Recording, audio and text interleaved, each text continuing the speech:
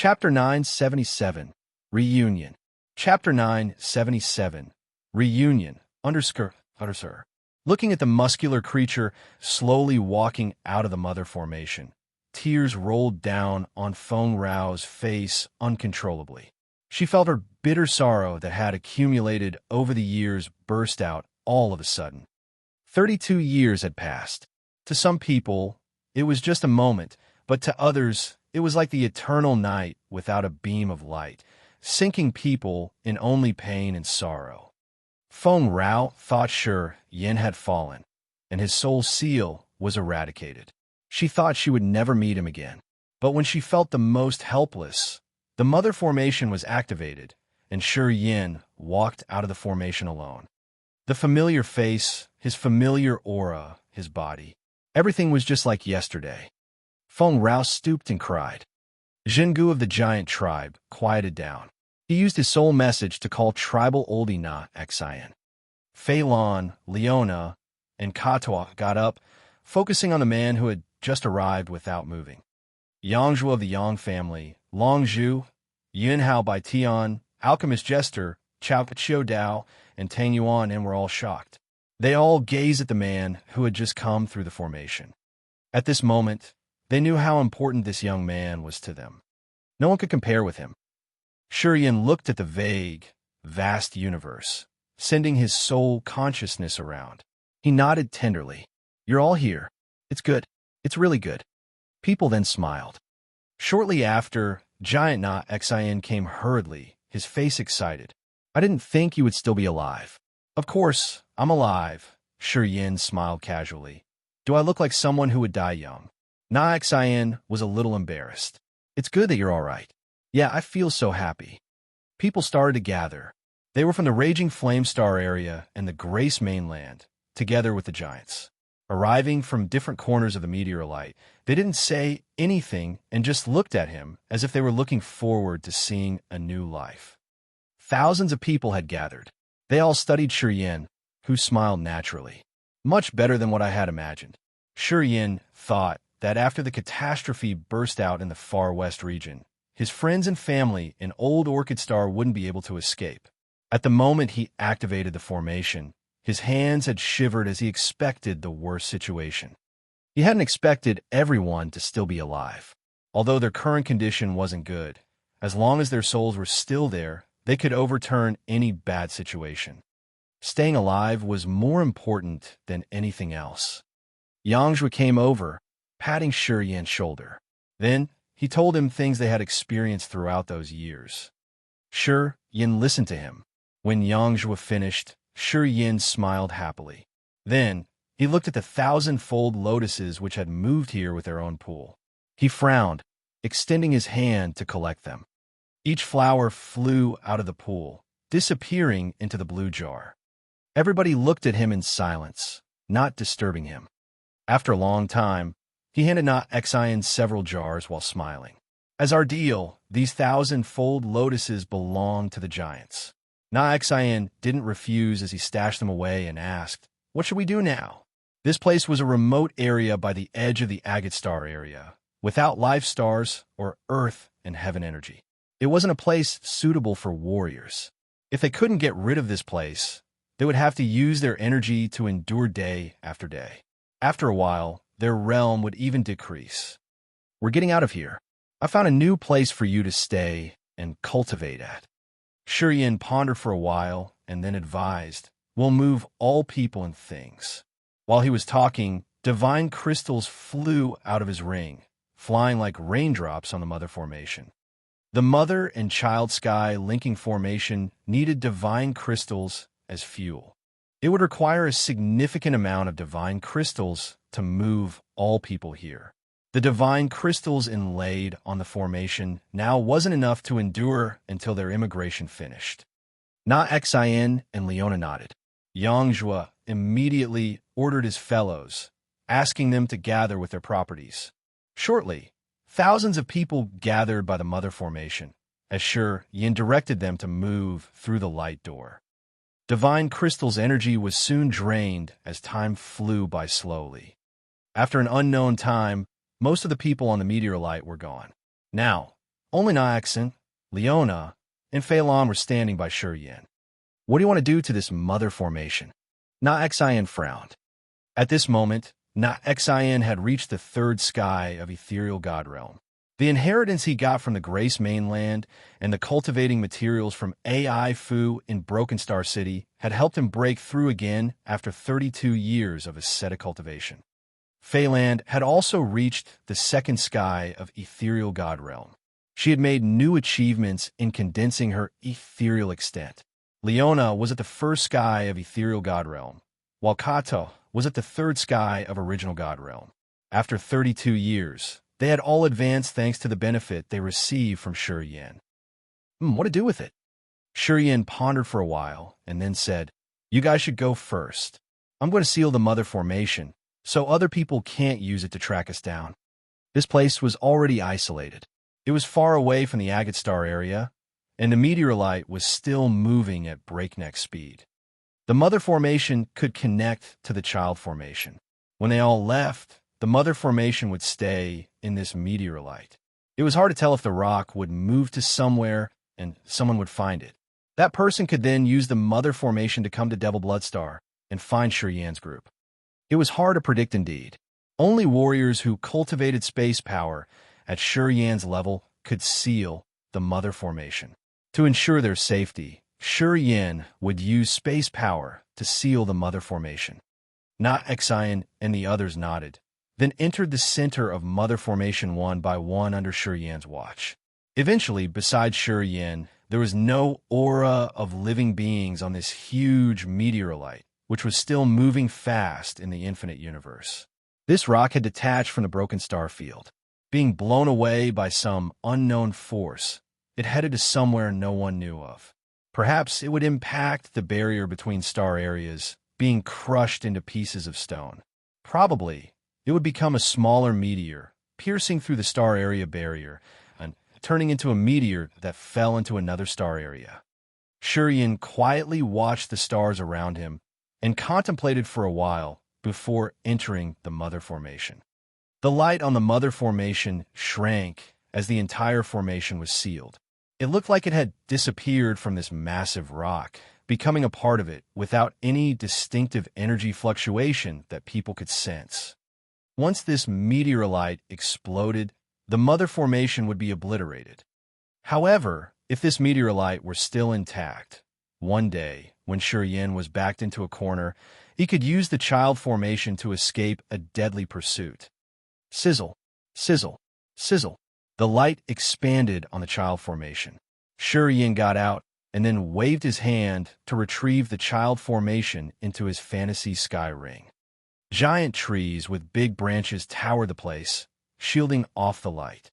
However, there were still some sunbeams stubborn enough to pierce through the thick leaves and branches, shining on the wet ground of the forest. Tens of thousands of warriors gathered, looking at Shurian. They saw him retrieve the formation and then close his eyes, sinking into his thoughts. After a while, Shurian took a deep breath, giving a broad smile while talking. "This is the Devil Bloodstar, the territory of Demon Clan. I've just been here lately, but I think we can stay here." Nyaxin's eyes brightened as he screamed, unable to help himself. "Devil Bloodstar! It's the Devil Bloodstar!" Devil Bloodstar was very famous in the Agate Star area. It was a level 7 life star, with the thickest earth and heaven energy. This star was guarded by an expert at the second sky of incipient god realm. Although the Agate Star area was vast, Devil Bloodstar was famous for its wealth, and Blood Devil's reputation was echoed everywhere in this star area. It was no doubt that staying in Devil Bloodstar and cultivating here was the best dream they could ever have. During the days of moving aimlessly in the infinite universe, they had wished for even a level 1 or 2 life star to take shelter. It was the best they could hope for. But today, Shurian brought them to Devil Bloodstar, the most famous life star in the entire Agate Star area. How could they not crack up in thrill? Of course, I haven't connected with Blood Devil yet. For the time being, you guys shouldn't scatter. Wait until I've arranged everything properly. Shurian contemplated for a while and then said, "Stay put in this forest. Don't mess around. I'm going to see if I can contact Wu Lan or not. Leona, Fei Lan, and Ka Tua had their eyes brightened. They knew Wu Lan was a subordinate of Blood Devil. They thought Blood Devil and sure, Yin had some lineage. And in this vast star area, Blood Devil didn't have any fellow from his tribe. Thus, he would favor Shi Yin, his new fellow who had appeared all of a sudden. Listening to him, the other three nodded as they could ease their mind. But not Xian and the Giants didn't know of his relationship with Wu Lan. Listening to him, they were actually a bit worried. Blood Devil was infamous indeed. His brutal name had spread even to the rural areas like the Far West region. After Na Xian reached the third sky of Ethereal God Realm, he had become more cautious. He was worried if Blood Devil's troops would come and attack them. And his worry came true shortly after. A troop of around 100 demon soldiers had sensed the commotion inside the forest. They rode the white bone war chariots, roaring in the sky. This forest was in the northwest of Devil Blood Star and didn't have many visitors generally. So, when the patrol team found around tens of thousands of unidentified creatures here all of a sudden, it scared the patrol leader a lot. This area was his scope of patrolling, and this sudden situation was strange. If something unexpected happened, he wouldn't be able to get rid of trouble. The squad of 100 demon soldiers rode the white bone war chariots. The troopers came from different branches of Demon Clan, including Black Scale Tribe, Dragahorn Tribe, Wing Clan, One-Eyed Tribe, etc. Those tribes used to appear in the Grace mainland. However, there were more clansmen they had never seen before. Those clansmen had horns or rock-like skin, while some had more limbs than normal people. The patrol leader of this squad was a dragon horn man at the first sky of Ethereal God Realm called Wu Deng. Wu Deng sat alone on a white bone war chariot, which had a lot of broken bones hung on it. He stood up, observing the shadows in the forest. His face grimaced as he asked, "Who are you, daring to invade the Devil Blood Star? Don't you know whose territory it is? Capture them all." The war chariots roared and scattered, surrounding this large group of people. Chapter 978, The Most Distinguished Guest. Chapter 978, The Most Distinguished Guest. __. Wu Deng shouted, making his troopers scatter. The war chariots hissed and roared in the sky, ready to attack the intruders at any minute. Shi Yin and Na Xian looked at the war chariots circling them in the sky while frowning. Na Xian didn't know of the situation, so he discreetly released his energy. The aura expanded from him like a surging ocean, covering the entire forest. In his ethereal extent, which was filled with the five elements' energy, Na Xian slowly transformed, radiating dazzling lights. As the giants saw their oldie preparing to attack, they roared and stood up. As they were cautious, the warriors of the Raging Flame Star area in Grace Mainland were also hurried, their eyes cold but anxious. They were also prepared to resist. However, they didn't have the confidence, and they were actually worried. It wasn't the first time they had come to Agate Star area. They knew about the brutal name of Blood Devil, and the Devil Blood Star was his territory. Shi Yin frowned, looking at his people who were prepared to fight. He spread his arms to stop them. "Don't act indiscreetly." Na Xian was surprised, but he calmed down while talking to Shi Yin. "Can you?"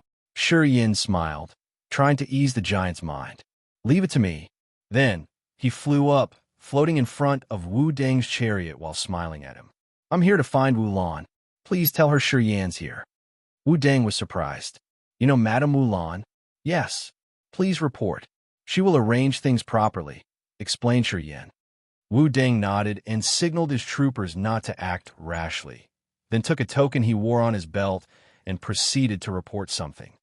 Many war chariots were harbored by a group of grand palaces in the center of Devil Blood Star. Warriors of the Potion and Tool Pavilion were continually transporting materials, looking like a colony of hard-working ants. Fu Wei was smiling, talking to the person standing next to her. Feng and stood by her, checking the materials in his records. Wu Lan and Fu Wei stood together, their eyes brightening as they watched people deliver goods.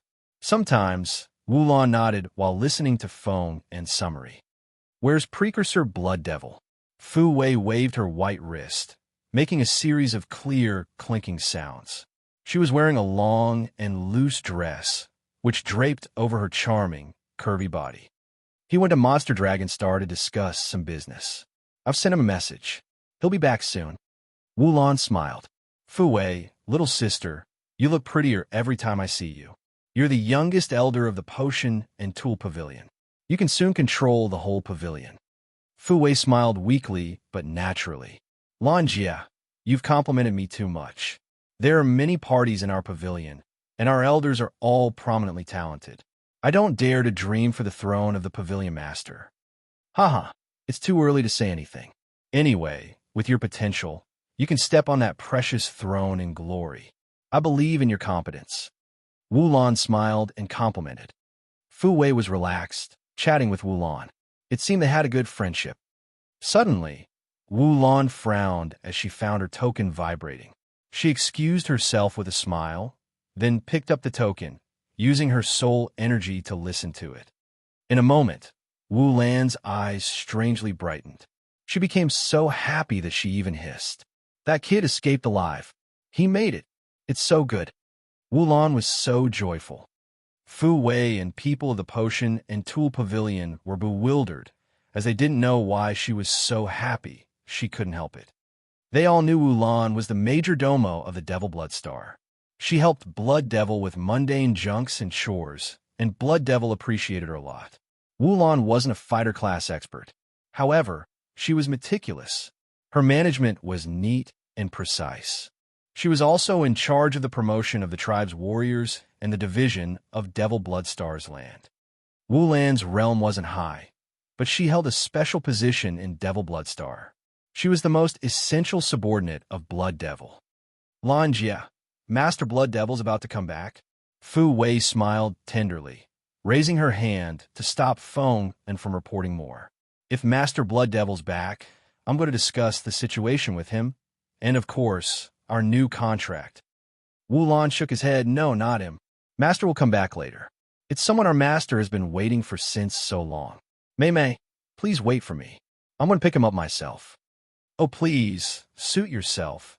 Fu Wei hurried to express herself, but she was actually skeptical. Who was it that had to be welcomed by Wulon personally? Was it one of the two patriarchs of the monster clan in Monster Dragon Star?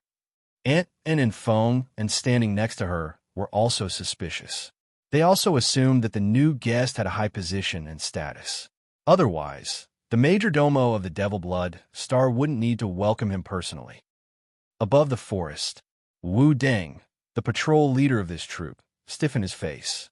He immediately put away his arrogant expression, flew out of his war chariot, and slightly bowed to Shi Yan. Please wait for a moment. Madame Wulon will arrive shortly. When Wu Deng looked at Shi Yan, he couldn't hide his fear and suspicion. It was because Wulon had told him, "That's the most distinguished guest of our master." Wu Deng lowered his head, but he was looking at Shi Yan, a second sky of original God Realm warrior. He had a lot of doubts he couldn't explain. He suddenly recalled something. Slightly changing his face, he shouted at his troopers, "Get down here, y'all. This is our most distinguished guest. Treat him with respect." Hearing him, everybody became baffled. The members of his troop didn't have a clue. However, seeing their leader getting angry, they obediently descended from the sky. They all looked at Shi Yan bewilderedly, the young leader of this group of strangers. However, a storm was rising in their hearts. This kid is that most distinguished guest? Na Xan, Bai Tian, Long Zhu, and Yang Zhuo were also petrified, looking at the young man with a discreet fright. After 2 hours, a plump silhouette appeared. As soon as she arrived, her soft voice arose. "You, why are you so late? Do you know our master has been waiting for you with a lot of worries?" Wulon halted, steadying her body in front of Shi Yan. While smiling, she shouted at him, "Our master has used a lot of blood in search for you. He couldn't find your trace in Agate Star area. He thought you were... Our master had mourned for you for a long time." Wu Deng and the members of the 100-member troop were shocked, as if they were struck by lightning. Our master had used blood to find this kid? Who was he? Since they had followed Blood Devil for so many years, they knew he was haughty. He didn't put anyone in his eyes. Even when the patriarch of the evil dragon tribe or brutal dragon tribe visited him, he could be mad and shout at them. They had never heard their master favor anybody. I came across something unexpected. I've been confined in the space crack for 32 years. I just got out of it. Yin smiled reluctantly. No wonder. Wulan got it, smiling unceasingly. I knew it. Your powers aren't ordinary. You are indeed cunning and smart. How did you die early, right? When Master couldn't find you in Agate Star area, he said perhaps you were in some space crack. Or else, it was impossible that he couldn't have found you. While talking, Wulan rose her hand, telling Wu Deng, take our distinguished guest to east of Devil Blood Star. Take them to the territory of the Dwarf Demon Tribe, which they have cleaned before. Our master has arranged this place for them. Wu Deng was frightened. He couldn't help but study Yin, his eyes filled with respect. Not long after Wu Lan's team came back from the Far West region, Blood Devil had ordered the Dwarf Demon Tribe to move out of their richest piece of lands, which was then kept available for years. The members of the Dwarf Demon Tribe didn't dare to protest against their master's decision and had moved away as they were told. At that time, demons living in the Devil Blood Star couldn't explain their master's deed. They didn't know why he gave such order. The land they had spared was kept available for many years. The Dwarf Demon Tribe used to ask to take their property back. However, Blood Devil had always rejected their proposal. No one knew for whom Blood Devil had prepared the land. Many subordinates of Blood Devil had made guesses, but they didn't have any clear idea. But today, Wu Deng finally got it.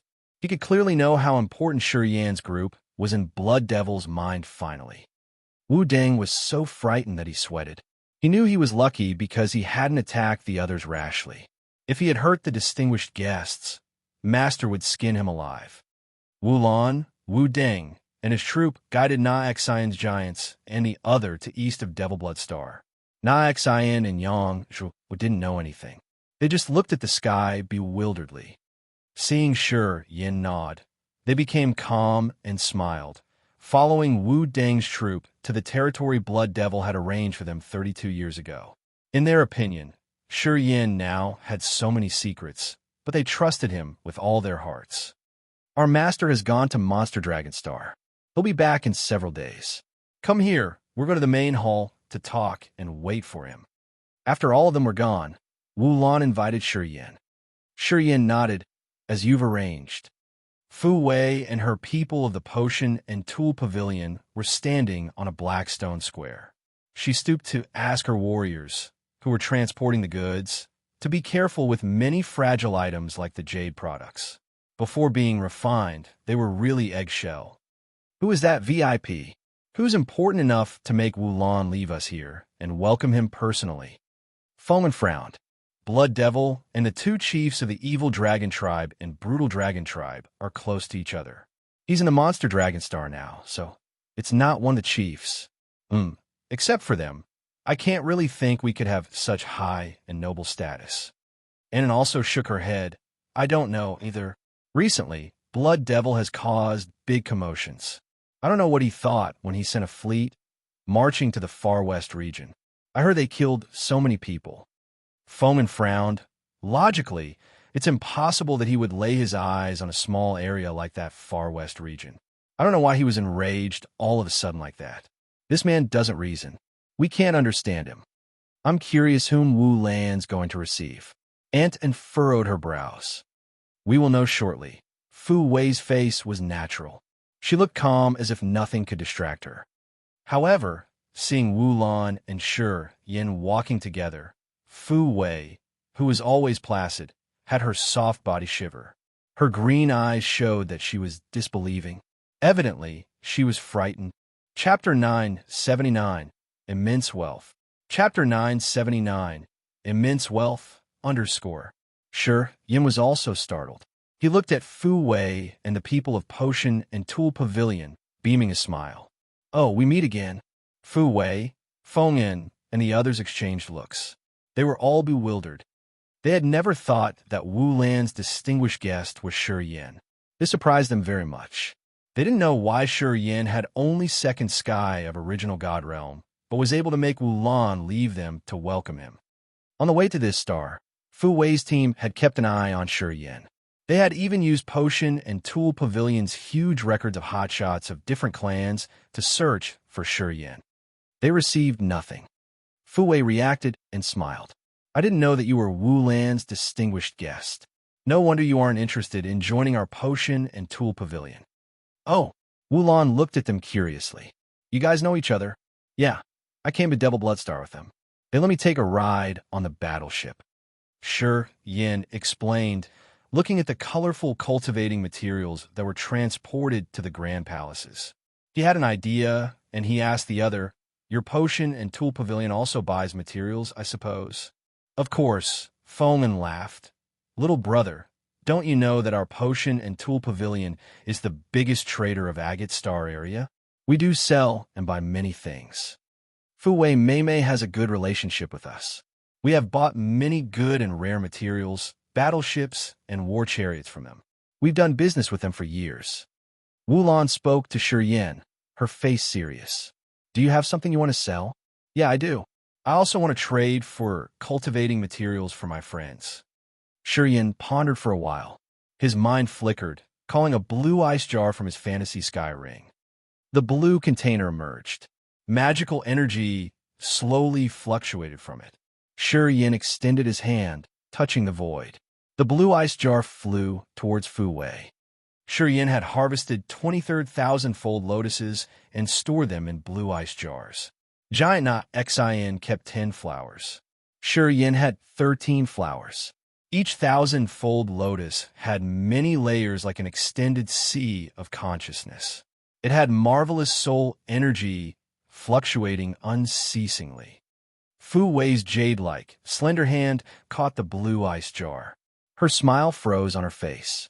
She screamed in surprise. 1,000-fold lotus. 3 flowers. Ant and Feng An's eyes brightened. They couldn't help but look at Shi Yin, their faces stern. The 1,000-fold lotus was incredibly precious. It had marvelous effects on the soul. Even incipient God Realm warriors could use the 1,000-fold lotus to increase their soul energy. Each flower was priceless. This kind of flower was famous in the entire Agate Star area. Fu Wei's team came from Potion and Tool Pavilion. They all had knowledge of precious and rare materials. Thus, they all knew the values of the 1,000-fold lotus. All were shocked at this moment. Wu Lan was bewildered. She pulled herself together, looking at Shi Yin deep in his eyes. You have 1,000-fold lotuses? Shi Yin smiled and nodded. Wu Lan took a deep breath, talking all of a sudden. Don't sell them. We can keep them.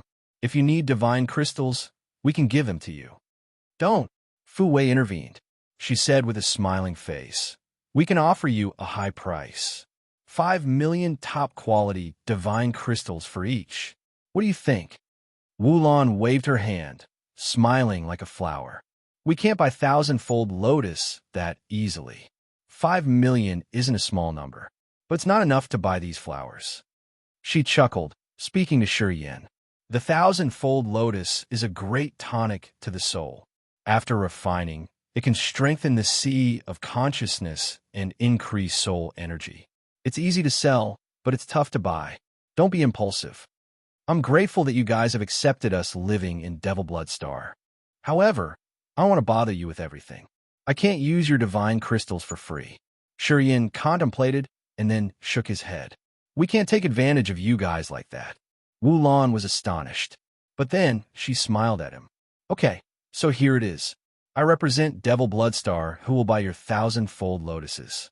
I will pay 8 million divine crystals for each. You can use the divine crystals to buy materials you need from Potion and Tool Pavilion.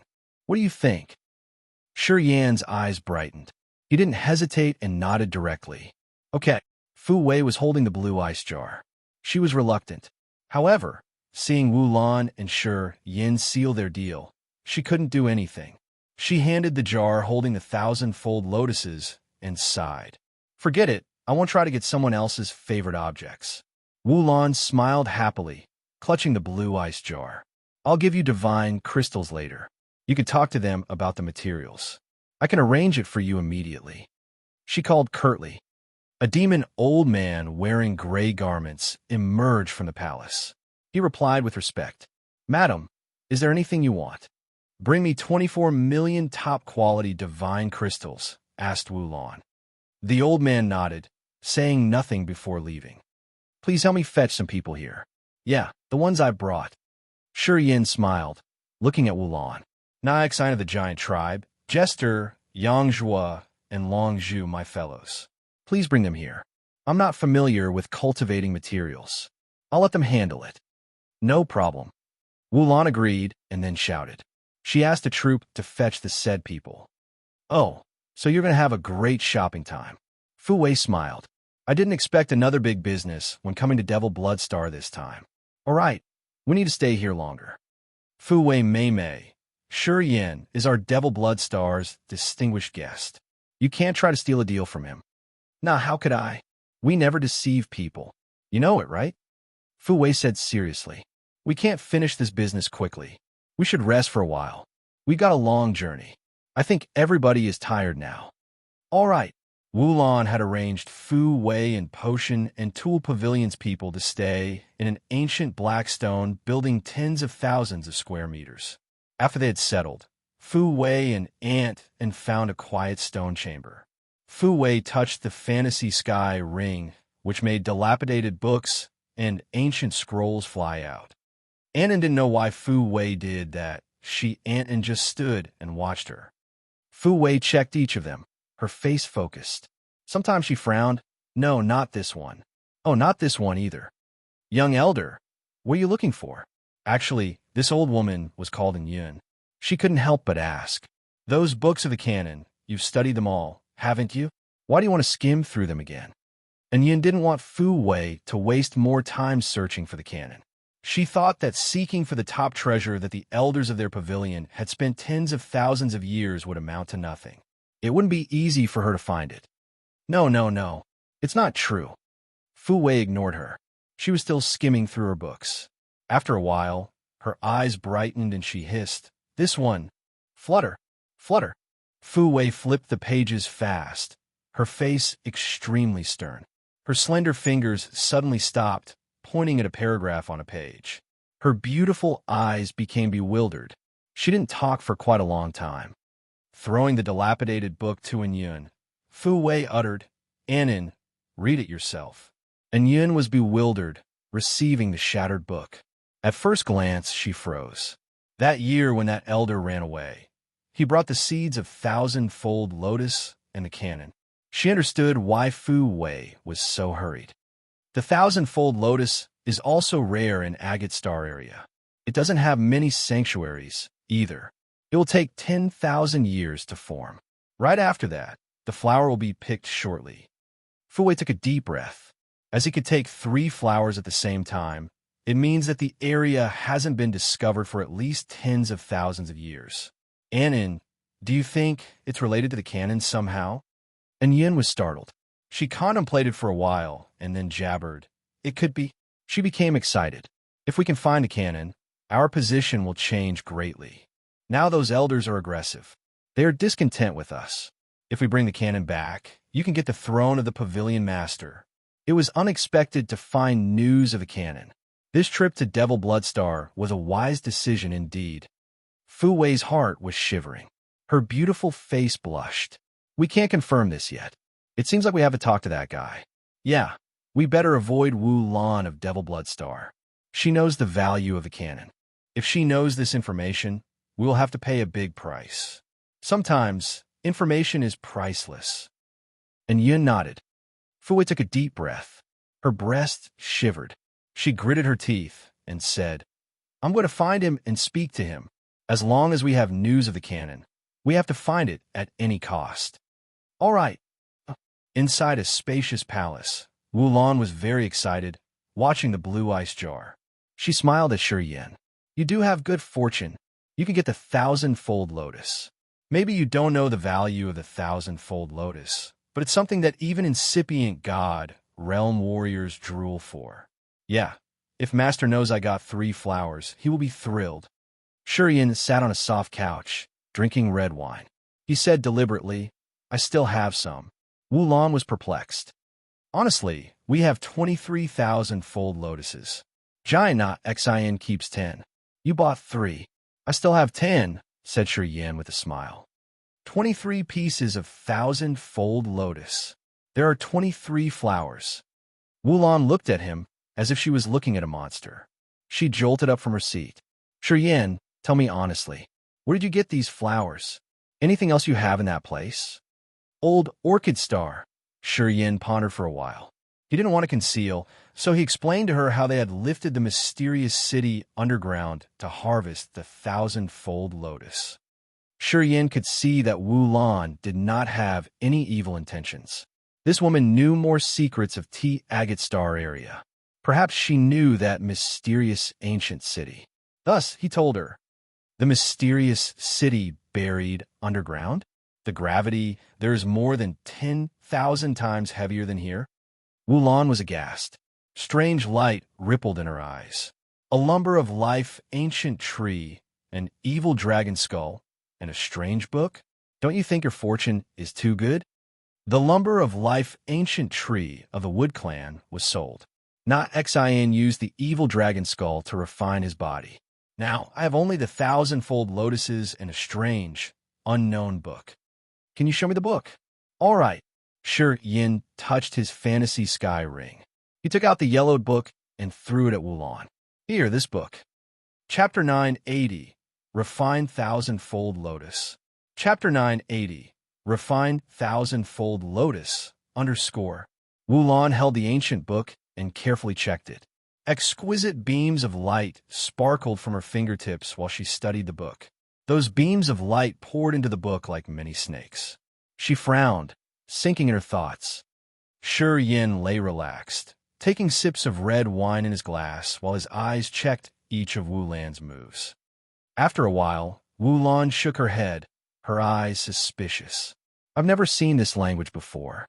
The material of this book is also unique. Although I poured energy into it, I can't grasp the meaning of its writings.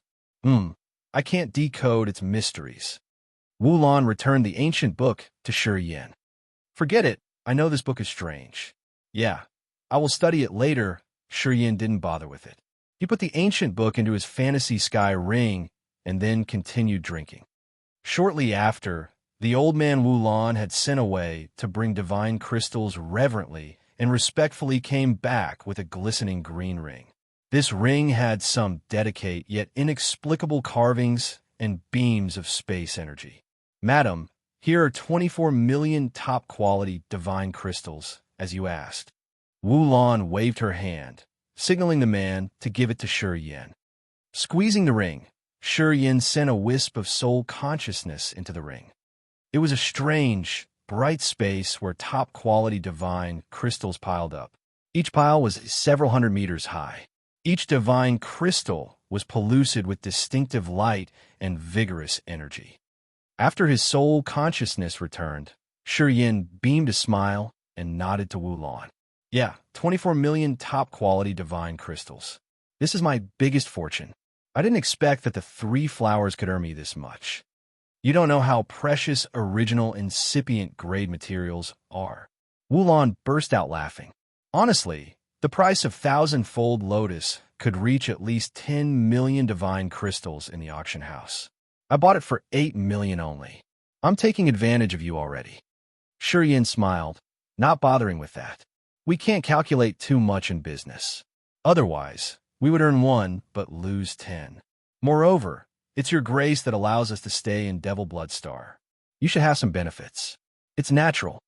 Wulan was content with his manners. She smiled at him. I've done things to seek profits for my master.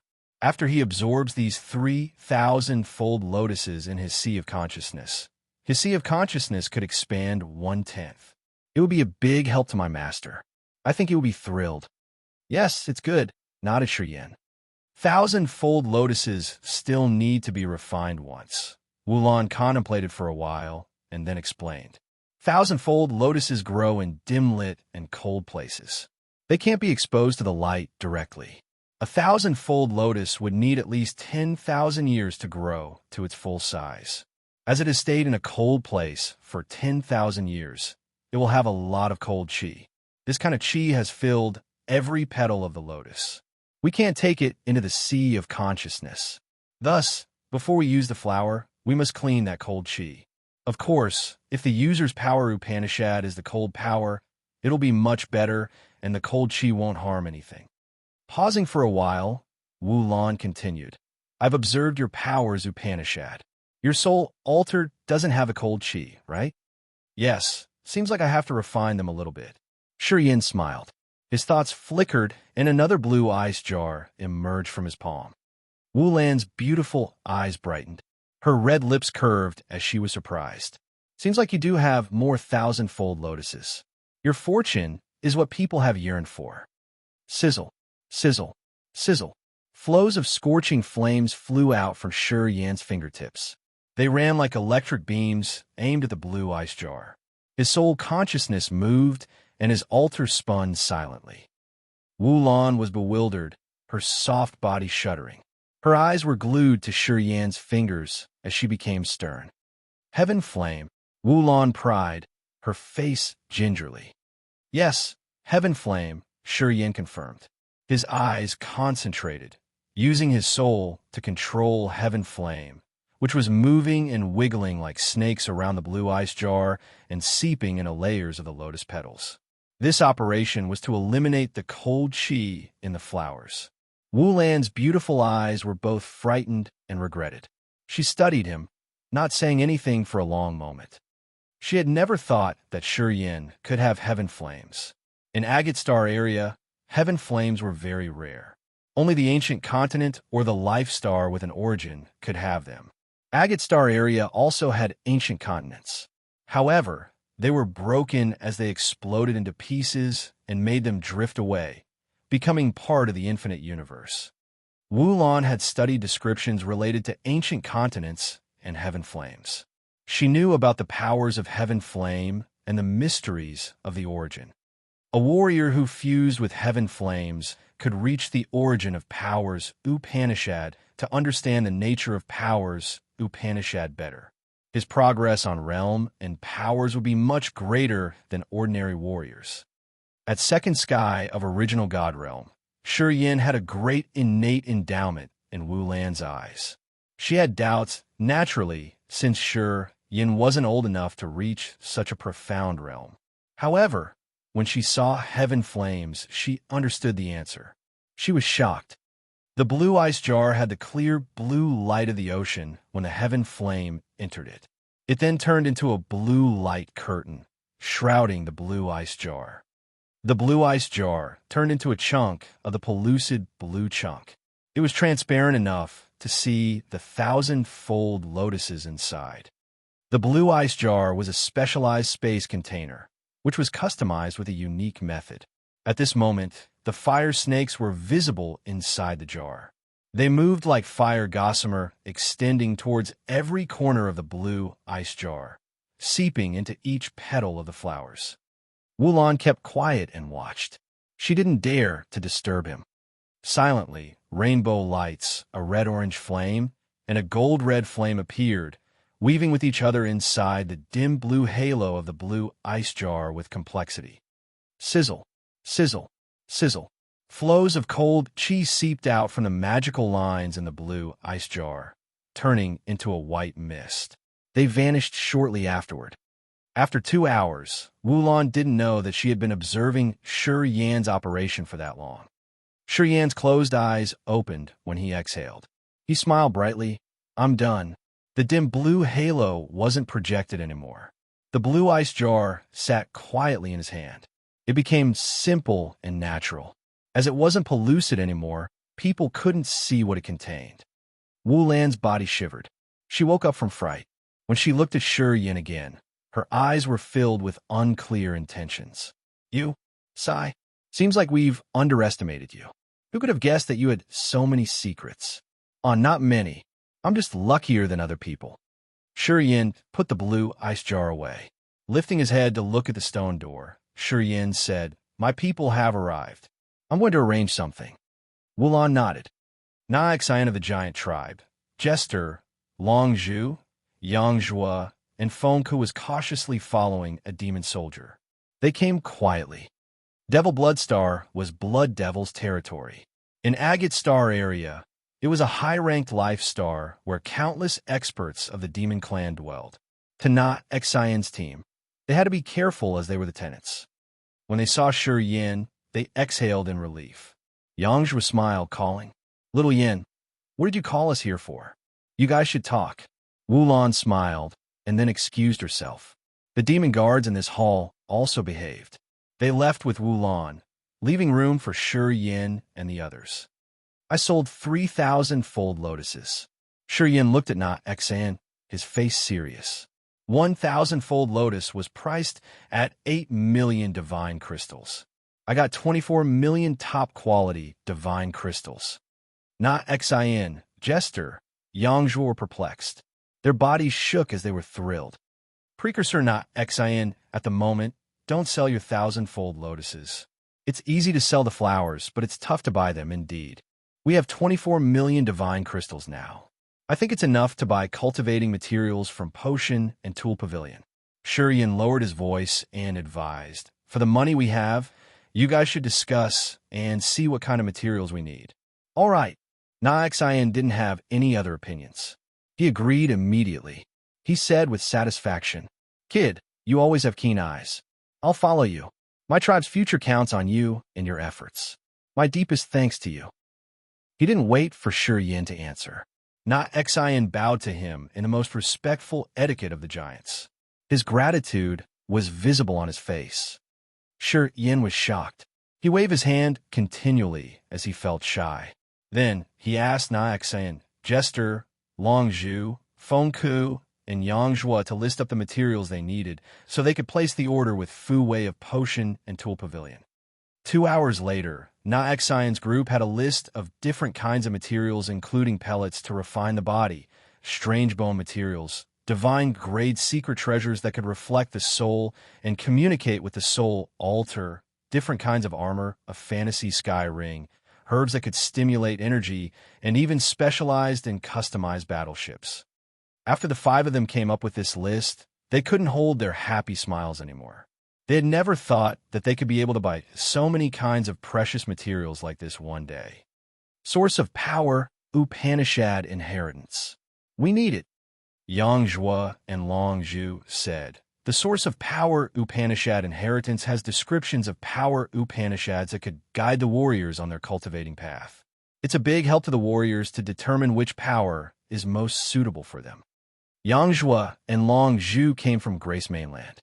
They understood well the importance of the source of power Upanishad inheritance. For instance, the juniors like Yang Ming and Li Feng hadn't found a suitable power for them to cultivate. Without a power Upanishad, they wouldn't be able to create a soul altar to reach the true God realm. Raging Flame Star area and Agate Star area had the source of power Upanishad inheritance. At the same time, there is a classification based on the number of powers Upanishad, level of the power, beginner, medium, or advance. With a high-level source of power Upanishad inheritance, it would be easy to advance in their power Upanishad cultivation to the warriors of Grace Mainland. Shi Yin understood the mysteries. He nodded and said, "We should discuss in detail with people from Potion and Tool Pavilion." Everybody nodded and couldn't hide their excitement. Chapter 981. You like him? Chapter 981. You like him? __. In another palace of the Devil Bloodstar, Fu Wei, Shi Yin, and Wulan were sitting together, eating crystal-like fruits and drinking wines while chatting cheerily. Sitting by a round table in the center of the hall under their place were Yin and Feng, who were talking with Jester, Na Xian, Fengke, Yangzhua, and Longzhu. They were smiling, confirming the price of different cultivating materials of the Potion and Tool Pavilion.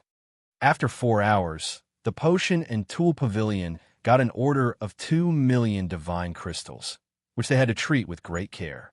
It included many different cultivating materials that required a great deal of patience to study and list up the price. Luckily, they had sealed the deal. Na Xian, Yangzhua, and the others were so happy. Wulan glared at Fu Wei, grinning. Mei Mei, you're so generous. Ha!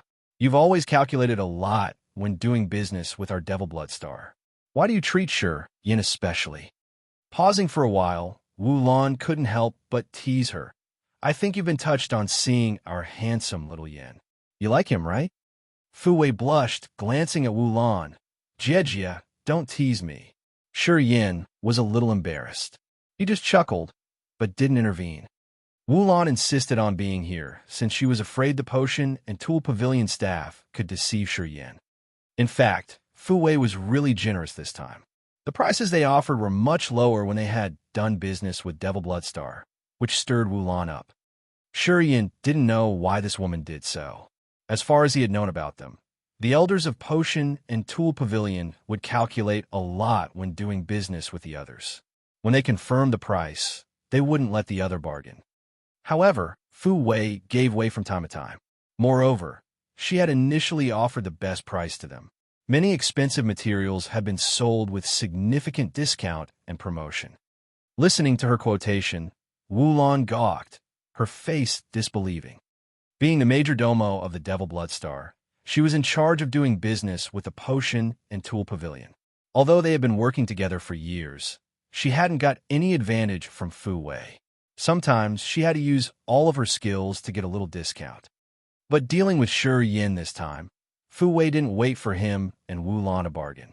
She had offered the materials that they needed to negotiate the price easily at once, which also frightened Yun and Feng, and it also seemed difficult for them to arrange it. Fu Wei tried to oppress them, asking them to make deals using the price she told them. Feng felt irritated, sighing all the time. However, he didn't dare to quarrel with her. Feng often looked at Shi Yin with different eyes. He thought that Fu Wei offered them the best price because she favored Shi Yin, who cultivated space power. He even believed that Fu Wei was a little insane right now, as the other had rejected them. He wouldn't join the Potion and Tool Pavilion, so why should she treat him with more benefits like that? Fu Wei had given way to this order, which caused the loss of several million divine crystals. Feng thought it was such a big waste. Fu Wei had never done that before, and Yun could guess Fu Wei's intention. However, she didn't agree with her. They got no clue about the cannon, and Fu Wei had already given them low prices. If they got nothing from this, wouldn't it have their veins explode in anger? After they had closed the deal, not Xian and Jester looked refreshed and happy as they smiled and excused themselves. The Potion and Tool Pavilion had sold them a high-grade source of power Upanishad inheritance at 1 million top-quality divine crystals. However, Wu Lan told Shi Yin it would cost at least 1,300,000 divine crystals. Fu Wei had given them a discount of 300,000 divine crystals. It was insane indeed. Wu Lan had a lot of doubts, though. She sometimes glanced at Fu Wei and Shi Yin, becoming excited discreetly. Was it true that Fu Wei did like Shi Yin? She instinctively came up with that idea, so she teased the woman the second time. Hey, Mei Mei, if you got the same quotation for our next business, I will treat you as if you were my blood sister. Sigh, you've known Shi Yin for not too long. Well, several months, I think. But you have given him such a big discount, and you say you don't like him. I wonder what reason you have to do that. Shi Yin became more embarrassed.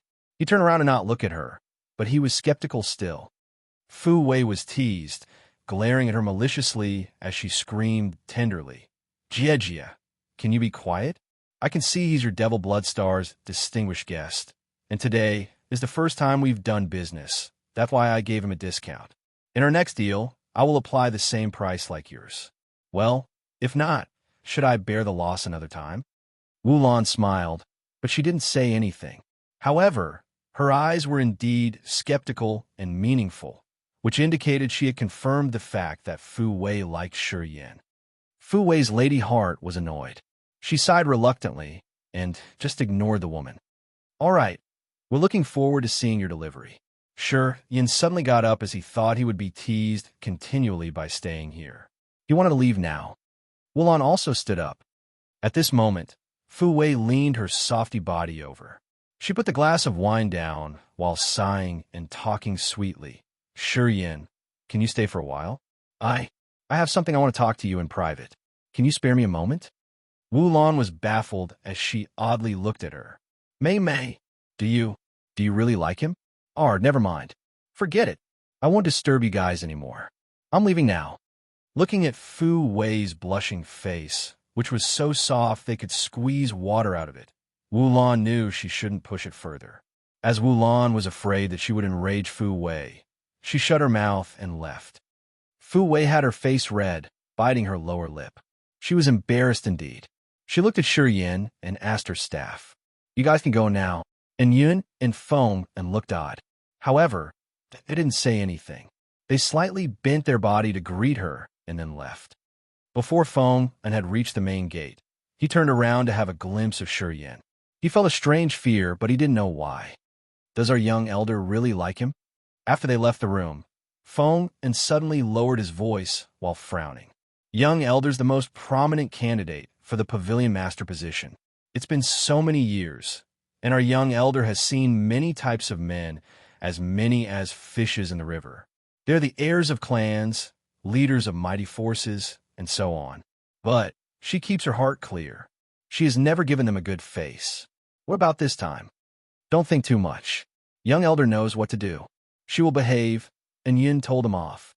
Feng shook his head, his face begrudging. When the women fall in love, they couldn't do anything else. Take our recent deal, for example. We can't earn anything, but we have to spend hundreds of thousands of divine crystals to make up the loss. I can't believe our smart young elder would make mistakes because of her passion. Sai, this deal is such a loss. I told you young elder has her decision. You don't need to care about that, okay? And Yin didn't give him a good face. We're in a disadvantaged situation. The great elder is watching us. They will catch our tail for the loss we made this time. Our party will encounter trouble then. Feng knitted his brows tightly. When he mentioned the great elder of Potion and Tool Pavilion, and Yin darkened her face. She frowned as she sighed inwardly, hoping they could find some clues of the canon which would help them ease the tense situation. There were only Fu Wei and Shi Yin in the hall now. They looked at each other and felt a little bit embarrassed, staying quiet for a while. Fu Wei had pinned her long hair, making a gorgeous bun with beautiful jade hairpins. Her blue eyes were deep and bright. She slightly bit her lower pink lip while blushing as if she were drunk. She didn't look at Shi Yin as she was arranging her words. She didn't know how to start this. They didn't have anything ambiguous. However, after Wulan had teased them and the odd looks the other two gave them, at this moment, they could feel something equivocal while staying in this hall. Cough, cough. Seeing Fu Wei keep silent, Shi Yin couldn't be patient anymore. He talked indifferently. I wonder what you wanted to show me as you've asked me to stay here. Fu Wei's soft body slightly shivered as she got out of her thoughts. Her beautiful eyes twinkled. Eventually, she looked at Shi Yin while murmuring, I want to ask you about the thousand-fold lotus. Shi Yin shook his head, talking resolutely. I gave them to Wulan. I won't sell the remaining. The remaining? You still have some? Fu Wei's eyes brightened. They projected a light that seemed to gather on Shi Yin's face like the light from diamonds. How many thousand-fold lotuses do you have? Her voice trembled as she felt she was one more step closer to the cannon. The elder who took the cannon and left had also brought the thousand-fold lotus seeds. He had so many seeds. So logically, it should be more than 3 pieces. Hearing Shi Yin say that he still had some thousand-fold lotuses, Fu Wei's hope, which was only 30%, now increased to 70%. Her heart beat faster, and her eyes sparkled dazzlingly. At this moment, her astonishment had ameliorated her beauty. Fu Wei's plump body inside the loose dress was shivering. Her ample breasts bounced like a mountain range having a tremor, releasing a wave of attraction. She was restlessly uneasy. Shi Yin was baffled, causing him to frown as he looked at her. He complimented her beauty inwardly. However, he didn't lose his consciousness. Not many left. All right, so what you want to tell me is related to the thousand-fold lotus. Could you tell me where did you harvest the thousand-fold lotus? Fu Wei breathed tenderly. Shi Yin could hear her voice trembling. He kept silent for a while, arranging his thoughts. Then, he said calmly, "You know I'm cultivating space power, right?" "Yeah.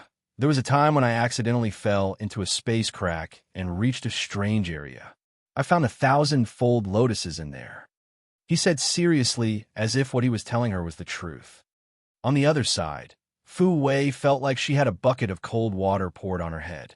Her excitement vanished rapidly. She was perplexed, sitting idly. "Just like that?" Shurian nodded seriously. Fu Wei suddenly waved her hand helplessly as she looked at him deep in the eye and said, "Oh, okay. Thanks for your information." Shurian was doubtful, but he didn't ask for more. Seeing her want him to leave, he stood up and left. After he had gone, Yin tenderly approached, asking with hope, "Young elder, did you get any news?" Fu Wei gritted her teeth, cursing, "That be **starred. He lied to me. I can't trust any word of his." And Yin was astounded. She looked at Fu Wei, who was always calm, getting angry, and felt something strange. "What did he say?" "He said he found them in a space crack." Fu Wei snorted vehemently. "The 1,000-fold lotuses can't grow in space crack. Without heaven and earth energy, it will wither and die. That be **starred told me so seriously that if I didn't know the characteristics of the 1,000-fold lotus, he could have even fooled me." Fu Wei clenched her jaw with a lot of resentment as she recalled his serious face when he explained it to her, and hated the fact that she couldn't punch him in the face. "Ah, he lied indeed," and Yin smiled bitterly. "However, he slipped his tongue. He told me he still has more 1,000-fold lotuses. In other words, the place he harvested the flower is 80% or 90% the place our elder used to live at." Fu Wei was touched, but she smiled. "Daring to fool me? I will show him how serious his headache could be when he messes with a narrow-minded woman." Chapter 982. Expand the Sea of Consciousness. Chapter 982. Expand the Sea of Consciousness, __. Inside a grand, conical palace where they could see the deep blue starry sky through the roof. This palace was built with a strange kind of jade, which was inlaid with different-sized divine crystals. There were hundreds of thousands of them, filling up each wall of the palace. At this moment, those divine crystals were sparkling like the most beautiful stars, radiating a marvelous light. They formed a massive energy-gathering formation. Heaven and earth energy congregated like dense clusters of cloud from different areas of the Devil Blood Star. They seeped through the conical roof, entering the palace. Such a tremendous energy flowed like a silver galaxy as they shone, reflecting and magnifying each other with the divine crystals inside the palace. They made the energy inside the palace so condensed that people could even touch it.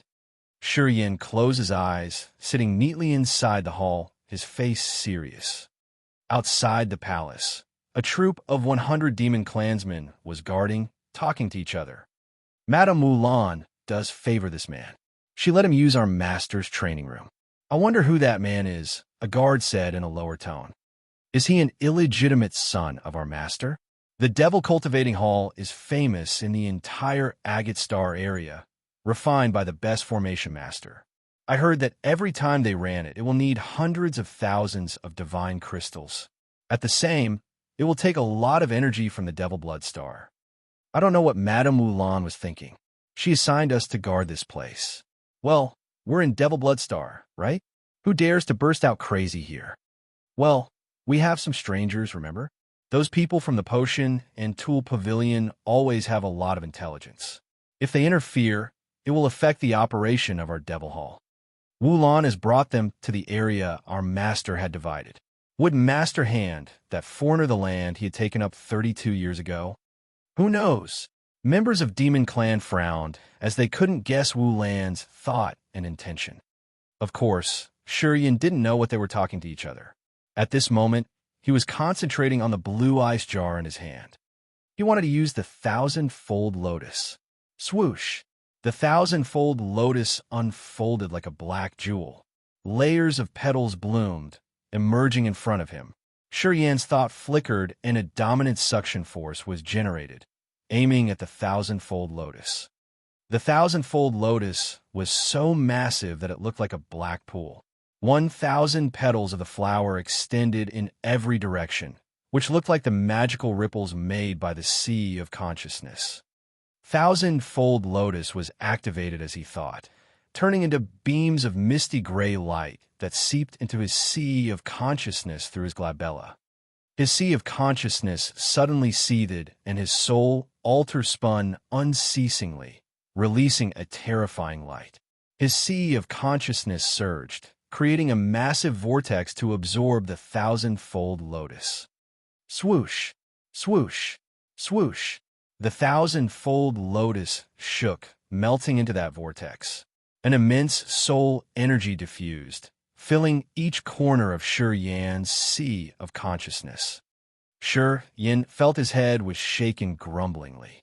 His soul consciousness flew like a gliding sword, extending towards the edge of the sea of consciousness while accelerating fast. Shi Yan's sea of consciousness felt as if it were expanded forcefully, and its coverage was enlarged. The soul altar was still revolving as a wisp of pure soul energy emerged from it. Shi Yan's 3 different powers, Upanishads, in the tier of Upanishads were transforming like outer space divine light. They moved, twisted, and changed like the electric beams weaving into each other. They were stimulated all together with the seals of Upanishad in his soul. In Shi Yan's sea of consciousness, beams of magical soul energy were released from the thousandfold lotus. They mingled, blending with his sea of consciousness to expand it. Shi Yan looked serious, but he was actually happy inwardly, giving the flower his compliment. The thousandfold lotus provided a marvelous support to the soul altar. It could strengthen and expand the sea of consciousness. At the same time, it would fill the soul altar with soul energy, which would accelerate the warrior's breakthrough in his realm and attainment. The thousandfold lotus was an original incipient grade material, the rarest cultivating material that benefited the soul the most. Even the incipient God realm experts could use the thousandfold lotus to boost up their soul and expand their sea of consciousness. The larger sea of consciousness could make the soul consciousness more refined and strangely robust. It could increase the power of the soul altar in all aspects. The thousandfold lotus slowly disappeared into the sea of consciousness, releasing beams of pure soul energy, which then merged with his soul consciousness. As his sea of consciousness was changing, Shi Yan found that the range his soul consciousness could cover was also increased. From his body as the core, Shi Yan seemed to turn into a heavenly eye in the sky which could see things in the 9-tiered sky. He was like an unconcerned God watching over the world. It felt like heaven. Heaven and earth energy poured into his head like a sea current. Together with the energy stimulated from divine crystals in the palace, beams of colorful light moved in his body. They made his aura distant and surging like an imposing mountain or a vast sea, or like the everlasting stars. His star intent domain was activated silently. Tens of thousands of stars in the sky above the palace twinkled marvelously. Beams of starlight connected, falling like a dense sprinkle. They gathered with heaven and earth energy, entering the palace from the top of the conical roof. Shi Yan seemed to sink into the ocean of energy. His aura became massive and distant, while his face showed his joy. In this cultivating room of blood devil, Shi Yan's soul became clear and bright. He had cleared all the sorrows and worries of this mundane world to enjoy the heaven and earth energy, which would benefit his soul altar the most. The pure soul energy from the thousandfold lotus had doubled his sea of consciousness. After the thousandfold lotus had fully merged into his soul, Shi Yan sat there absent-mindedly. While he didn't notice, his soul altar had entered the place which hid the incredible primal power, Upanishads. He could see so many light streamers moving at breakneck speed. Shi Yan released his soul consciousness, rummaging each power Upanishad light. Suddenly, he was keen enough to sense a spot where the starlight gathered. It had the star energy surging and fluctuating. His mind flickered and soul altar flew out, heading fast to that area. Shortly, he felt like he had fallen into a bright nebula. Countless stars twinkled, each of them moving according to the most incredible principles of the universe. Shurian's soul altar moved in the trajectory of stars. It joined the constellation and moved as if it were learning the changing rules of stars. Inside the palace, his body suddenly projected the starlight, shooting tens of thousands of meters away. Beams of beautiful starlight seemed to be radiated from his pores. They turned him into a massive object that emitted starlight. He looked like a lone star which would never extinguish in this world, living eternally. Beams of starlight sprinkled from above his head, seeping into each cell of his body, congregating in his blood, flesh, and bone, and flooding his sea of consciousness. Shurian's countenance was strange and ancient. He seemed to turn into an everlasting rock as his aura gradually calmed down. The divine crystals inlaid on the walls of the palace shattered when their energy was drained. At this moment, those divine crystals exploded, sending clusters of dust and chips everywhere in the palace. Shurian acted as if he didn't see it. His soul was still changing, trying to understand the changes in that particular, unknown area. Swoosh, swoosh, swoosh. The immense energy impacted, creating the tornadoes above the palace, pouring into the hall while accelerating. Wulan stood by the window of a stone pavilion in a distance. She laid on the windowsill, focusing on Shurian's palace as her beautiful eyes sparkled with a strange light. After a while, she chuckled, talking to herself, taking in 1,000-fold lotus to expand the sea of consciousness, which will help understand the powers Upanishad better. This man is lucky, and his fate is indeed endless. Madam, Fu Wei of the Potion and Tool Pavilion has been waiting for 2 months. Their battleship has arrived, said an old man, standing next to Wulan. This delivery is for Shurian's group. It's a large quantity, indeed. They have mobilized their materials from the Potion and Tool Pavilion storages around. Wulan nodded gently. She pondered for a while, and then said, "You go help them. Ask them to anchor the battleship. We will send our war chariots to transport the materials." The old man nodded, leaving immediately. "Young elder, our battle has arrived." And Yun stood in front of the stone hall, looking at the devil hall, where energy was stimulated violently far away. She frowned and then said, "That kid has been in there for 2 months. Yeah, 2 months. I think he would harvest big this time." Fu Wei's eyes were complicated. He has absorbed 1,000-fold lotus. His sea of consciousness would expand, and his realm would advance as well. We can't undervalue this man. And Yin nodded discreetly. She hesitated for a while, and then said, "He is Haven Flames." Heaven Flames. Fu Wei was bewildered for a while. She turned around and looked at her. "You said his soul has been fused with Heaven Flames." And Yin nodded. While he's cultivating, the God power energy fluctuating isn't something he can understand at his current realm.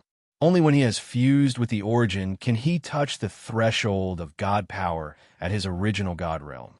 I think his original soul has the origin as well. Fu Wei was perplexed. She exhaled.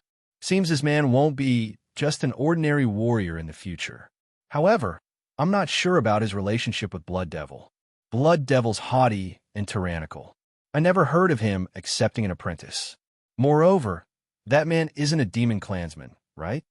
And Yin was also skeptical about this. She shook her head. I don't know. Yeah, never mind. Fu Wei waved her hand and stopped looking there as she said, "Arrange things. I'm going to check those materials first. When he gets out, I want to trouble him a little bit." Young elder, Wu Lan is a witness. Would she complain? And Yin reminded her. Fu Wei shook her head. It's okay. Even if we do that, we won't violate the contract. What did she say then? Blood Devil is about to come back, isn't he? Yeah, together with the 2 guests from the Monster Dragon Star, said Yin. All right, I got it. Fu Wei floated up, landing on a war chariot. She left with Yin. Chapter 983. The information that is worth 10 million. Chapter 983. The information that is worth 10 million. Underscore. Energy fluctuated around Devil Hall, quieted down. There was no rolling earth and heaven energy pouring into the palace anymore. The rippling energy around Yin gradually faded. He was sitting still on a round platform in the center of Devil Hall. After a while, he opened his eyes and beamed a strange smile. Thousand-fold Lotus was truly an incredible treasure. It had doubled Yan's sea of consciousness. When his soul altar comprehended powers Upanishad, his understanding of his realms became more profound. He suddenly had a premonition that he could break to third sky of original God realm at any time. Now he just needed to grow his essence chi ancient tree to accumulate energy. Most of the energy from the divine crystals inside Devil Hall, earth and heaven energy, and star energy from the sky had filled his bones and flesh to quench his body another time. However, his essence chi ancient tree didn't have much energy this time. The energy accumulated was enough to reach the limit to have the next breakthrough. After the time breaking to second sky of original God realm, he didn't have a good chance to absorb torrential energy. He didn't have an opportunity to take an essence chi of dead warriors. However, it was a little different this time. Previously, he had never been in a shortage of energy when he got to his breakthrough. He had just had an advancement in his realm. But today, his realm had progressed while his energy hadn't met the required amount yet. Thus, he couldn't enter third sky of original God realm yet. Energy. Haha. Seems like I have to find a chaotic place of fighting and killing. Yin smiled, slowly got up, and walked out of the place. It was clear. As long as he could kill some warriors at his realm, the essence chi he could take when they were killed could change his essence chi ancient tree, which would be enough to enter third sky of original God realm. Yin didn't need to worry about energy. Wulan, Leona, Longzhu, Fel Lan, and Na Xian had been waiting for him outside the palace. Seeing him, their eyes brightened. How do you feel? Wulan was all smiles. Our master's Devil Hall is the best place to cultivate. You absorb the thousand-fold lotus. You should have a big harvest, right? Leona and the others also looked at him expectantly. I'm now one step away from third sky of original God realm. What I need to do now is to accumulate energy to transform my essence chi ancient tree, explained Yin with a smile. Wulan appraised sincerely. Your harvest was big indeed. Leona, Fei Lan, and Ka Tuo exchanged looks. They couldn't help but grin inwardly. They knew Yin's secrets. People would need time to accumulate the required amount of energy. However, it wasn't a big deal for Yin. They had even thought that Yin had already broken through to third sky of original God realm, since accumulating energy was just a piece of cake for him. Where are the people from Potion and Tool Pavilion? Asked Yin. They've arrived. Wulan looked in the distance. All right, they'll be here immediately. Indeed, shortly after, war chariots loaded with piles of materials roared in the sky and flew towards them. Fu Wei and In Yun stood on the leading war chariot. I'm sorry, but we have a problem. As soon as Fu Wei arrived, she exhaled reluctantly, speaking to Yin. The source of power Upanishad inheritance you've ordered has been sold before that. I'm afraid that we can't deliver it within a short time. Wulan frowned. Yin was bewildered. Longzhu and Yang Zhua came here with excitement, and the most important thing they cared about was the source of power Upanishad inheritance. Hearing her, their excitement was cooled down cruelly. They stood there baffled. The materials they had bought from Potion and Tool Pavilion cost 2 million divine crystals, but only the source of power Upanishad inheritance had accounted for 1 million divine crystals. Potion and Tool Pavilion was generous to give them a discount for the source of power Upanishad inheritance. This was also the item that they thought they had taken the greatest advantage of. The source of power Upanishad inheritance was what they needed the most. They all felt discontent when Fu Wei said that they couldn't deliver it within a short time. Wulan studied Fu Wei, her bold brows knitting together. She didn't have her usual smile on her face anymore. Fu Wei Mei, what do you mean? When we negotiated, you said that it wasn't a problem to order source of power Upanishad inheritance. You said it would be shipped together with the other materials. You said that, didn't you? I did say that. Fu Wei nodded. She didn't deny it. But I didn't expect that our pavilion would sell the nearest source of power Upanishad inheritance to someone else. You guys have ordered a high-grade source of power Upanishad inheritance. Currently, the nearest storage that keeps this kind of source of power Upanishad inheritance is a distance that would take several years to travel. I didn't expect this. I'm so sorry. Sure, Yin darkened his face. When will you be able to deliver the new source of power Upanishad inheritance? Well, it's hard to say. Fu Wei sighed. If everything goes smoothly, I estimate that it will take around 3 years. But if something unexpected happens, I'm not sure then. Wu Lan frowned, looking at Fu Wei deep in the eye. Mei, you don't want to bear the loss, so you're trying to delay the item, aren't you? It's true that you can't earn profit from selling source of power Upanishad inheritance at 1 million divine crystals. But you agreed to this price. Do you think it's not quite appropriate when you rethink your loss? No, it's not like that, Fu Wei said naturally. Our business has a contract, but it doesn't regulate the arrival time of source of power Upanishad inheritance. You can't say we violated the contract. We just need to wait for a period. I only said that you have to wait for it for a little longer. Yang Zhua sighed, talking to Shi Yin. We have many members who don't have a power Upanishad to enter their right cultivating track. They're all waiting hopefully. They hoped that they could use source of power Upanishad inheritance to find a power Upanishad suitable for them. 3 years isn't long, but if we miss one more day, we can't take it back, especially when they all want to make some progress. Shi Yin looked at Fu Wei for a while. He suddenly said, "Could you come up with some solutions?" Fu Wei dropped her arms, talking begrudgingly. "I'm thinking. Give me more time. Before I leave Devil Blood Star, I will tell you." Shi Yan's face became darker. He vaguely felt that Fu Wei was making excuses. She was trying to trouble them. However, he had no way to quarrel with her. He felt a little worried. What did I offend this woman? Shi Yan asked himself, being skeptical. Leona looked at Fu Wei. She seemed to have a dark green halo slowly expanding on her body. A magical energy fluctuated uncontrollably. The light around her body disappeared, making her area pitch black. She instantly sensed the change her anger had called. She hurried to retrieve her power. And Yin was waiting on the war chariot. Seeing that, her eyes had an unclear halo. She looked at Leona and said, "Ma'am, are you cultivating dark power Upanishad?" Leona was baffled. Shi Yin frowned and couldn't help but look at Yin. "You know dark power Upanishad?" Wu Lan was also astounded, looking at Yin. Yin flew out of the war chariot, landing in front of Shi Yin and Leona. Her face was severe.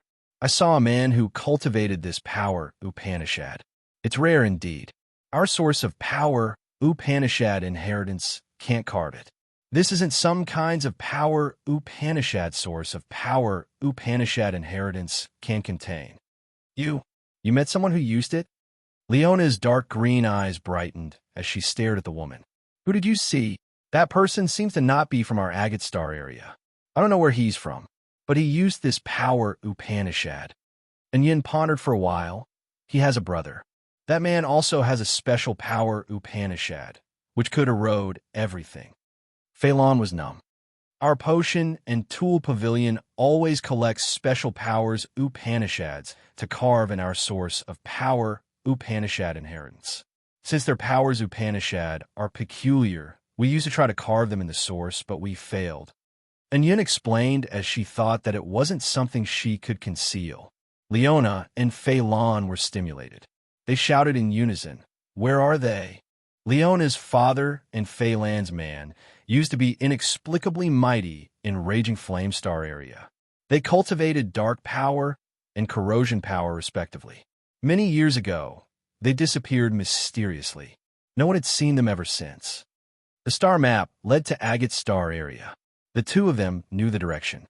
Leona and Fei Lan used to think that they had entered Agate Star area. However, since it was a vast star area, They didn't know where to find them. Listening to Yun, they were moved to tears, and Yun could see their emotions. She thought and exchanged looks with Fu Wei. Fu Wei nodded, her eyes smiling weakly. And Yun knew what to do. Her face changed immediately. She said arrogantly, "Besides cultivating materials, our potion and tool pavilion does sell intelligence. This information is precious anyway. I think it's not realistic to tell you for free, right?" Leona and Fei Lan were stiff. They couldn't help but look at Shi Yin, their eyes begging. Shi Yin nodded and said to Yun and Fu Wei, "How many divine crystals are needed for that information?" 10 million, Fu Wei considered for a while and then said indifferently. Everybody discolored. Wulon couldn't hold it anymore, hissing. "Fu Wei Mei, do you think you've gone too far? What kind of information is worth 10 million divine crystals?" Fu Wei didn't change her face. She didn't look at the woman, but explained to Shi Yin. "The most expensive intelligence was sold at 100 million. This one needs only 10 million. I deem it appropriate. Do you want it or not?" Leona and Fei Lan didn't say much. They just looked at Shi Yin with begging eyes. This was the first time they asked Shi Yin for something. Leona's father and Fei Lan's man were the overlords of the dark sky that year. Since they cultivated dark power Upanishad and corrosion Upanishad, they were somehow related to Shi Yin. Whichever the purpose was, he needed to know their general direction. Shi Yin took a deep breath. He was about to agree with that price. Right at this moment, Fu Wei smiled tenderly. "Of course, we can exchange intelligence. You have the information I want. We can exchange." Shi Yin was astounded. Fu Wei spoke to Wulon, making an excuse. "I want to talk to him in private." Talking in private again? Wulon was surprised, talking instinctively. "You trouble them on purpose just to have a chance to talk to him in private? Aren't you being too obvious?" Fu Wei blushed like she got pink clouds on her cheeks. She glanced at the woman and then said to Shi Yin, "We need to talk." "Shi Yin," Fei Lan called. "I also want to hear." Leona agreed with her. "Okay," Shi Yin nodded. "Seems like I can't talk to you alone. Would you mind?" "No problem." Fu Wei also exhaled in relief discreetly. She felt a bit excited. She was happy as she found Shi Yin's weakness. She spoke to Yun and then left with Shi Yan's team to the palace they were staying. Chapter 984. Exchange Information. Chapter 984. Exchange Information, _ Fei Lan and Leona wore a dark and stern face. Their lines of sight were on Yun. They had great anticipation on their faces. Fu Wei and Yun were relaxed. The more restless Fei Lan and Leona were, the more confident they became. Exchanging looks, Fu Wei and Yun were discreetly happy. They felt calmer too. Shi Yin sat on a soft couch, frowning. He pondered for a while and then asked, "What do you want to know?" Fu Wei parted her lips into a gentle smile, her face calm when she spoke. "I want to know where you got the 1,000-fold lotus." "Didn't I tell you about that?" Shi Yin rolled his eyes at her, his face dark and unpleasant. "It's impossible for the 1,000-fold lotus to grow in a space crack." And Yun snorted. "If you aren't sincere, don't blame us for fabricating things." Fei Lan and Leona were stiff. They turned to look at Shi Yin. Shi Yin pondered for a while and sighed reluctantly. "All right, we will talk about the conditions first. Please do tell us." Fu Wei leaned over, showing her attention. "As long as you tell me the truth, I'm sure I can give you the answer you want." Pausing for a while, Fu Wei smiled. "I will also figure out how to bring you a new source of power Upanishad inheritance. I think I could deliver one in half a month." Listening to her, Shi Yan's eyes brightened, gazing at her. Fu Wei said it clearly, and Shi Yin wasn't a fool. He immediately confirmed that Fu Wei had lied to them. They hadn't sold the source of power Upanishad inheritance yet. She just wanted to trouble them. At this moment, he couldn't calculate much. Shi Yin pouted his lips and said, "You tell us first." And Yin looked at Fu Wei. Fu Wei nodded gently, smiling. "To express our sincerity, we'll say our intel first." She signaled Yun. And Yun started immediately. The other two were confined in Shadow, Ghostly Prison by Dark Shadow Clan. The Dark Shadow Clan has always dwelled in Shadow, Ghostly Prison. This clan doesn't operate in the other areas of Agate Star area. No other clan is more familiar with Shadow Ghostly Prison than the Dark Shadow Clan. Dark Shadow Clan? It's the Dark Shadow Clan again. Shurian suddenly looked ferocious. When he spoke to Ghost Hunter in the Blackwater Star, he knew that the Dark Shadow Clan had killed the king of demonic insects, devouring gold silkworm and Holy Spirit God. The Dark Shadow Clan was a unique force of its kind in the Shadow Ghostly Prison. It was also the most influential force that ran amok without any fear. They moved like ghosts, getting in and out of different space channels. They were very familiar with the place. Dark Shadow Clan only dwelled in the Shadow Ghostly Prison. They often emerged in the middle of the chaotic area where battles never stopped to hunt down warriors. This was a mysterious race with cold god bodies. People said that it wasn't a race from Agate Star area. This clan came from another star area through a space crack. There were many strange legends of the Dark Shadow Clan. Rumors said that this clan was the vanguard from some strong star area. They came to spearhead in the Shadow Ghostly Prison and gather information. One day, they were going to cause a catastrophe to Agate Star area. Apparently, people had no way to prove the rumors or legends. However, it was true that this clan wasn't welcomed in Agate Star area. If they got out of the Shadow Ghostly Prison, the other clans would hunt them down. The reason was also unknown. However, Dark Shadow Clan was like fish in water staying in Shadow Ghostly Prison. They understood the mysteries of those space slits deeply. They didn't stay on a fixed base. No one knew where its headquarters was. Yeah, they were confined by the Dark Shadow Clan. Our potion and tool pavilion used to have a business with the Dark Shadow Clan. I used to be in charge of collecting special powers Upanishad and carving them on source of power Upanishad inheritance. I was lucky that I met them once. And Yun frowned, explaining in detail. Dark Shadow Clan wanted us to extract the powers Upanishad of the other two. They had paid a large sum to invite us. However, we couldn't extract their powers Upanishad from the soul altar. Our deal failed, indeed. However, I remembered them because of their special powers Upanishad. However, I'm not sure if they're still alive now. The last time I saw them, it was several hundred years ago. And Yin continued to tell them about the situation and then advised Shurian. I suggest aborting the thought of going to Shadow Ghostly Prison to rescue the two of them, even if they have a close relationship with you.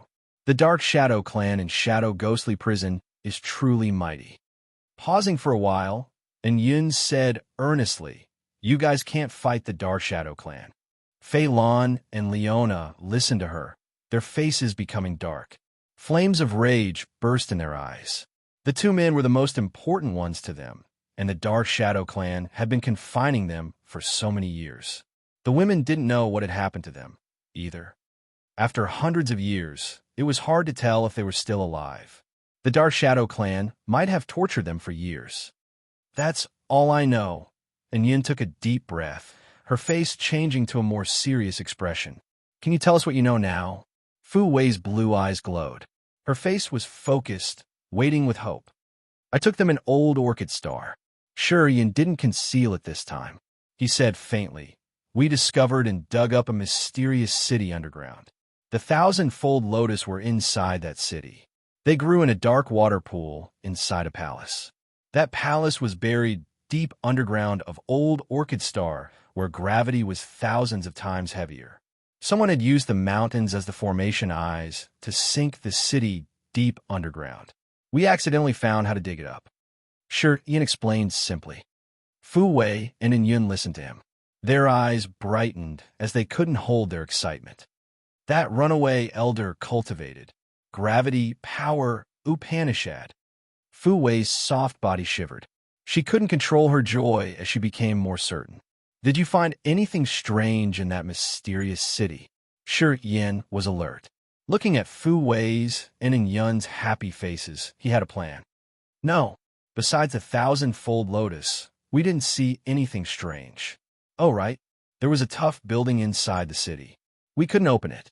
Perhaps it had something strange or marvelous. I don't know."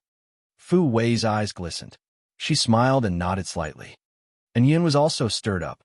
She clenched her fists as she was satisfied and cheered up. The cannon was related to the future pavilion master position. If their party could get the cannon, they would step on that peak of glory. They could overturn the bad situation in one step. How could they not crack like crazy when they finally got clues of the lost cannon? The source of power Upanishad inheritance will be delivered soon. I'm sure it won't be delayed this time. Fu Wei was happy, giving Shi Yin a firm answer. Right after that, she waved her hand, smiling tenderly. All right, we're done with this business. Shi Yin didn't say more. He got up and left immediately. Fei Lan and Leona followed him. Contact the pavilion immediately. Send some battleships to Old Orchid Star. After Shi Yin had left, Fu Wei jolted up from her seat. Her soft body shivered as she gave her order. And Yin was so happy she couldn't hide it. She nodded continually. We got a big harvest this time. I didn't expect to get the information of the cannon. Young elder, should we just ignore Blood Devil and the 2 leaders of the Monster Dragon Star to travel to Old Orchid Star in Far West region directly? Fu Wei was also moved. However, she got herself together quickly, shaking her head. It's too far. If we go there personally, we will delay them. Let Lord Duo go first. And Yin smiled. Okay, it's the same if they go there. However, they must do it quickly and must not disclose this information. I'll arrange it myself. Fu Wei looked very happy. Shi Yin, Fei Lan wanted to say something, but she didn't finish. It was rare to see her embarrassed countenance. Leona didn't say anything. She just looked at him, and from her eyes, he knew what she wanted to say. I know what you want to say, Shi Yin smiled. You want to go to Shadow, Ghostly Prison, right? The 2 of them nodded. Wait several days more. I also want to go there. We'll go together, said Shi Yin. Fei Lan and Leona were surprised. They pondered for a while, and then Fei Lan said, It has nothing to do with you. The Dark Shadow clan is mighty. You don't need to take risks for us. It matters to me. Shi Yin pointed at his glabella, indicating the relations between the blood marks. Then, he waved his hand. I still have things to do. I have a friend in Shadow Ghostly Prison. Also, Dark Shadow clan has killed some of my friends. I'm waiting for Blood Devil to return. I have to meet him once. After I've properly arranged the giant tribe and people from Grace Mainland, I'm going with you guys to Shadow Ghostly Prison. Do you really want to go? Fei Lan was surprised. Yeah, we will bring Ka Tua together. You 3 can obtain more benefits from me. Shi Yin pondered and then told them. Fei Lan and Leona didn't advise him anymore. They felt touched. From this moment, they started to have different feelings for him, which wasn't simply because of the chain relationship they had from the blood mark. 15 days later, a new war chariot arrived to deliver a high-grade source of power Upanishad inheritance. Shi Yin paid them 2 million divine crystals to finish his business with Potion and Tool Pavilion. Warriors of Grace Mainland and Raging Flame Star area were so thrilled when they knew that the high-grade source of power Upanishad inheritance had arrived. They were eager to try the marvelous powers Upanishad stored in it. Shi Yin assigned Feng Ku and Long Zhu to arrange these chores. He gathered with Fei Lan, Leona, and Ka Tua in the main hall, waiting for Blood Devil. That day, Wu Lan called Shi Yin, smiled, and said firmly, Our master is about to come home. The chiefs of the Evil Dragon Tribe and Brutal Dragon Tribe also go with him. Master asked me to tell you that he wants to meet you immediately. Oh yes, I'm waiting for him. Shi Yin smiled, prying. How is he? Arg, it's hard to tell. You will have to check him yourself. Wu Lan smiled, her eyes strange. She didn't want to explain further. Shi Yin became skeptical. Chapter 985, Blood Devil. Chapter 985, Blood Devil, _ Center Devil Blood Star. Shi Yin, Wu Lan, and the experts of the Demon Clan were waiting in silence. They lifted their faces to watch the sky. Besides Wu Lan, there were 10 demon clansmen who had reached 3rd sky of ethereal god realm. One of them had even reached incipient god realm threshold. However, there was no exception since they all had respectful countenances. They were supportive and utterly loyal to Blood Devil. People had quickly forgotten Blood Devil's real name. Blood Devil was his current title, which had spread out across the entire Agate Star area. He was one of the overlords of the demon clan, with a high position in the clan. They had many adjectives to describe Blood Devil: brutal, bloodthirsty, lustful, unrestrained, autocratic, and more. It seemed like they had no good words to describe him. However, Blood Devil lived well and enjoyed his life. Many hated him and wanted to kill him. However, nobody had really made Blood Devil pay any bloody price as of yet. Fu Wei and Yun of Potion and Tool Pavilion also received the news. They knew Blood Devil was about to come back. They emerged from their palace and walked to Shiyan's. After Fu Wei saw Shiyan, she smiled weakly and nodded to greet him. Shiyan also smiled to greet her. The source of power, Upanishad inheritance, had been delivered to their territory. Although the process was a bit troublesome, the result had satisfied Shiyan. Thus, his attitude towards Fu Wei wasn't bad. Everybody waited in silence. After 6 hours, earth-shattering explosions echoed from a deep place in the sky. Dark clouds that looked like black water ink gathered in the sky of the Devil Blood Star. They were so thick they couldn't disperse easily. Boom! Boom! The terrible noise of energy impact had almost shaken the entire Devil Blood Star. Accompanying the horrible explosions were wild screams that made people restlessly anxious. They felt very tiny under this circumstance. Boom! Boom! Boom! Energy exploded in the sky. Layers of demonic clouds turned into a massive hand that covered the sky. It looked as if it was about to tear the whole sky. 2 gigantic silhouettes ran through the void. They turned into their dragon forms shortly after. Each of them was several thousand meters tall. They emerged like mountain ranges on the horizon, making people respect and admire them. A massive dragon fell through the thick layers of demonic clouds, barging on a corner of the Devil Blood Star. Right after that, the entire star shook and people felt like it was sinking into the vast universe. No one knew a force that even a planet couldn't endure. Mwahaha! Damn you, reptile! Now you know how strong I am. A haughty voice arose from the clouds. Right after that, a spectacularly robust man descended. His body was covered in blood. It was a hunky, half-naked demon man. He had only a leather skirt around his waist. The black rock-like muscles in his body emerged and connected with each other like they were ropes. His thumb-sized vessels bulged like snakes winding around his entire body. The abundant energy was moving and twirling inside the vessels unceasingly. His knees, shoulders, and elbows had bushes of sharp and pointy spikes like daggers. He looked as if he was made of brown rock, while the dark, energy-like bones covered the soft areas of his god body. He had a fierce and brutal face, and his eyes were malignant. He looked like an innate fighter who would never stop fighting and was born to fight. His god body was perfect with the beauty of power. The curves of his bursting muscles scared people as he released the intimidating aura that was as oppressive as an imposing mountain. Members of the demon clan kneeled down to greet him and called him master.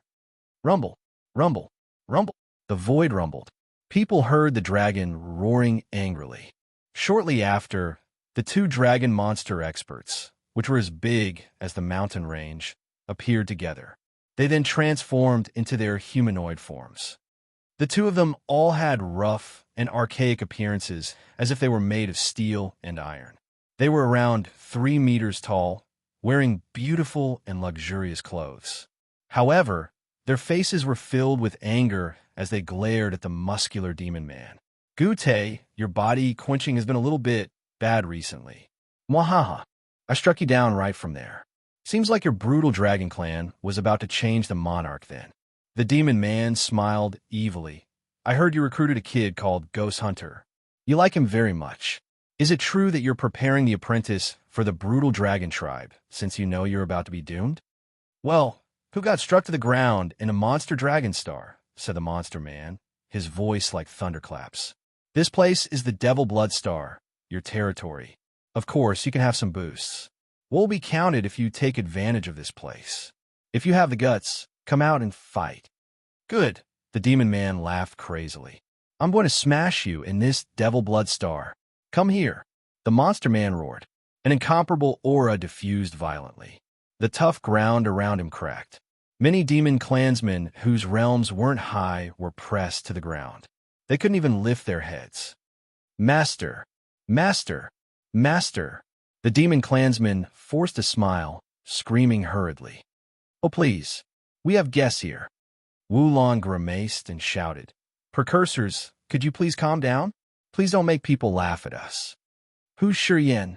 One of the monster men suddenly shouted, his eyes glistening. Wulong, Fu Wei, and the others looked at Shiyen.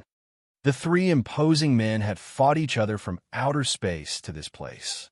They halted and couldn't help but follow the line of sight of the others. Ha ha ha ha! Blood Devil immediately laughed cheerfully. Our immortal demon tribe's descendant, indeed. I feel so familiar with the aura of immortal demon blood from him. Ha ha! Daddy has finally found a fellow of my tribe. Shiyen suddenly wanted to smile. He looked at Blood Devil and felt so close. This clingy feeling came from his blood. It felt like he had finally reunited with his family members who've been missing for years. He felt calm and pacific. My son McGee told me that you had saved him twice in the space crack. Seems like you're predestined with our tribe, though. Chief Bath of the Evil Dragon Tribe laughed, nodded powerfully. Then, he turned to Gute. I heard that Ghost Hunter is Shiyen's best friend. I didn't expect that this man had relation to our tribes like this. Yeah, such a good fate. Fu Wei and people of Potion and Tool Pavilion were baffled. They looked at Shiyen with many thoughts in their heads. McGee was Bath's son. This little evil dragon was always arrogant. He was a true troublemaker in Agate Star area. Ghost Hunter was the new star of the brutal dragon tribe. He was in a list of subjects of intensive study by Potion and Tool Pavilion. They thought that he could possibly become the new leader of the monster clan, so they had to pay close attention to him. Shiyen had a close relationship with both McGee and Ghost Hunter, which surprised Fu Wei a lot. She looked at Shiyen with astonishment. A fellow of Blood Devil's tribe, having a good relationship with the potential leaders of the Brutal Dragon Tribe and Evil Dragon Tribe. Who was this man? Why have we never heard of him before? The staff of Potion and Tool Pavilion was discreetly astonished. They decided that they had to investigate Shiyen's identity. They also decided that they must put him into their list of special characters that they needed to keep track of. Blood Devil, Bath, and Gute stood there while the earth and heaven energy of Devil Blood Star was uncontrollably congregating around them. If they used the soul consciousness to sense, they could see the energy streaming into their bodies like a river that never stopped flowing. None of the other people presenting here, including Shiyen, could take an earth and heaven energy like the three of them. It looked like with their presence, no one could take the light of glory. This tyrannical feature had scared Shiyen. It was the first time Shiyen had seen existences at incipient God realm. This imposing impression was like a mountain running directly into his soul, which could disperse his fighting will right before the battle. He had a helpless feeling of being a loser when he stood in front of them. You guys talk to people from Potion and Tool Pavilion. I'm going to talk to him. Blood Devil thought, and then retrieved his imposing aura. He rose his hand and grabbed the air. The energy in the void turned into a dark light curtain, dragging Shiyen away. Shortly after, Blood Devil brought Shiyen to a place that no one knew. Bath and Gute didn't bother with it since they knew that was how Blood Devil was.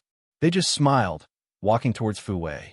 Bath said, Lately, our monster dragon Star has been doing business with the Great Elder of your Potion and Tool Pavilion. But I heard Blood Devil said that you and Great Elder have some disputes. He told us to do business with you directly. Of course, we will give him face to do this. Fu Wei's blue eyes reflected her happiness. She smiled weakly, speaking to them tenderly. Thank you for your favor, precursors. I won't fail you. Gute waved his hand.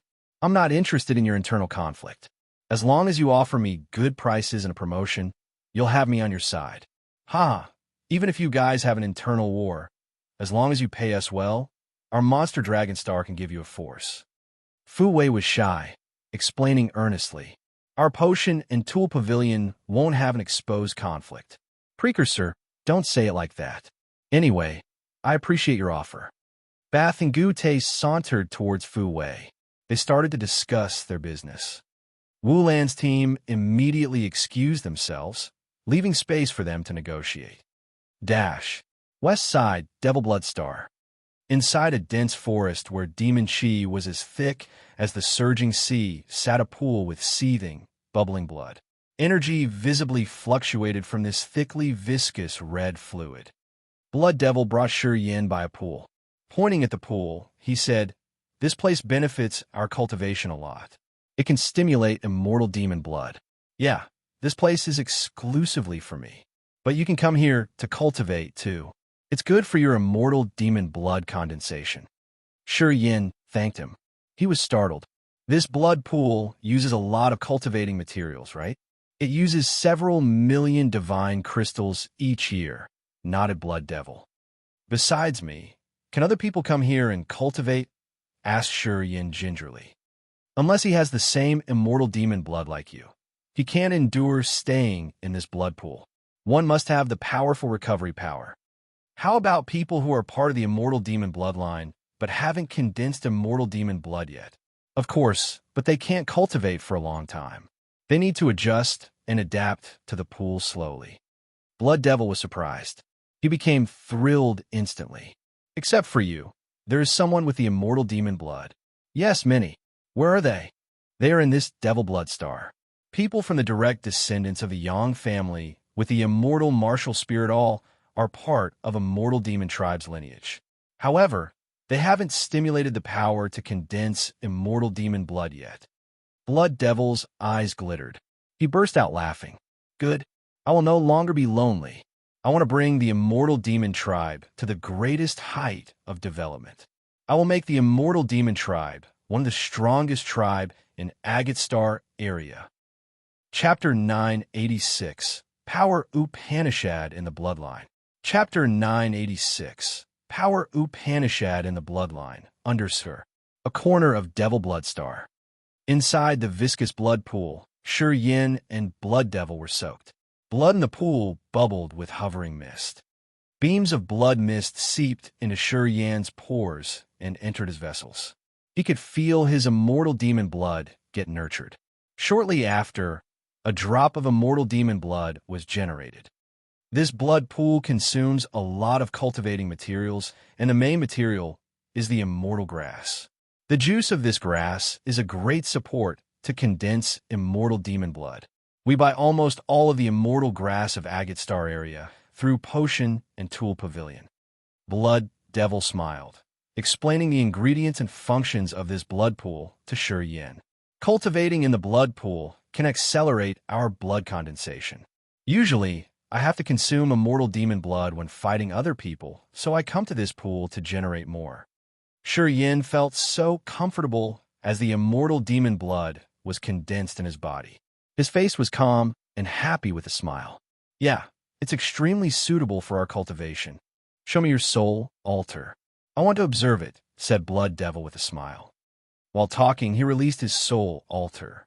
It was a 4-tiered soul altar, which was like the most beautiful and clear ruby. Tiers of sea of consciousness, power Upanishad, incipient extent, and his soul piled on top of each other. Each tier was connected to another tier with thick blood chi, which was somehow similar to the blood pool. Blood Devil's sea of consciousness was red and vast. When he showed it, it was more like a vast, torrential blood sea with real blood scent. Above the sea of consciousness was the powers Upanishad, where there were 2 moving powers. One was the metal power, and the other sent around the vigorous life energy. Shi Yin was startled. His face became strange as he couldn't help but shout, "Life power Upanishad!" While screaming, he also showed his soul altar. Compared to Blood Devil's, his soul altar was simpler. It had only 3 tiers. Above Blood Devil's tier of power Upanishad was a blood chunk. It was his incipient extent. It was a cluster of blood mist. Shi Yin couldn't see anything inside that incipient extent. Blood Devil heard his amazed scream, and he just laughed. "Yeah, it's the life power Upanishad. It's a special and yet unique power Upanishad. Potion and Tool Pavilion source of power Upanishad inheritance doesn't have it. I've developed and cultivated it myself from the characteristics of immortal demon blood. The immortal demon blood has a powerful self-healing ability. It has vigorous life energy, which is a sign of life power Upanishad.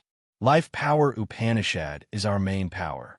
People with immortal demon blood all cultivate this power. It's the most suitable power Upanishad for us. Pausing for a while, his eyes brightened up as he looked at Shuryen. Don't you cultivate life power Upanishad too? Blood Devil had reached incipient God realm. Of course, his keen eye wasn't something other people could have. After just a first glance, sweeping over the surface of Shuryen's soul altar, he confirmed that Shuryen also has life power Upanishad in his tier of powers Upanishad. However, Blood Devil was startled, looking at him bewilderedly. Your tier of powers Upanishad doesn't seem normal. You have two souls? I fused with the origin. My soul and the heaven flames were combined and created that co-soul. Shuryen smiled. Indeed, my soul altar and others aren't similar. Your life power Upanishad isn't very similar to mine either. Blood Devil studied Shuryen's soul altar, frowning. Your life power Upanishad seems to blend with another power Upanishad. Is a mixed power Upanishad? My power Upanishad is called Death and Life. It's a mixed power between Death Upanishad and Life Upanishad. I don't know what happened. Shuryen nodded. It's different from yours. The two powers of my power Upanishad can't be separated. You had fused them after you got them, or it began that way. Blood Devil suddenly became tense. He was a little afraid. Since the day I've comprehended it, it has happened that way. Death and life power Upanishad is one. They have never separated, explained Shuryen. Blood Devil contemplated. After a long time, he woke up from some of his deep thoughts. Did you get some special power Upanishad inheritance? As I know, it's very hard to fuse life power Upanishad with the other power Upanishad. And to fuse with the death power Upanishad, the totally opposite power Upanishad, is impossible. This is over my understanding of powers Upanishads. Yes, I got the other inheritance Shuryen didn't conceal. He didn't know why he felt so close to Blood Devil. Perhaps it was because of the bloodline. This feeling was the same as what he got for Yang Tian Emperor. Shuryen had instinctively considered Blood Devil his family. As you have a combined power Upanishad between death power and life power, your future achievements will surpass me. Life power Upanishad is carried within our immortal demon tribe's blood. It's a more complex martial spirit to be inherited. It's based on the blood of the family. Blood Devil's eyes glistened. To our immortal demon tribe members, when we've reached a specific level, we would have a deep understanding of immortal demon blood, which would naturally develop the life power Upanishad. This is the unique blood trace of our tribe. If the other races want to learn life power Upanishad, they have to have a really good fate. Of course, even if they got life power Upanishad, they wouldn't be able to cultivate it as easily as we do. It's because our immortal demon blood is gifted with the true meanings of life power Upanishad. Each member of the immortal demon tribe considers life power to be their main power to cultivate, because this power and the immortal demon blood support each other. Immortal demon blood can make our understanding of life power Upanishad deeper. Life power Upanishad can strengthen immortal demon blood. This is the most suitable power Upanishad for our tribe. Anyway, you've mixed life power and death power together. It's strange but great. It's much more profound than what I've thought. Death power Upanishad is even rarer than life power Upanishad. I've heard about it, but I've never seen it before. Kid, your fortune's much better than mine indeed. Blood Devil continued to compliment him. Sure, Yin listened to Blood Devil's instruction attentively. To this precursor of the immortal demon tribe at Second Sky of incipient God realm, Yin admired and respected him wholeheartedly. Your realm is too low, so your cognition of life power Upanishad is shallow. I will show you how to use the life power Upanishad to urge immortal demon blood. I will show you to what level of a miracle it can do. Blood Devil pondered for a while before waving his hand. shooting out 2 drops of ruby immortal demon blood. 1 drop of immortal demon blood flew towards a 3-meter-tall tree next to them. When the drop of blood seeped into the root, a vigorous life, energy, surged instantly. The small tree thrived fast. The tree trunk expanded, leaves unfolded, and branches jutted outwards. The little tree grew at a speed that the naked eye could observe. Shortly after, it turned into a massive, towering tree. The powerful healing ability of immortal demon blood could be applied to any creature that can receive vitality, including trees, foliage, and people from any races.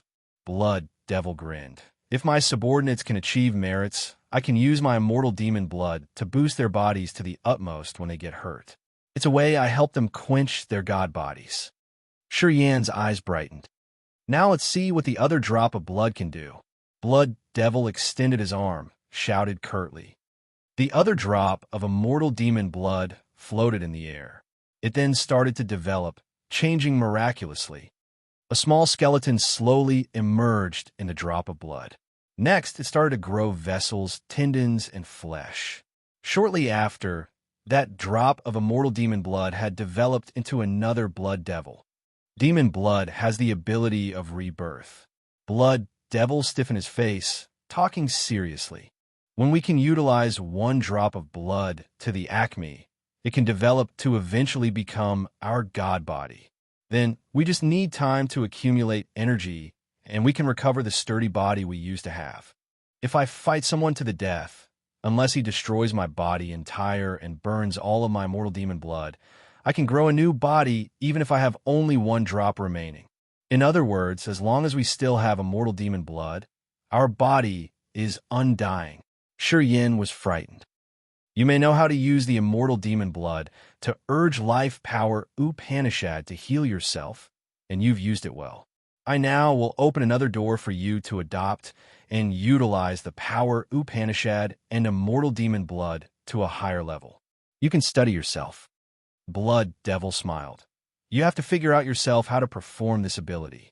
Everybody has different experience and physique, so their understanding and cognition of immortal demon blood and life power Upanishad are different. My path perhaps won't be suitable for you. If we force it, it will disorient your progress. That's why I didn't explain it in detail. I just told you the other ability of immortal demon blood. Shi Yan nodded, his face filled with respect. Suddenly, he heard a soft call from his soul. It was the blood vein ring. His mind flickered. Shi Yan put his soul altar back to the god body, using his soul to contact the blood vein ring. Impart your death power Upanishad to him. That's the way we make his inheritance continue. The blood vein ring sent him messages. That man was one of the members of the cortege of 8, the one who cultivated death and life power Upanishad. He was also a precursor of the immortal demon tribe. Originally, he had only the life power Upanishad. After he had followed our master bestowed upon him the death power Upanishad. That's how both death and life powers Upanishad coexist. You impart his death power Upanishad to this man. When death and life combine in one, he will reach the peak. Then, he may become your right hand. Shi Yan was surprised. You've restored? Not yet, but almost. I remember many things now. However, my memory isn't complete. It still needs a small part to be fully fused. After that, I will remember everything, said the blood vein ring. How can I impart the death power Upanishad to Blood Devil? Asked Shi Yan. You send your soul to Blood Devil's forehead and gather your soul energy at the blood mark. Leave the rest to me, answered the blood vein ring. Shi Yan was astounded. He looked at Blood Devil and then said, I can pass on the death power Upanishad to you. You can combine death and life powers Upanishad then. Death power Upanishad can take vitality and strengthen life power Upanishad. And it can also help condense more immortal demon blood. Blood Devil was bewildered. He looked at Shi Yan while thinking it was impossible. You want to pass on the death power Upanishad to me? You have only original God realm, and I'm an incipient God realm. You think you can impart the power Upanishad to me? How about giving a try Yin said seriously. Are you sure? Imparting power Upanishad is very complicated. I think you haven't mastered it yet. And a low-realm warrior giving power Upanishad to higher-realm warrior is even more dangerous. You were kidding, right? Blood Devil scratched his head, his face awkward. You'll know shortly. I'm sure you'll be all right. What could happen to me? I'm worried about you. Just try. You really want to do it. All right. But you have to be very careful. When you find that it's difficult, you must terminate the action. Okay. Chapter 987. Make the imprint. Chapter 987. Make the imprint. Underscore. Blood Devil's torso was naked. His muscles were lean and connected with each other like rocks. Each of his muscles was beautifully filled with exploding energy. He was agitated, frowning deeply as he looked at Yan's soul flying away and entering his forehead little by little. Making the god body open to let another soul enter was extremely dangerous to any warrior. Opening the god body meant to put down all kind of defensive abilities. This would put the warrior's soul into a perilous situation. If the other had some ambiguous intention, he could destroy that warrior's body with a little trick and even hurt the foundation of that warrior. Blood Devil didn't hesitate to open his body to Yin. He trusted Yin. Blood Devil had retrieved his aura. Now he was defenseless. Yin was calm, but seeing him like this, he was a little anxious. He really appreciated Blood Devil's trust in him. However, he was afraid that the ring spirit wouldn't be able to handle this and cause some trouble. Any problem? Yin instinctively sent a message to the ring spirit. Unless you're 100% sure, I think we should stop. I'm afraid that we could make mistakes. Don't worry, I know how to do it. With my current abilities, passing on the power Upanishad inheritance isn't a problem, replied the ring spirit. Then it urged Yin, get through his glabella. Yan's soul floated. Receiving the ring spirit confirmation, he didn't think much and concentrated wholeheartedly. Swoosh! Yan's soul with the blood mark entered the blood devil's glabella, where it connected directly to the sea of consciousness. It was the most critical area of the warrior's god body. Powers of the sea of consciousness, powers Upanishad, and soul energy had to get through this important locus to diffuse. Blood Devil relaxed. He didn't look worried at all. He was as calm and relaxed as water. He opened his body and his glabella, not setting up any barrier. Yan's soul appeared between Blood Devil's two brows, turning into a faint blood halo. The blood mark expanded like an octopus, which magnified its blood-red lines. Those lines then connected to each of Blood Devil's vessels and bones. The pure soul energy in the mark flooded Blood Devil's sea of consciousness, moving to his tier of powers Upanishad. Yin and Blood Devil had formed a close connection temporarily.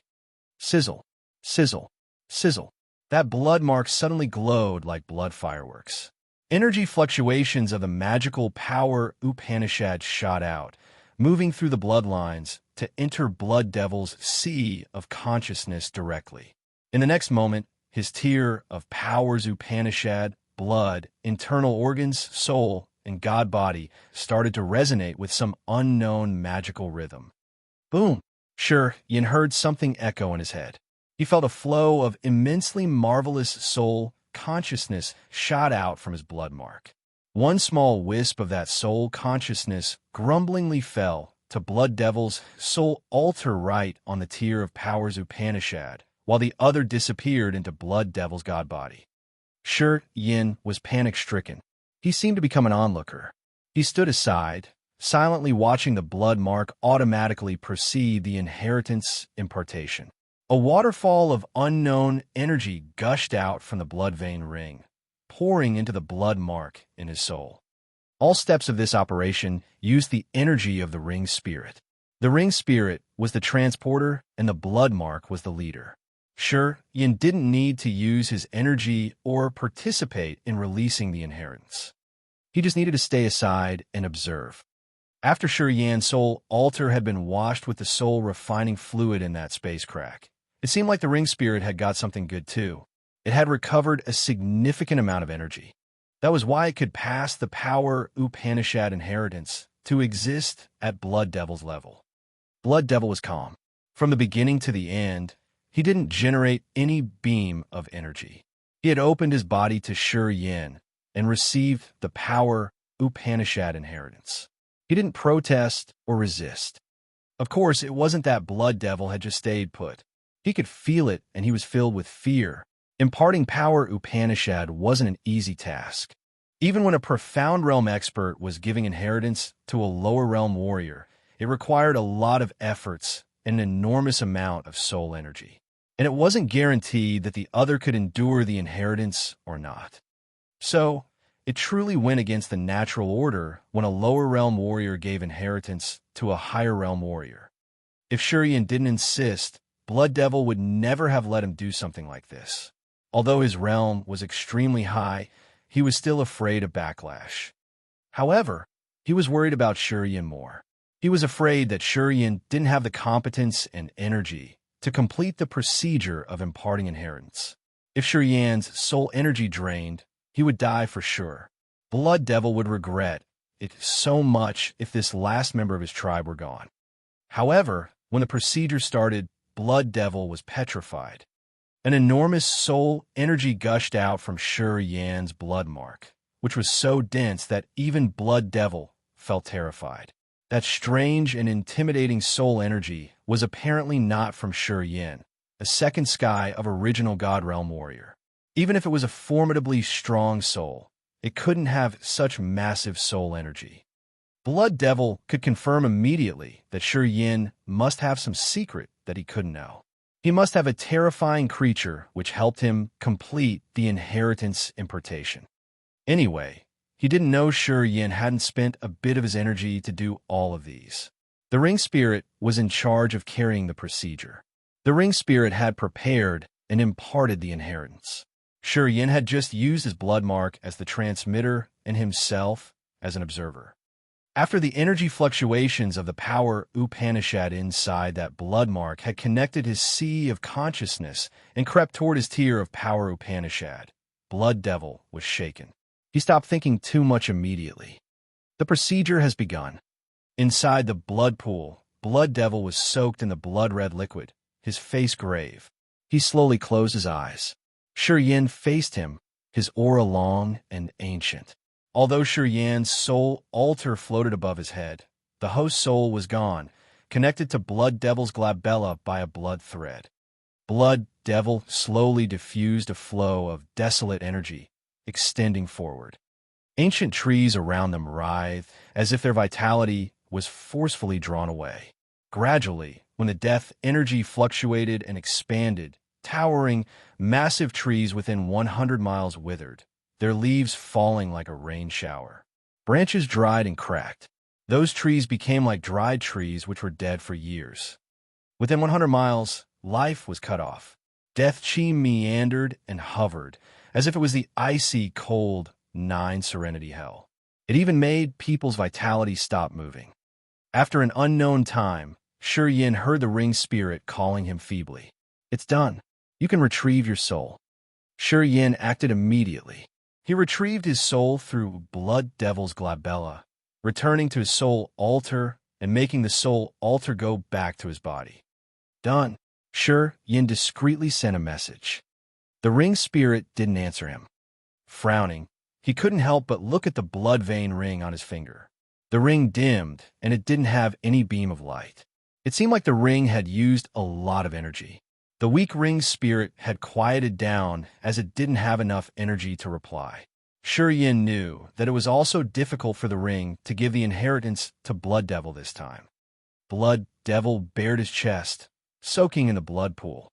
He looked calm and pacific, his eyes closed as if he was sleeping. However, he now had a faint aura of death. Sure Yin could recognize it in one glance.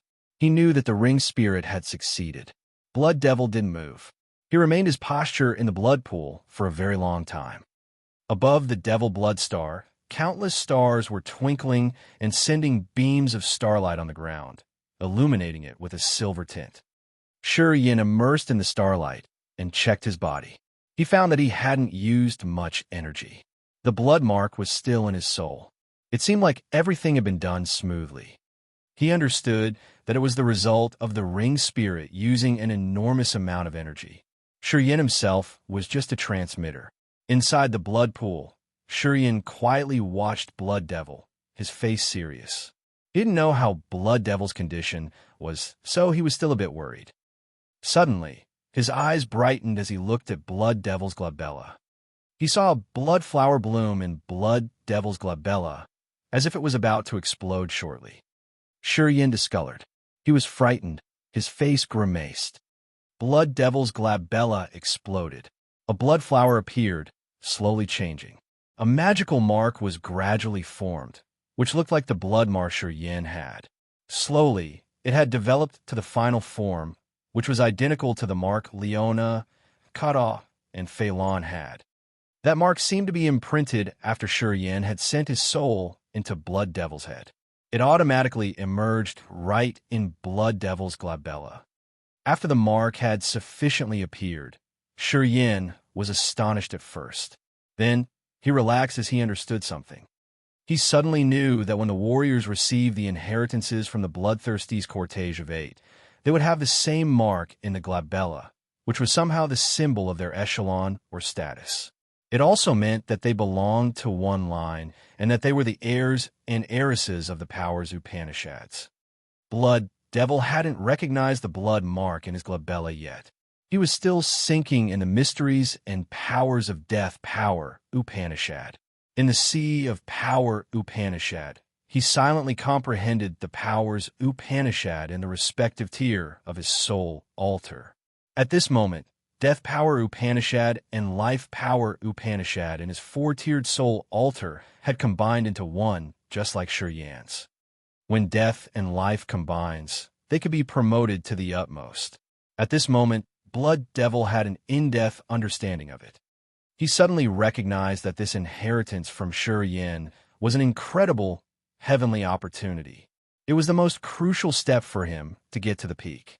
When death and life merged with each other, death and life could support each other and make his achievement impressive and head towards perfect conditions. I want to comprehend the powers Upanishad. I won't leave this blood pool quickly. All things regarding management of the Devil Blood Star, I've asked Wulan to take care of it. She knows what to do. Closing his eyes, Blood Devil said, "You should consider the Devil Blood Star your home. Don't worry. You and your fellows are safe. No one will have the guts to come here and trouble you guys. And you don't need to go to the far west region to take revenge. The people who attacked you that year in Broken Star Field are all dead. You can ease your mind and cultivate here." Sure Yin was amazed. He then showed his gratitude. "I need time to understand the new power Upanishad." Blood Devil lowered his voice. Sure Yin nodded and then left the blood pool, heading to the grand palaces of the Devil Blood Star. He knew that he wouldn't stay for a long time in Devil Blood Star. Phelan and Leona were impatient to go to Shadow, Ghostly Prison. He also wanted to know if Xia Xian Yin was doing all right there. However, the most important factor was that Shadow, Ghostly Prison was an incredibly chaotic area with unceasing fights and wars. In that place, his devouring power Upanishad could be promoted to the utmost, which could help his realm advance and reach the new level of energy accumulation. The Yang family and the Sure family, his beloved family members, were safe in Devil Blood Star. They were secure, and they had sufficient materials to cultivate. Sure, Yin didn't need to worry about them anymore. This burden of his had been solved. Later on, he could go anywhere freely like a bird soaring into the sky or a fish swimming in the vast ocean. Chapter 988, Today. Chapter 988, Today, _ Sure Yin returned to the grand palaces in the Devil Blood Star. When Phelan and Leona saw Sure Yin, they cheered up and ran towards him. "Where's Master?" Wulan also stepped forward, smiling. "He's trying to comprehend power Upanishad. He won't be leaving the blood pool anytime soon. If you want to see him, go to the pool." Sure Yin smiled. "How is the business between Potion and Tool Pavilion and the two precursors going?" "Almost done," Wulan smiled and said. "Oh, Master is cultivating his powers Upanishads. It seems like he got something good this time then. He's appointed me to handle the business of Devil Bloodstar when he's busy with his cultivation. I know how much Master favors you. If you don't know something in the Devil Bloodstar, you can ask me. I'll do my best to help you. Thank you. Nah, no need to be so distant. This is our Master's advice. As his servants, we must follow his advice to work. I may have to leave the Devil Bloodstar for a while. Yeah, I'm going to arrange something. I hope you will take care of the people I've brought here. Of course. An area of Devil Bloodstar. High and grand mountain ranges jutted into the sky, hiding in the clouds. Standing on a mountain flanks and feet were many palaces and buildings with some specialized training courts. This territory used to belong to the dwarf demon tribe. Blood Devil had taken it to prepare a place for Shi Yan's family. This place had abundant earth and heaven energy indeed. The dwarf demon clan had built those buildings and palaces. The dwarf demon tribe was famous for its skillful craftsmen. Those buildings had cultivating rooms and gardens with herbal fields. There was also a mountain that held a lot of demon beasts. Yangzhua, Longzhu, and the warriors of Raging Flamestar area were working on this mountain. They felt so satisfied with this place. They got many cultivating materials and a high-grade source of power Upanishad inheritance from Potion and Tool Pavilion. Yangzhua, Longzhu, Jester, and Na Xian were so happy that they finally got a place to stay. Now they had no burden in their minds, so they were able to continue their cultivation freely. The Devil Bloodstar was Blood Devil's territory. Among the 10 life stars around, it was the most favored one. Not only did it have abundant earth and heaven energy and various types of rich natural resources, but there was also Blood Devil who guarded the place. Staying in this area, they wouldn't need to worry about the enemies. They could continue their cultivation freely, which was something others had to struggle a lot to have. It was evident that Blood Devil had favored Shi Yan, a folk from his tribal lot. He had spent and given Shi Yan's people prosperous land, and was letting them handle it in the ways they liked, which showed how much he loved Shi Yan. Calling for Yangzhua, Jester, Feng Ku, and Feng Rao, inside a palace built by the dwarf demon tribe, Shi Yan looked at his family members and his good friends with their happy faces. He felt more relaxed than ever. Today, he had finally fulfilled his promise that year. He had found a new life star for people who used to live in the exhausted Grace Mainland. When he departed from Grace Mainland that year, he had gone with the most important mission of finding a life star, a new home for his people. Today, his promise was fulfilled. Looking at the happiness on their faces, Shi Yan felt pleased. Without you, we wouldn't be here today. You always surprise us. Yangzhua praised with a lot of emotion. I could have never imagined that you could reach your current level from your low realm that year. Every time I think about it, I feel like I'm dreaming. Longzhu also said, in Perpetual Night Forest that year, I supported your side because I thought that you could bring a whole new world to Human Clan. However, I have never thought that my instant decision at that moment could create an incredible warrior later. I remember when you arrived in the Endless Sea, you only had the Disaster Realm cultivation base. Yangzhua said with a smile, but today, you've reached Original God Realm. I would never have imagined in my dreams how much you've brought to us. Boy, you shouldn't be complacent, Shi Yan said with a serious countenance, looking at him. Agate Star area has many experts, including incipient God Realm ones. Since you have extraordinary innate talents, don't lag behind. Listening to his family and friends' encouragement, Shi Yan was touched and relaxed. I want to leave for a while. Contemplating for a while, he said with a smile, I want to go to Shadow, Ghostly Prison. I have something to do there. You guys just stay and cultivate in Devil Bloodstar. Don't worry. I know your attainment in the future won't be ordinary. Out of his expectations, people didn't ask him anything. They all looked at him encouragingly. You guys, Shi Yan was surprised. You never rest, even for a moment. We get used to it. Yangzhua laughed. Maybe the more you travel, explore, and battle, the better you can do to break through and become stronger. We know how you are. We know you don't like the old-fashioned and conservative cultivation ways.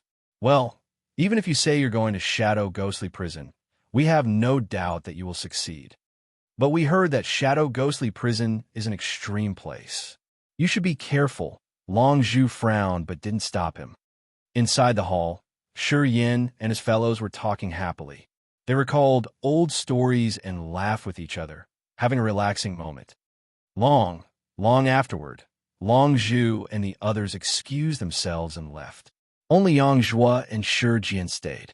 This is thousand-fold lotus. You can merge it with your sea of consciousness. It will benefit the soul, alter marvelously. Grandfathers, you too keep it carefully and find a chance to use it. Pondering for a while, Shi Yin took out the blue ice jars and gave 6 refined thousand-fold lotuses to Yang Zhua and Shi Jian. Shi Yin got 13 flowers. He sold 3 to Wulan, used 1, and saved 3 for Fei Lan, Leona, and Kata. He handed his grandfathers the 6 flowers that remained. Thousand-fold lotus is a great tool to aid the soul and sea of consciousness, but one person should use it all at once. The second use wouldn't be as effective as the first one. Thus, each of you should have 1 lotus. You guys can arrange for these 6 flowers, said Shi Yan. Yang Zhua and Shi Jian were astonished. Strange light shot out from their eyes. They knew the value of thousand-fold lotuses. Shi Yin had sold the thousand-fold lotuses to Wu Lan at the price of 8 million divine crystals each. However, they heard that the real price of the flower could be more than 10 million, which was enough to buy 10 gigantic battleships. 10 million divine crystals was an enormous amount in Agate Star area, indeed. 6,000-fold lotuses were equal to 60 million divine crystals. What is going on? Grandpa Yang, Grandpa Shi, you are my family. Of course, I will reserve good things for my family. Shi Yin smiled. Grandpas, I want you two to use the flowers. Next time I see you, I want to see what realm you can reach. Shi Jian and Yang Zhua were at peak of spirit realm. They just needed a little more to enter true God realm. If they were in Grace Mainland, they would be on top of the pyramid. But in this Agate Star area, warriors at true God realm, in Shi Yan's eyes at this moment, were just ants. However, family was always family. Although their realms were low, he would never change his attitude towards them. He had 6,000-fold lotuses. He never thought to give Feng Rao some. He gave Yang Zhua and Shi Jian all 6. The 2 old men were happy. They nodded discreetly. No words were needed to express their gratitude. After discussing with Long Zhu, Jester, Na Exen, Tang Yuan Nan, and Yin Hao for a while, he arranged everything before leaving.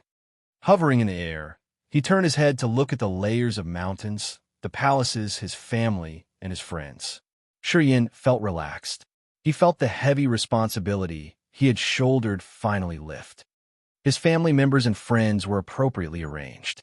This was a level 7 life star with abundant cultivating materials and Blood Devil's care. He'd done what he had to do. He had given them the best conditions to cultivate. He couldn't interfere with their progress, though, so they could only depend on their efforts.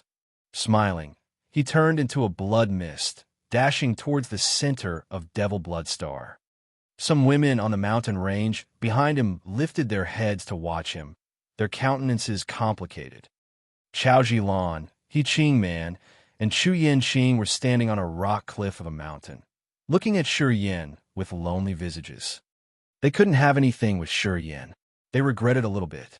The man that they hadn't laid their eyes on that year now had an earth-shaking achievement. He himself alone had overturned the situation of Grace Mainland. He had brought them from the far Grace Mainland to Agate Star area. He found a perfect place for them to cultivate indeed. At this moment, Shi Yin was distant and strange to them. Even if they could have thicker facial skin, they knew that they would never be people in his class. Even if they wanted to pay instead of getting paid, they didn't have that right. The difference between their realms was like a wide canal that they could never cross. In front of Shi Yin, their pressure was massive. No matter how hard they tried, they couldn't be themselves and couldn't feel comfortable. They suddenly understood. If you can hold on to the man when he's poor and weak, when he's finally wealthy, you can only look at him with desire for the rest of your life. You will never be able to touch him. inside a stone building in another mountain range. Feng Ku and Feng Rao were standing by the window, looking at Shi Yin zooming out. Feng Ku glanced at his daughter and chuckled. Your eyes are always keener than mine. I used to have no clue why you wanted to be with that man. I thought you were just impulsive. But today you proved you good eyes. Sigh. I can't imagine that he reached such a level. In the future, he will be more dazzling. Do you think you will be pressured even more? Of course, Feng Rao thought, answering softly. Thus, I want to make double efforts. I want to shorten the distance between us. At least, I don't want to lag too far behind. He doesn't have only one woman, right? Frowned Feng Ku. Is it a problem? Feng Rao smiled. A strong, attractive man like him, of course, will attract beauties. Well, people aren't foolish. They can see his incredible features, right? I'm lucky because I have a large place in his heart. Although it's still small, I feel like it's good enough. Feng Rao's line of sight moved further away from where Chao Zilan, He Qing Man, and Chu Yin Qing stood. She lowered her voice, chuckling. Some women would regret it for the rest of their life. They regret that they couldn't have anything with him. Because they were narrow-minded, they couldn't hold on to him when he wasn't good enough. So now, they have to mourn their loss for the rest of their lives. I'm lucky I made the right decision that year. Otherwise, we wouldn't have come to this place. My father and my people wouldn't have been taken care of so nicely. Feng Ku nodded, sighing inwardly. Chapter 989, Travel with a Beauty. Chapter 989, Travel with a Beauty. Underscore. When Shi Yin returned to the center of the Devil Blood Star, Fu Wei of Potion and Tool Pavilion, Bath of Evil Dragon Tribe, and Gute of Brutal Dragon Tribe had just finished their negotiation. They had come up with a trading and shipping contract for the future. They looked satisfied. Fu Wei had offered them many preferential prices compared to before. As Fu Wei had the approval of Bath and Gute, she got the support of the Monster Clan. Bath and Gute had dozens of life stars. They were indeed the prominent regional force in Agate Star area. Many other branches of the Monster Clan had depended on Bath and Gute. In some aspects, Fu Wei had the exclusive right to do business with the entire Monster Clan. The next meeting to be held was going to be in a Monster Dragon Star. At that time, Fu Wei would arrange for her staff to deliver the materials required to the Monster Clan to quench their bodies. She would receive big profits from Monster Clan. Both sides were happy. Bath and Gute saw Shi Yin coming. They nodded to greet him. Talking to Shi Yin, they knew Blood Devil was cultivating in seclusion. Thus, they didn't stay for a long time, and they departed from Devil Blood Star.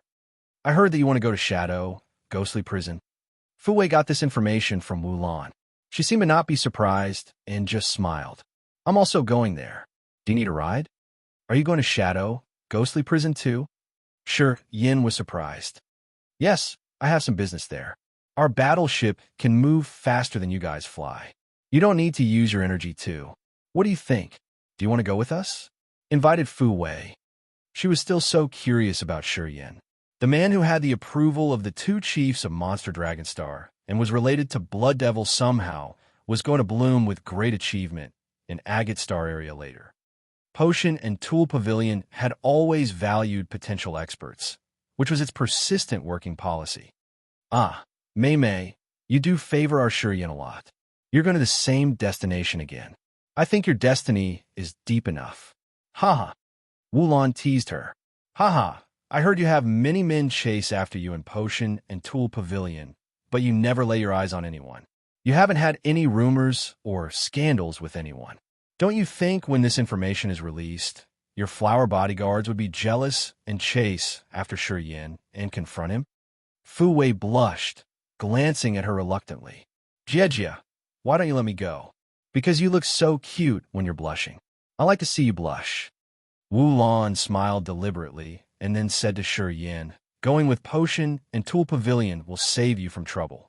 No matter which area it is, the battleship of Potion and Tool Pavilion can cross wars and fights. It's like a pass. You won't encounter troubles.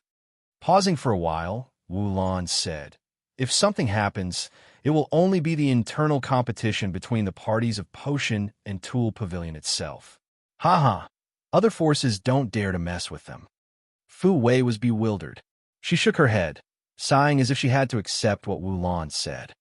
Potion and Tool Pavilion was a unique force that stayed away from the mundane forces of Agate Star area. It was truly the biggest business of Agate Star area. No matter how strong they were, those forces had to have a close or even complicated relationship with Potion and Tool Pavilion. They needed to exchange for cultivating materials from Potion and Tool Pavilion. Anyway, each life star and mineral star had some special cultivating materials. However, the warriors' demands were strange. Things they could exploit from their life star wasn't necessarily what they needed. What Potion and Tool Pavilion did was to manage the cultivating materials of Agate Star area. It would deliver what the warriors needed and exchange them for the items they didn't need. Potion and Tool Pavilion could earn from the difference between prices. Also, Potion and Tool Pavilion had employed many alchemists and blacksmiths.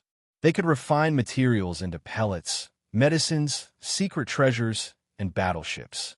At the same time, they had different source of power Upanishad inheritances and books of special powers Upanishads.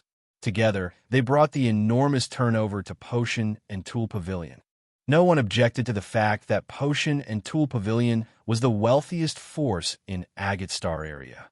Rumors even said that if any mighty force could have Potion and Tool Pavilion, they received the ability to rule the entire star area alone.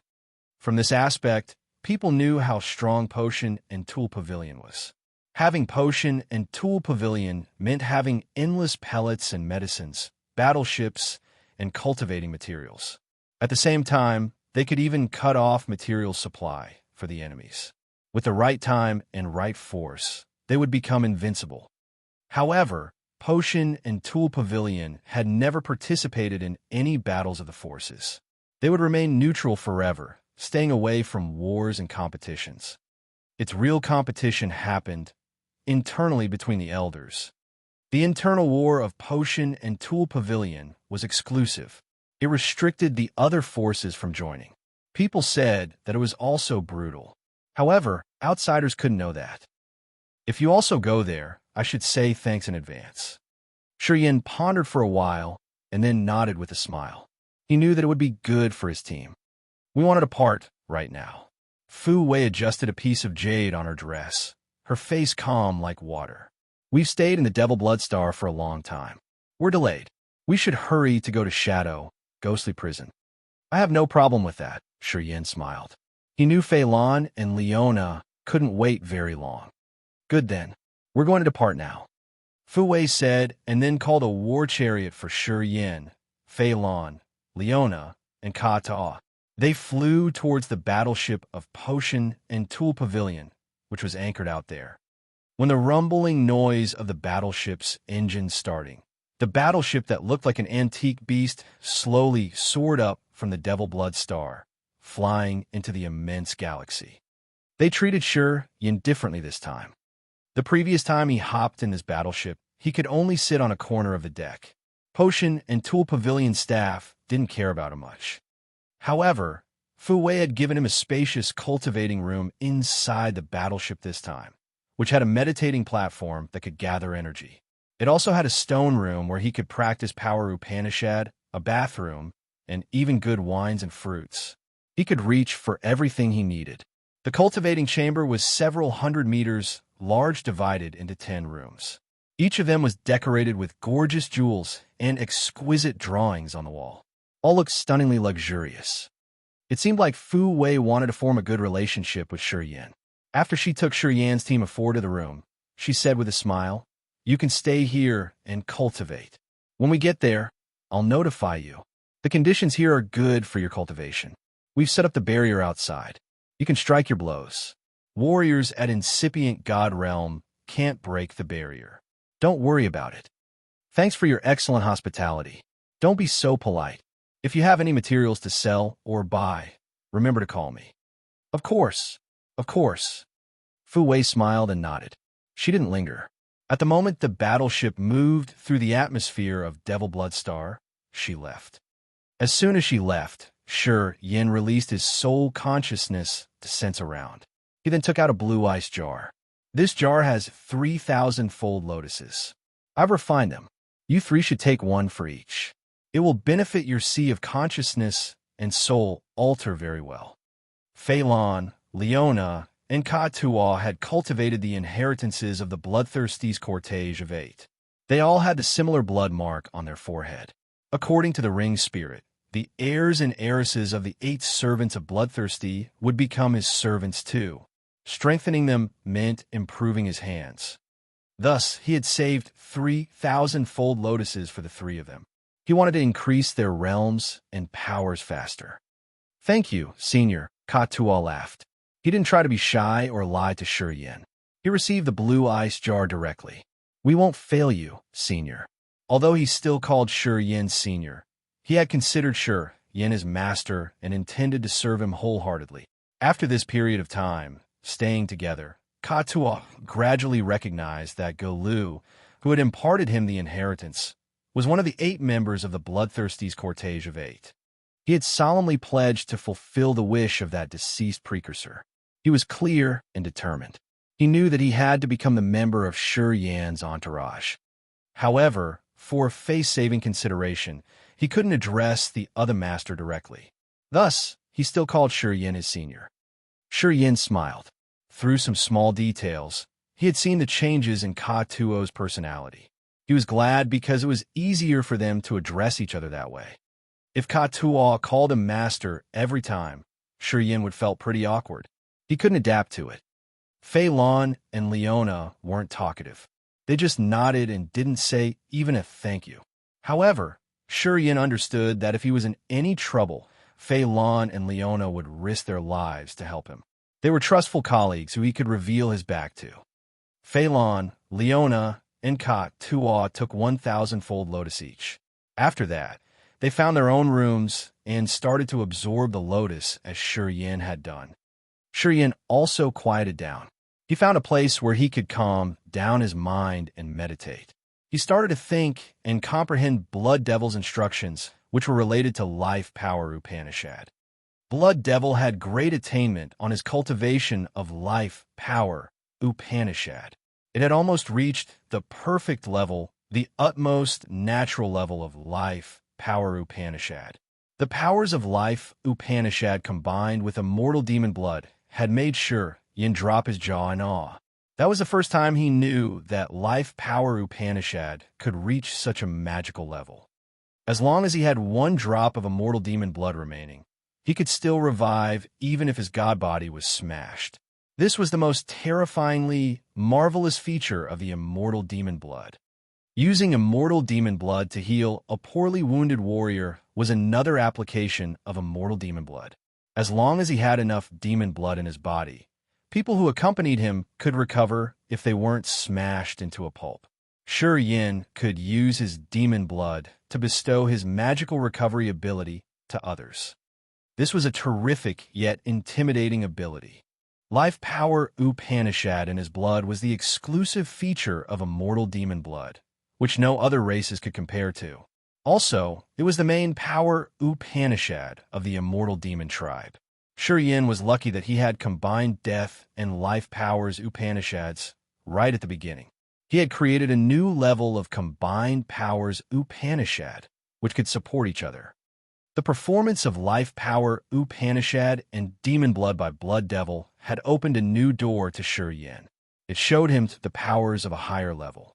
It had impressed him deeply. There was still a long time to go before they reached Shadow, Ghostly Prison. Shi Yin decided to use this time most sufficiently to break through his powers Upanishads. This way, he could grow his energy and power Upanishads at the same time. He lacked improvement of powers Upanishad and realm. About the required amount of energy. Shi Yin smiled, his face relaxed. When they arrived in Shadow, Ghostly Prison, why would he worry about not having enough energy to break through? Chapter 990, Ancient City Battleship. Chapter 990, Ancient City Battleship, _ Old Orchid Star, Far West Region, Agate Star Area. After 32 years, Old Orchid Star was now dominated by wild weed. The grand mountain that the giant tribe used to live on was now leveled. However, this level 7 life star didn't have many races dwelling on it due to its terrible gravity. Forces of Far West joined hands to sweep out this life star. This planet was now devastated. They had exploited all the strange and rare mineral ores and crystals. However, one mysterious ancient city stood firm in a corner of Old Orchid Star. It was dusted and decorated with spider webs, and became a playground for many small animals. This mysterious ancient city was made of some special stone material. It was so firm. That year, those warriors who came to rampage this place didn't find anything precious in the city. They returned with nothing. Anyway, those people all were savaged by Blood Devil subordinates. They would never have another chance to get back to Old Orchid Star. Today, a gigantic battleship landed on Old Orchid Star and anchored by that ancient city. Warriors of Potion and Tool Pavilion got out of their battleship and headed to that mysterious city, their faces earnest. The leader of this group was Blacksmith Jat Duo of Potion and Tool Pavilion, who was also Lord Duo, Fu Wei's Uncle Duo. He was an expert at Third Sky of Ethereal God Realm, who cultivated the extraordinary space power Upanishad. Jat Duo was wearing bright silver clothes with exquisite embroideries. He was agile and lively, although he looked thin at his 50s or 60s with silver hair draped over his shoulder. Other warriors of Potion and Tool Pavilion followed him with great respect. Jat Duo walked to the mysterious ancient city. Looking at the rigid city that had stood against tens of thousands of years, he was amazed. He directly headed to the toughest building in the city, which Shi Yin and Na Xian had tried to open, but failed even though they had tried all kinds of strength. Jat Duo stood in front of the door, slowly reached out, and touched it. He squinted to sense for a moment. Swish! A lightsaber shot out from his fingertip, moving like a soft ribbon. It ripped off layers of barrier on the stone doors. Boom! The stone door was smashed. Jat Duo was still calm and natural, sauntering into the stone building with bright eyes. The circles inside the stone building glowed, releasing colorful light rings. They connected with each other and created a massive light sphere. Each loop was filled with beautiful and expensive divine crystals, which were all top-quality ones. There were dozens of thousands of them. The divine crystals were shining dazzlingly like stars in the universe, sparkling in each corner of the stone building. Jat Duo was moving between the circles, trying to find something. He didn't want to miss any corner. However, after several times of searching, he got nothing and he knitted his brows. After a while, Jat Duo's fingers shot out beams of light, aiming at the light ball as if he wanted to ignite the divine crystals. Millions of divine crystals released their energy at once. The abundant energy erupted like a volcano. It filled the stone building immediately and then overflowed, reaching each corner of this mysterious city in the form of red light. Rumble, rumble. The mysterious ancient city that stood on Old Orchid Star slowly floated up into the sky with such energy supplemented. Jat Duo got out of the stone building, walking around the ancient city hovering in the sky. He carefully searched through every corner. Gradually, his face grimaced. In a vast sea of stars, a massive battleship was moving like a wild meteor. Fu Wei and Yun were staying in the center chamber, staring at a mirror with hope. Gradually, the bright mirror glowed in a dim halo. A shadow became clearer. It was Jat Duo, the one who was an Old Orchid Star at this moment. Uncle Duo, Fu Wei couldn't help but call. With a gentle figure, she said tenderly, "Did you find the cannon?" In that mirror, Jat Duo appeared with a pale face. "The cannon isn't here. This ancient city is a battleship fabricated by the very first pavilion master. That elder had stolen it. I'm sure he used to live here. The thousand-fold lotuses they got grew here. The boy you said did that. I've searched every corner of the battleship. I got nothing, not even a rock." Fu Wei and Yun stiffened their faces. They could see the mysterious city moving slowly and then accelerating through that mirror. It was getting out of the atmosphere of Old Orchid Star and entering the sea of stars. That year, the first pavilion master had fabricated himself a strange battleship, which looked like a city moving in the void of the endless sea of stars. That city was the symbol of the first pavilion master. The elder who took the cannon and ran away was the key captain that drove the battleship. During that internal war, he activated the battleship and ran away, disappearing from Agate Star area. They found the battleship and the thousand-fold lotuses, which confirmed the fact that the elder used to live in the ancient city. However, they couldn't find his body or the cannon. They didn't see anything that described the cannon or was related to the cannon, which gave Jaduo a lot of resentment for traveling all the way here for nothing. I heard that the battleship was buried in the ground of the old Orchid Star. Those people had found it by chance. Should the cannon be hidden in the core of the planet? Fu Wei thought, frowning. The planet core of old Orchid Star. Jaduo's face changed, his eyes more solemn. The old Orchid Star has a gravity that is 100 times heavier compared to the other planets. The gravity in the core should be more terrifying and unpredictable. Even I can't jump in there. Jaduo knitted his brow tightly as he was thinking. I think I can use the soul consciousness to sense a little bit. Then, Jaduo sat down on a battleship and closed his eyes and released the soul consciousness, sending it towards the core of old Orchid Star. Fu Wei and Yun anxiously watched him. After a while, Jaduo retrieved his soul consciousness. With a dark countenance, he shook his head. Nothing. It's empty. Fu Wei and Yun were disappointed. The cannon isn't there. If not, I could have sent some aura, though. Jaduo contemplated for a while and then said, keep an eye on that boy. Try to ask him for more details. Besides the thousand-fold lotus, ask if he saw anything else. Fu Wei nodded begrudgingly. The cannon is crucial. You have to get that information no matter what. If needed, you can use some extreme tricks then. Jaduo said with a malignant face and snorted. If he wants to conceal his information, force his soul alter out of his god body. We can use soul-searching technique to take his memories and investigate. It is not that easy, and Yun's face was bitter. He's from the same tribe as Blood Devil. Blood Devil favors him a lot. He also has some relations with Bath and Gute of Monster Clan. If they want to plot against us, they can harm our potion and tool pavilion's reputation. Plus, we would even receive the anger of Monster Clan. Hearing her, Jaduo arched his brows. Who is that kid? Not clear yet. Our potion and tool pavilion has no record of him.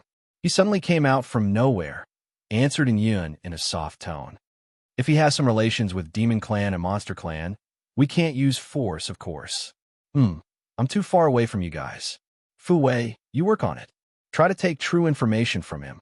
The information of the cannon seems to be disclosed. The Great Elder has asked me about this. You guys must be careful. Do not disclose anything. After Jaduo said this, his image dimmed out and disappeared. Fu Wei and Yun exchanged looks, sighing reluctantly. The relationships within Potion and Tool Pavilion were complicated and troublesome. Great Elder had arranged some insiders to his enemy parties. Fu Wei didn't know who they were. Sometimes Great Elder knew their operation and information. They couldn't do anything about this, so they could only be more cautious. Oh, I have to talk to him again. What a headache. Fu Wei smoothed her tangled hair, her face involuntary. That man's full of lies. 8 out of 10 things he says are lies. I'm afraid that it's not easy to take information from him.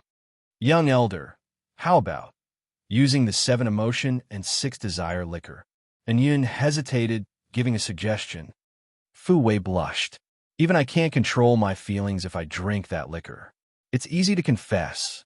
I'm afraid unexpected things could happen. I shouldn't do that. I believe in your strong willpower. And Yun sighed inwardly, but she was persistent. The 7 emotion and 6 desire liquor is effective. It's the only method to force him to tell the truth without using force. The canon is crucial. Young Elder, you should think about the general picture. I know it's hard for you, though. Fu Wei's cheeks reddened, as she had a lot of thoughts struggling in her mind. Young Elder, as soon as we get news about the canon, we can stop right there. I think with your ability, you can take the real information from him. And Yun stooped, not daring to look at her, but she still insisted. Fu Wei pondered for a while. She thought a lot before nodding reluctantly. Okay, we can try. Invite him for me. To my room. And Yun was bewildered. She nodded silently. Training room inside the battleship. Shi Yin sat like a rock. He had stayed put for a long time already. He held his aura, but his energy was moving around his body.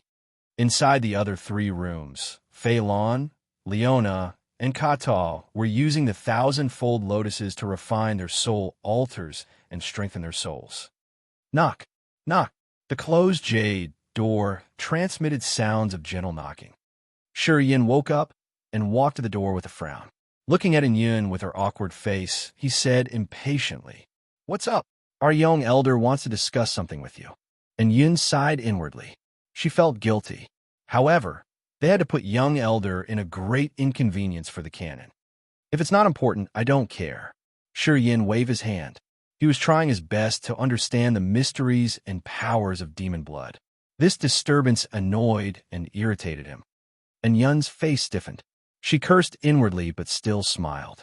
I don't know the details, but I think it should be very important. Please come to see her. Oh. Shi Yin paused for a while and said reluctantly, "Then lead me. Follow me." And Yun immediately led him towards a stone corridor, walking deep inside the battleship. Chapter 991, 7 Emotion and 6 Desire Liquor. Chapter 991, 7 Emotion and 6 Desire Liquor, _ And Yun stopped by a jade door, speaking with a complicated countenance. "Young elder is waiting for you inside." Then, Yun bent her body slightly and sighed inwardly before she left. Shi Yin was bewildered. Looking at the jade door, he had no clue at all. He reached out, gently knocking on the door. The clear noise echoing in this empty stone corridor was unpleasant to the ears. "Come in, please." Fu Wei's soft voice came out from inside. Her tender, weak voice was somehow like a tranquilizer, which made people relaxed. Pushing the jade door with a skeptical look, Shi Yin entered the door. His eyes glistened immediately. Inside that 100 square meters jade room, the ceiling was decorated with tender glowing jewels. It was like a curtain of a galaxy hanging above people's heads, giving them a relaxing feeling. The walls were carved with delicate drawings and patterns, which carried hidden energy. Many exquisite tools were displayed on the wall. They looked like decorations that made the room more luxurious and elegant. The doors of smaller rooms in this chamber were half opened. Shi Yin could see the bathroom, the cultivating room, and the pellet refining rooms. Everything here was extremely opulent. A graceful blue figure stood by a white jade table in the middle of the room. Apparently, she had put on her makeup. Her face blushed, while her beautiful eyes were like the deep ocean or fulgent blue gems. She wore a long, light blue dress, which exposed her white shoulder and moon-like wrists. She wore a blue crystal necklace. Her long hair was pinned up into an elegant and noble bun. She looked tender and stylish. Her slender fingers clutched a white jade bottle, and she poured an amber-colored liquor into a glass.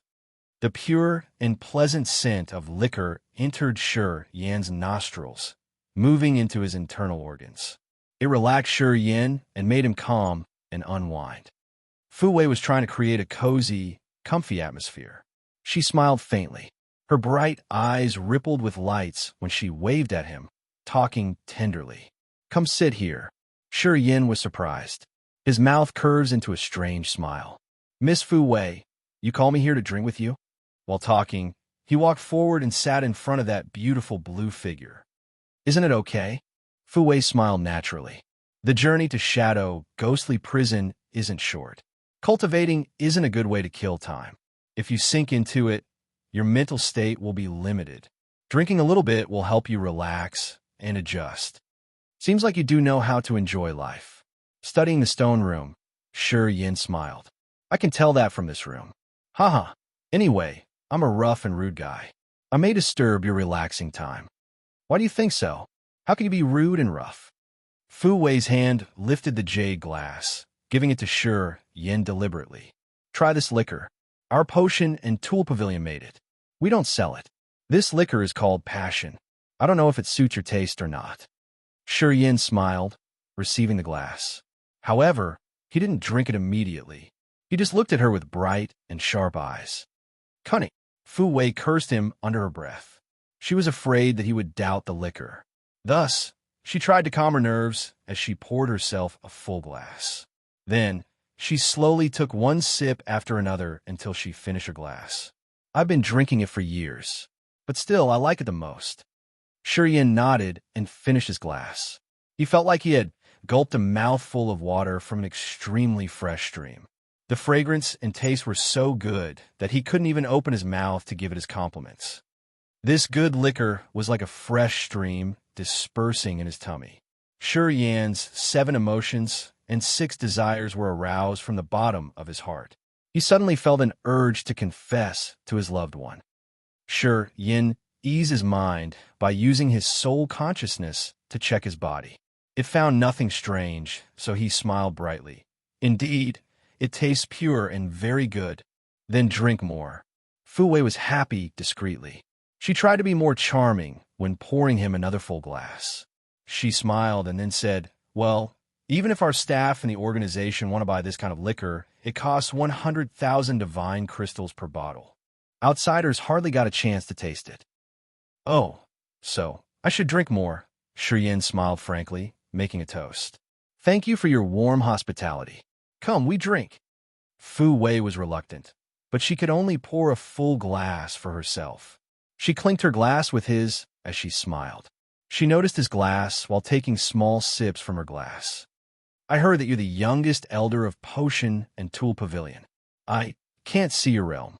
What's your power, Upanishad? Asked Shi Yin curiously. After his soul altar was cleaned with the soul refining fluid, he could know the realm of warriors around him easily. However, he couldn't see Fu Wei's realm.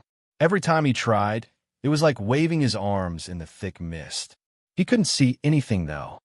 My soul altar is protected by a special soul treasure. You can't see my realm. Fu Wei parted her lips to grin, her jade-like finger pointing at the hairpin in her hairbun. It helps me prevent the soul consciousness from sensing my head. Unless it's an incipient God realm expert, people can't see my real realm. What's your real realm, then? Which power Upanishad are you cultivating? Asked Shi Yin with a smile. Second sky of ethereal God realm. I cultivate fire power Upanishad. Most of the alchemists and blacksmiths in Potion and Tool Pavilion cultivate fire power Upanishad. After Fu Wei took 2 glasses of wine, she seemed to freely speak more, and she couldn't help it. Elders in our Potion and Tool Pavilion are all good at refining pellets and secret treasures. I made the small toys and accessories on my body myself. My biggest hobby is to fabricate secret treasures from a bunch of mixed cultivating materials. I will feel accomplished as I can achieve something that way. It feels so good to me. I know a little about blacksmithing, Shi Yin said, unable to control his mind. But I don't really invest in this field. I only care to increase my competence and my realm. I hope to push my fighting competence to the peak. Forging tools is just an activity I use to calm down my restless mind. I don't want to put too much effort into it. You know how to forge treasures? Fu Wei was excited, giggling. Can you show me what you've refined? No problem. Shi Yan's mind was now defenseless.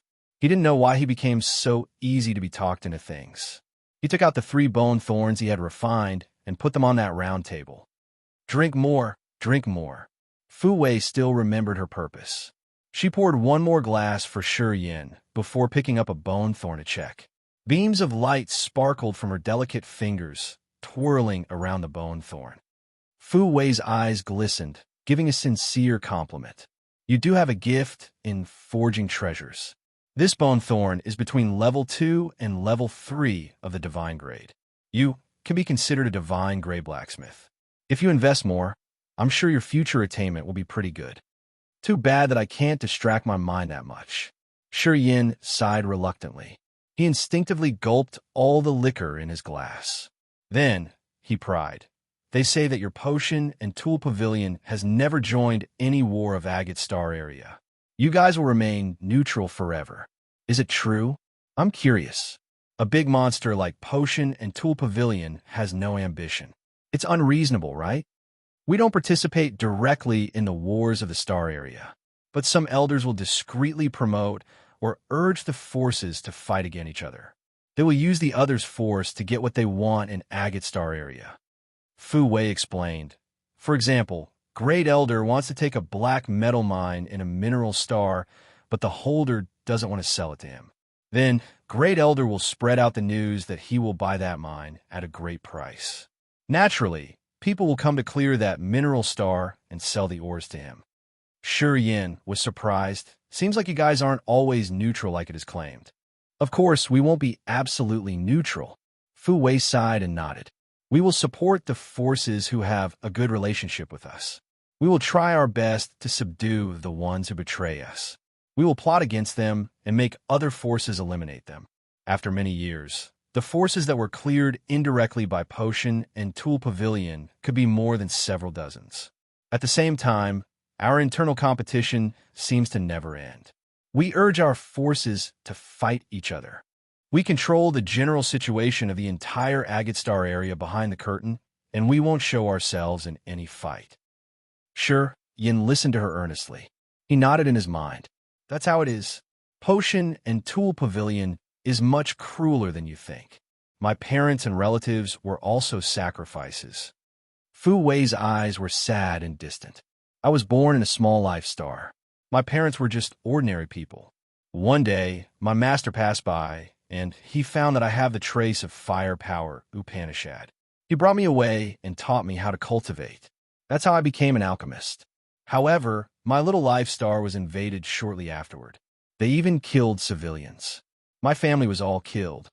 Many years later, when I became the youngest elder of Potion and Tool Pavilion after my master died, I got to know that Potion and Tool Pavilion had an unwritten rule. To prevent the apprentice from the tie of affection, they would arrange people to kill the apprentice's entire family. My master had arranged another force to kill my family. Fu Wei was down. She merely explained to him the story she'd been hiding for a long time. She had never told anyone before. My master died early.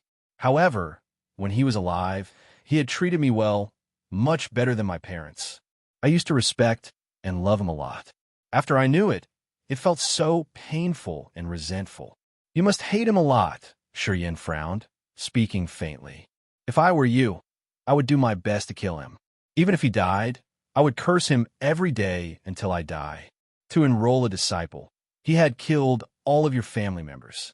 Is it a rule of your Potion and Tool Pavilion? Oh man, you guys are so cruel. Thus, I hate this place. I hate the elders in the pavilion. I hope I can crush it.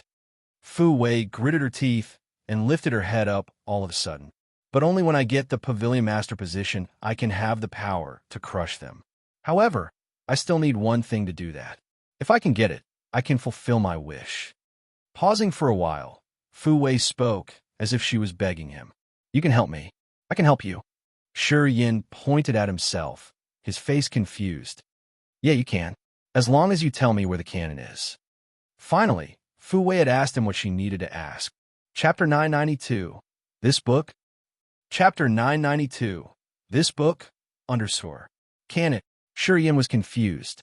He thought for a while, and then said carefully, I never heard about that before. I'm afraid that you will be disappointed. Fu Wei's blue eyes sparkled. Her heart was filled with anticipation. In that ancient battleship, did you see the cannon? Fu Wei was hurried. She was a little pale, and she looked lost. From the day she got the information of the thousand-fold lotus, which gave her clues of the cannon, her mind was always occupied.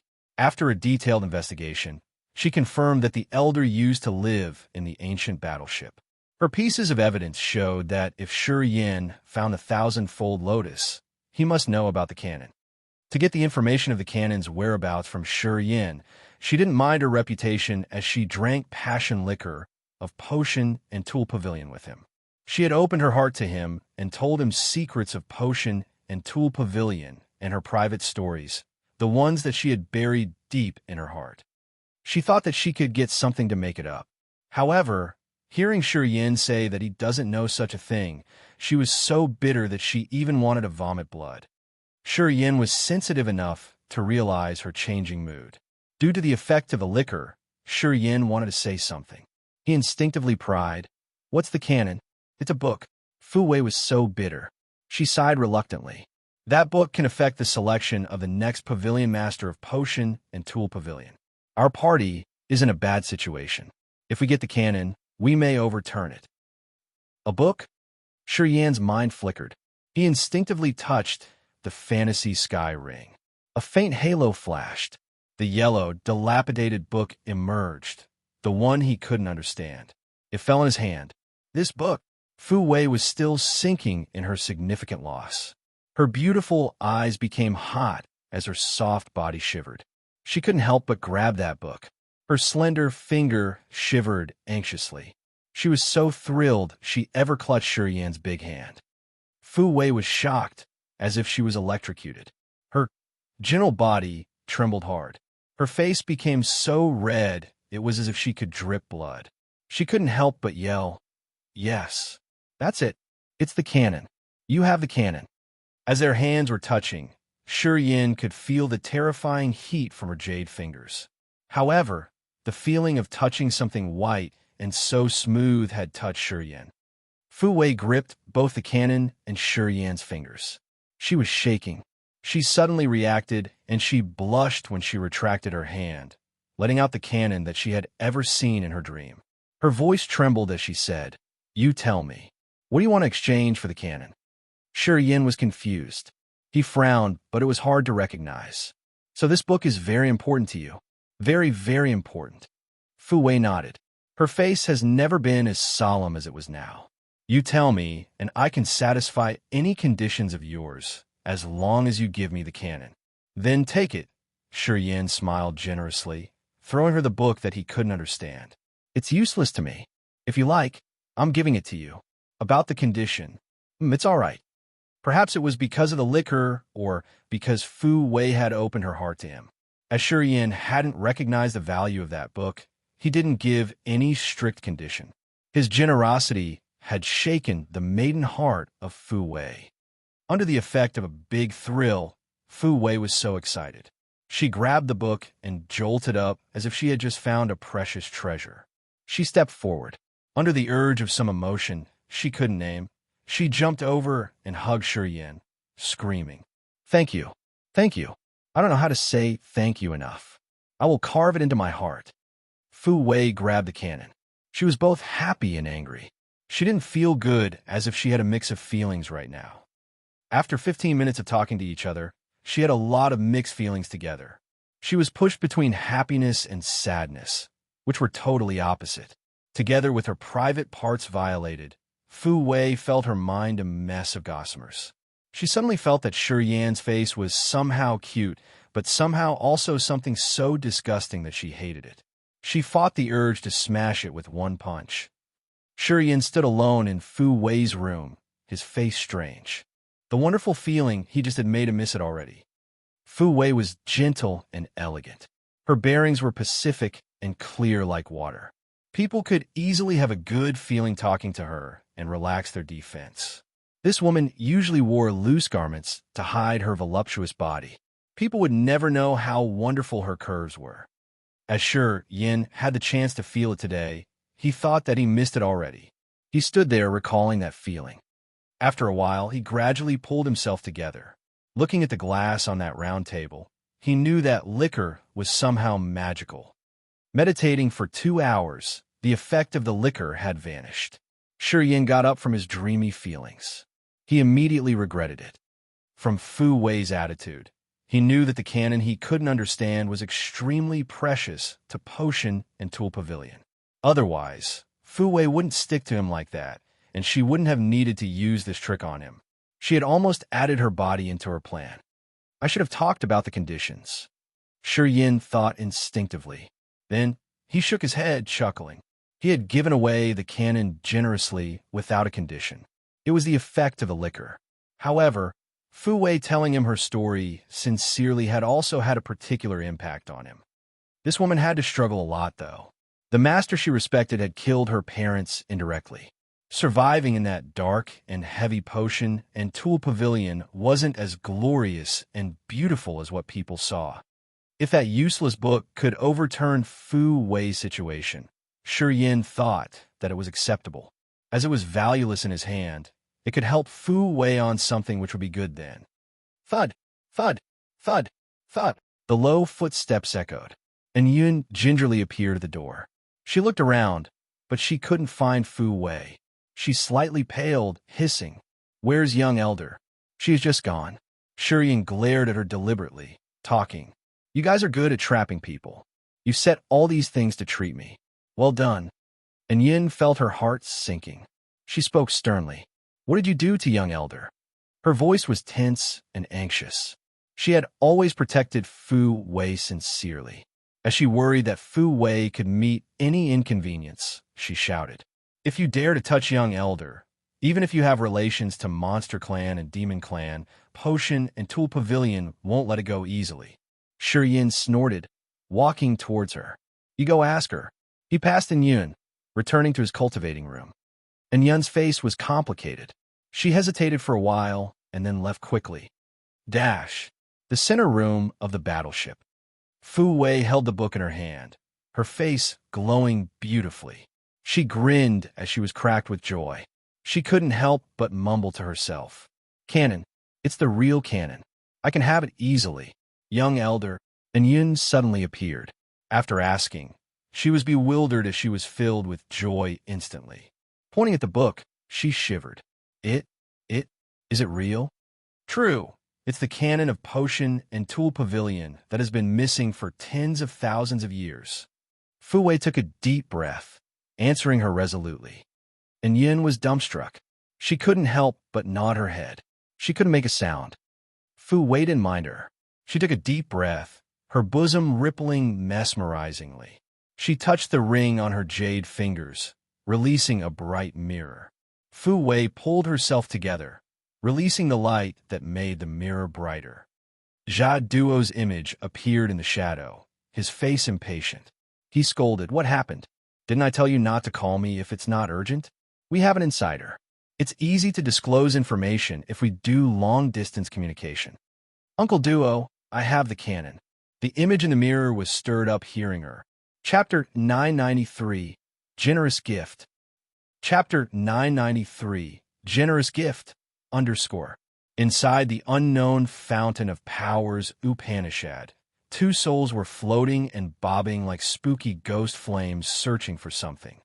Different marvelous powers Upanishads moved like outer space light streamers. They swooshed quickly. Each light streamer contained one power Upanishad. There were also space light streamers with the same power Upanishad, but at different levels. It was like developed forms of the same, mysteriously mighty power. Obviously, it wasn't the first time that Shi Yan's host soul and co-soul entered this place. They were like regular customers now. In this area, he had comprehended space power Upanishad and star power Upanishad. However, this place didn't have only one kind of space power Upanishad and star power Upanishad. As he tried to sense, there were dozens of them in the area he had wandered around. They were the performances of the two powers Upanishads. Of course, he wasn't aiming at space power or star power this time. He wanted to accumulate something for his death and life power Upanishad. However, after one round around the place, Shi Yin was disappointed that he couldn't find any space streamers related to death or life power Upanishad. Metal, fire, wood, lightning, ice, gravity, wind, and the other popular powers Upanishad were easy to find here. However, they were so different to what he was cultivating. Thus, he didn't try to study them. In the blood pool, Blood Devil had used demon blood to perform the special abilities of life power Upanishad, which touched him deeply. He got new cognition of life power Upanishad. Thus, he wanted to see if he could advance life power Upanishad in this place. However, this vast fountain of powers Upanishads was immense and torrential. Various powers Upanishads scattered around endlessly, and every hour he wandered here, he had to consume a lot of energy. However, he could only move within a limited area. If he got out of this safe place, his soul energy would all be consumed. So he shouldn't linger for a long time. Due to his low realm and weak soul, he could only operate in a limited area. Yin knew this well. Begrudgingly, he couldn't do anything but let his soul immerse in a brilliant space, where there was a pulsation of space power that rippled like unceasing seawater. It had some kind of marvelous space energy that piled up in layers. Yin let his soul wander in there and slowly quiet down as he tried to comprehend. The space pulsation was the key to build space teleport formation. If he understood this, Yin could use his energy with the special materials to build the space formation like Mother and Child Sky linking formation, which could connect two life stars. His soul immersed in magical space energy fluctuation. He relaxed and released flows of soul consciousness to resonate with the space energy ripples. He tried carefully to sense each pulse of space. Time flew hurriedly. After an unknown period, his soul felt tired. A thought popped up in his head. He felt like the whole place was turning upside down in panic. When he could react, his soul had returned to the soul altar already. He woke up in his room. The three shadows sitting next to him smiled when they saw him waking up. "Have you finished absorbing the 1,000-fold lotus?" Yin smiled and asked. Fei Lan, Leona, and Katua nodded, their eyes full of joy. Katua laughed, speaking loudly and wildly. "Senior, this 1,000-fold lotus is really good. My sea of consciousness has expanded twice. My soul consciousness is refined, and my soul altar seems to have been quenched once. How about you?" Yin smiled, looking at Fei Lan and Leona. "I'm about to break to second sky of ethereal god realm." Fei Lan smiled, and then turned to Leona. "She has generated the ethereal extent.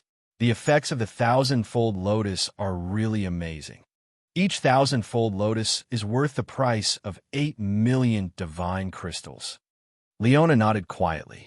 Her savage and stubborn face showed her genuine happiness.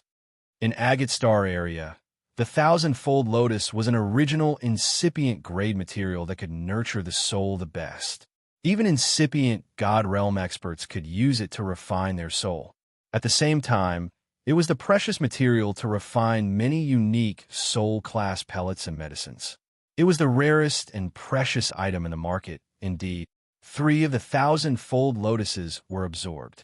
The 3 experts who had a relationship with Yin all had their souls strengthened greatly. Their realms had improved on a large scale. Of course, all of them were happy. Yin nodded and smiled. "All of you have enlarged your sea of consciousness and strengthened your soul. You didn't waste the 1,000-fold lotus. I hope we will all advance during this trip to Shadow Ghostly Prison. I hope we can soon reach the realms we have always yearned for." The 3 of them smiled. Perhaps because their realms improved, Leona and Fei Lan had gradually calmed down, even though were worried for her father and her man. They were filled with hope for this trip. Fu Wei was here. "She wanted to see you, but you were still cultivating, so we stopped her." Katua said with an ambiguous smile. "Senior, this woman is good. She is into you. She was really polite when she came here. She treated us well. She even asked if we needed pellets for our cultivation. Do you have something with her?" Yin recalled the beautiful experience that happened in Fu Wei's room previously. He was a little bit touched, but his face showed no particular emotion. "You think too much. That woman just wants to cooperate with us more in the future. She's a real businesswoman. She will only choose the partner she thinks is worth her cooperation." "That woman isn't simple," frowned Fei Lan. "I can't even see her real realm. She has a high position in Potion and Tool Pavilion and is also the youngest elder. I heard Potion and Tool Pavilion has only 12 elders."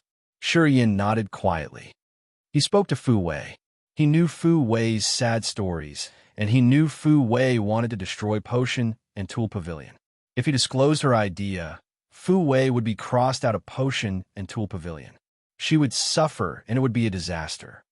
This woman had used the peculiar wine to take information from him, but she also told him her deepest secrets. In some aspect, Yin now kept her biggest secret. If he wanted to harm her, he could make Potion and Tool Pavilion expel her in any minute. I'm going to see her then. Pondering for a while, Shurian stood up and left the cultivating room. His cultivating room was inside the battleship. He could reach other places through the stone corridors. However, when he got out of his room this time, he saw a guard of potion and tool pavilion standing in an intersection not far from them. Seeing him come, the guard asked with respect, "Do you need anything, sir? I want to meet your young elder. Please wait for a moment. I'm going to notify them." Okay, that guard left immediately. He flashed like an electric beam between the intersections. Shortly after, he returned and bowed. "Young elder invites you." Shurian nodded, following him. The guard didn't lead him to Fu Wei's private room, but instead to the center of the battleship, where they controlled the magical barriers and restrictions that protected the battleship. The green stone ceiling above his head had a vast star map with locations connected to each other by brilliant light beams. It looked like an utmost complicated spiderweb. Yin lifted his head to read the map. He recognized that it was the layout of Agate Star area. It was something that every battleship should have for long-distance journeys in the Sea of Stars. The control center of the battleship had layers of glowing imprints of barriers and restrictions. They looked like human fingerprints carved on the stone walls, which were controlled by the soul consciousness. Of course, understanding the barriers and having an approval of them by the battleship were necessary to control it. Yin was just an outsider. Although he knew what those imprints represented, he couldn't control them. Fu Wei sat neatly on a crystal lotus throne in the center of the room. Her long blue dress spread like flower petals, covering her sexy body. She looked like a blooming blue flower. Glancing at Yin, she thinned her lips, waving her hand gently. "Dismiss." The guard who took Yin to this place quietly left, closing the stone behind him. Fu Wei stooped. Blue flames flew out of her palms. An exquisite, small jade cauldron was bouncing in her soft palm. It sent a pleasant fragrance to the air that seeped into people's souls. She was concentrating on refining something. Yin chuckled. He stayed aside, not bothering her. He watched her performance with interest. Fu Wei suddenly felt her heart become a mess under his gaze. Her calm mind suddenly had many unclear thoughts. She was fluttered. She made a mistake while carving the imprint. Boom! A clear sound echoed. It seemed like something in her cauldron had exploded. Fu Wei was confused, her beautiful brows knitting together. She sighed weakly and reluctantly said, "Failed." Yin just smiled, giving no comment. Fu Wei put her jade cauldron aside, looking at Yin. She was still elegant and calm as usual. "These books are for you. They can help your space power Upanishad." New books flew and floated like leaves. They moved, swaying in front of Yin.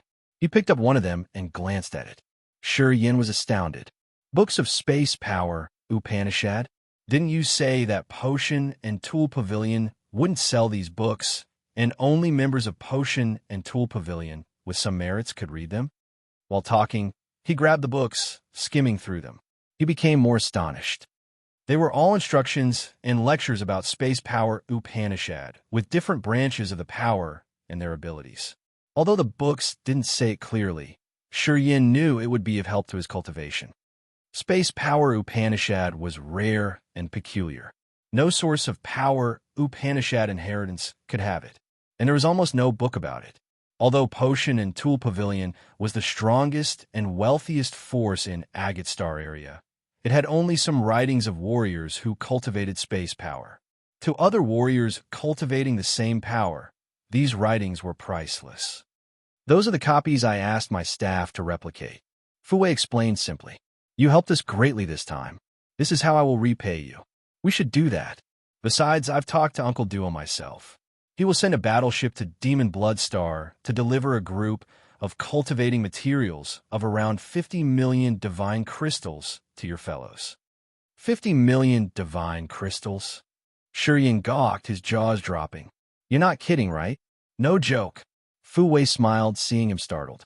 "With the copies of books of space power Upanishad I gave you, the total value is more than 100 million. This is to pay tribute to you for the canon." Yin shivered as he was thrilled. After a while, he looked at her solemnly.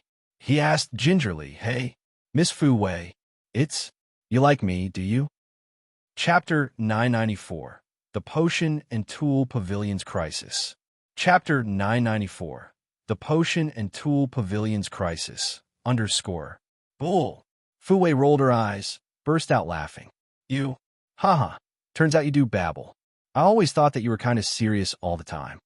Looking at the arrangement of the control center of the battleship and those explicable marks, Shi Yin smiled and then said, "I didn't think that the crap book was worth 100 million divine crystals. I earned a fortune this time." He smiled, speaking about the 3 things they found in that mysterious ancient city. The giant tribe kept the lumber of the life ancient tree of the Wood Clan and the evil dragon skull. They thought that those 2 items were priceless to them. They didn't consider that the unknown book would be valuable. Turns out it was the most precious one. Your vision was much better than the giant tribe. Listening to him, Fu Wei also smiled. The cannon is crucial. If you thought 100 million divine crystals wasn't enough, we would have bought it even if you asked for 1 billion divine crystals. Of course, if you dared to ask for 1 billion divine crystals, I think some people in the pavilion would find another way around. Last time, they had drunk the passion liquor. They had opened their hearts to each other with a little romance scene that followed. While they didn't recognize it, the distance between them shortened. Fu Wei didn't feel it difficult to tell Shi Yin the dark business of potion and tool pavilion. She had considered him someone she could reveal her secrets to. She had told him secrets from the bottom of her heart. Shi Yin was curious about potion and tool pavilion. He tried his best to guide their story, making Fu Wei tell him a lot of secrets of potion and tool pavilion. The 12 elders of the pavilion follow 3 different parties. The internal competitions have never ceased. Fu Wei sighed, hesitating. "I always feel like it would be a big change in the pavilion. Someone has started something. They all have close relationships with other star area's forces." Shi Yan's countenance changed. "The other star area's forces?" "Yeah. Shadow Ghostly Prison has many hollow channels that connect to other star areas. Well, most of them do, but they are all shattered and incomplete." Fu Wei thought for a while and then said, "However, only the Dark Shadow Clan knows those space channel clearly. Great Elder of our organization has a close relationship with Dark Shadow Clan. They have some connection. I used to worry that they would do business with forces in another star area. Maybe they could harm the welfare of Agate Star area." Shi Yin frowned and stood up earnestly. "Why are you telling me all these things?" Potion and Tool Pavilion in Agate Star area was extremely mysterious. They had private contracts and businesses with strong forces and mighty clans all around. Discreetly, they could make a significant impact on Agate Star area. If someone of this organization cooperated with forces from another galaxy to plot something in Agate Star area, the impact would be immeasurable. Because except for you, I don't know who I can talk to and rant about what is in my mind. Sometimes holding a secret for too long can be a big burden. Fu Wei gently adjusted her tangled hair draped on her forehead. She said miserably, "Last time we drank, you heard many things about me. It happened anyway. Now, it's okay if I tell you more." Shi Yin nodded quietly. The 2 of them stayed in the control center of the battleship and spoke about some stuff of potion and tool pavilion. The more stories Fu Wei told him, the more Shi Yin grimaced. Shadow Ghostly Prison was like a key intersection connecting Agate Star area to other galaxies. The mysterious Dark Shadow Clan controlled the checkpoint. They moved and operated like ghosts. No one knew what it wanted to do. However, Potion and Tool Pavilion had pieces of evidence prove that Dark Shadow Clan has a connection to another star area. The Great Elders Party of Potion and Tool Pavilion still maintained business with Dark Shadow Clan. They cooperated closely, and they usually had a private business, which wasn't monitored by the pavilion. Fu Wei guessed that Potion and Tool Pavilion also had some connection to another star area through the Dark Shadow Clan. The very first pavilion master had stated clearly when he established the organization that Potion and Tool Pavilion would only operate in Agate Star area. It wasn't allowed to contact any other star area. Also, the organization wouldn't join disputes or conflicts of other clans and forces in Agate Star area. Until this generation, Potion and Tool Pavilion seemed to follow the rules of the founder. However, they discreetly reached out to other forces around Agate Star area. Today, they wanted to break the first rule that the Pavilion Master had set. Fu Wei and many other people were alerted since they felt that some mechanism has been triggered. They felt a terrible danger was silently covering all of them. Your Pavilion Master doesn't care at all? Does he know about this? Shurian asked after feeling frightened for a while. I'm afraid our current Pavilion Master can't do anything. Fu Wei sighed, explaining. In each generation, the Pavilion Master is the most brilliant blacksmith who can refine divine grade or original incipient grade items. But it's unknown why, when their attainment has reached a specific level, they can't break through anymore. When they forge the original incipient grade secret treasures, they often make mistakes. They could break the rules of nature.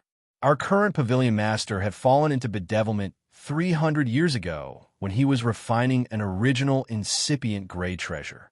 His soul altar has collapsed. Until today, he has consumed a considerable amount of materials to save his soul from vanishing. He doesn't have free time to manage the pavilion. The same thing happened with the second and the third Pavilion Master. They got some excellent achievements, and then when they refined original incipient grade treasures, they would fall into bedevilment, which led to the collapse of their soul altars. Their souls fragmented little by little. The elders came to the same idea that without the canon, we would never see the marvelous, utmost secret of blacksmithing. That was why all the Pavilion Masters made mistakes. Only the soul of the current Pavilion Master remains, and it's slowly perishing day after day. Thus, the competition to the master position has become fierce. At the same time, we have a rule saying that the one with the cannon can step on the precious throne of the Pavilion Master. The one who has the cannon can understand the most marvelous essence of blacksmithing. That way, he could avoid falling into the same mistake of the previous Pavilion Masters. Now you know how crucial the cannon is to us, right? Shurian nodded slowly. Yeah, it's indeed crucial. That's why you have to let yourself suffer drinking that kind of wine with me, to take information from me. Fu Wei blushed, rolling her eyes at him. She was a bit embarrassed, so she shouted at Shurian to hide it. You bastard! Can you not brag about what you've done? I prohibit you from talking about it from now on. Shurian was surprised. He burst out laughing. He nodded, indicating he understood. Pausing for a while, he decided to leave. As he got a lot of information, he needed time to digest and plan something all of a sudden. Fu Wei got up. She wanted to see him off. However, as soon as she stood up, her deep and bright blue eyes gazed at a mark on the wall. That mark stayed in a corner, glowing in the fulgent purple light. That light was rippling a lot, as if it had something to report. Fu Wei frowned, pondering. She didn't ask Shurian to leave as she extended her beautiful arms, touching the mark. The purple light slowly twisted and projected the hologram of a battleship moving in the dim-lit universe. There were many people running to and fro on the battleship. However, it wasn't clear enough to see. It reacts to battleships around. Fu Wei explained. That battleship isn't far from us. It also goes to Shadow, Ghostly Prison. Anyway, that ship doesn't have a symbol of any force. I don't know which force it belongs. Shurian nodded as he understood. The battleship he was standing on and the other battleships that Potion and Tool Pavilion sold weren't similar. This battleship could defend and attack with the best barriers and restrictions. It could even block soul consciousness. It was absolutely the best of the best battleships. They could stay inside the battleship and observe the shape and trajectory of the battleships, moving near them while they couldn't see them. If Fu Wei wanted, she could use the tremendous attack system of this battleship to wreck that battleship and kill the warriors there in just a blink of an eye. This was also one of the formidable abilities of Potion and Tool Pavilion. Shurian didn't bother with that battleship very much. He nodded and left. However, after taking a step, he felt something as the demon blood in his body had a subtle vibe. He halted, frowning as he watched the battleship projected by the purple light. His eyes became strange. Perhaps it was because his clear soul altar had been refined by the soul-refining fluid, which had cleaned up all the contaminants, together with life power, Upanishad, and demon blood. Recently, Yin found that he could sense the location of people who had some relation to him within a specific distance. For example, when he was in the Devil Blood Star, he could know the location of Yangzhua and Jian, the ones who had a relation to him. The vibe sent out from his demon blood told him that Battleship was carrying someone he knew. If it weren't his friend or a member of his family, the demon blood wouldn't have any vibe. It might be a new ability when the life power, Upanishad, and demon blood combine together to another level. What's going on? Fu Wei turned and looked at him. Is that Battleship important? Yin gave a slight nod. Fu Wei thought for a while and then suggested, then shall we go there and check it out? Initially, she wanted to avoid that battleship. However, seeing Yin move, she offered, all right, it's good if we can see it. That battleship has someone I know. Yin thanked her, nodding.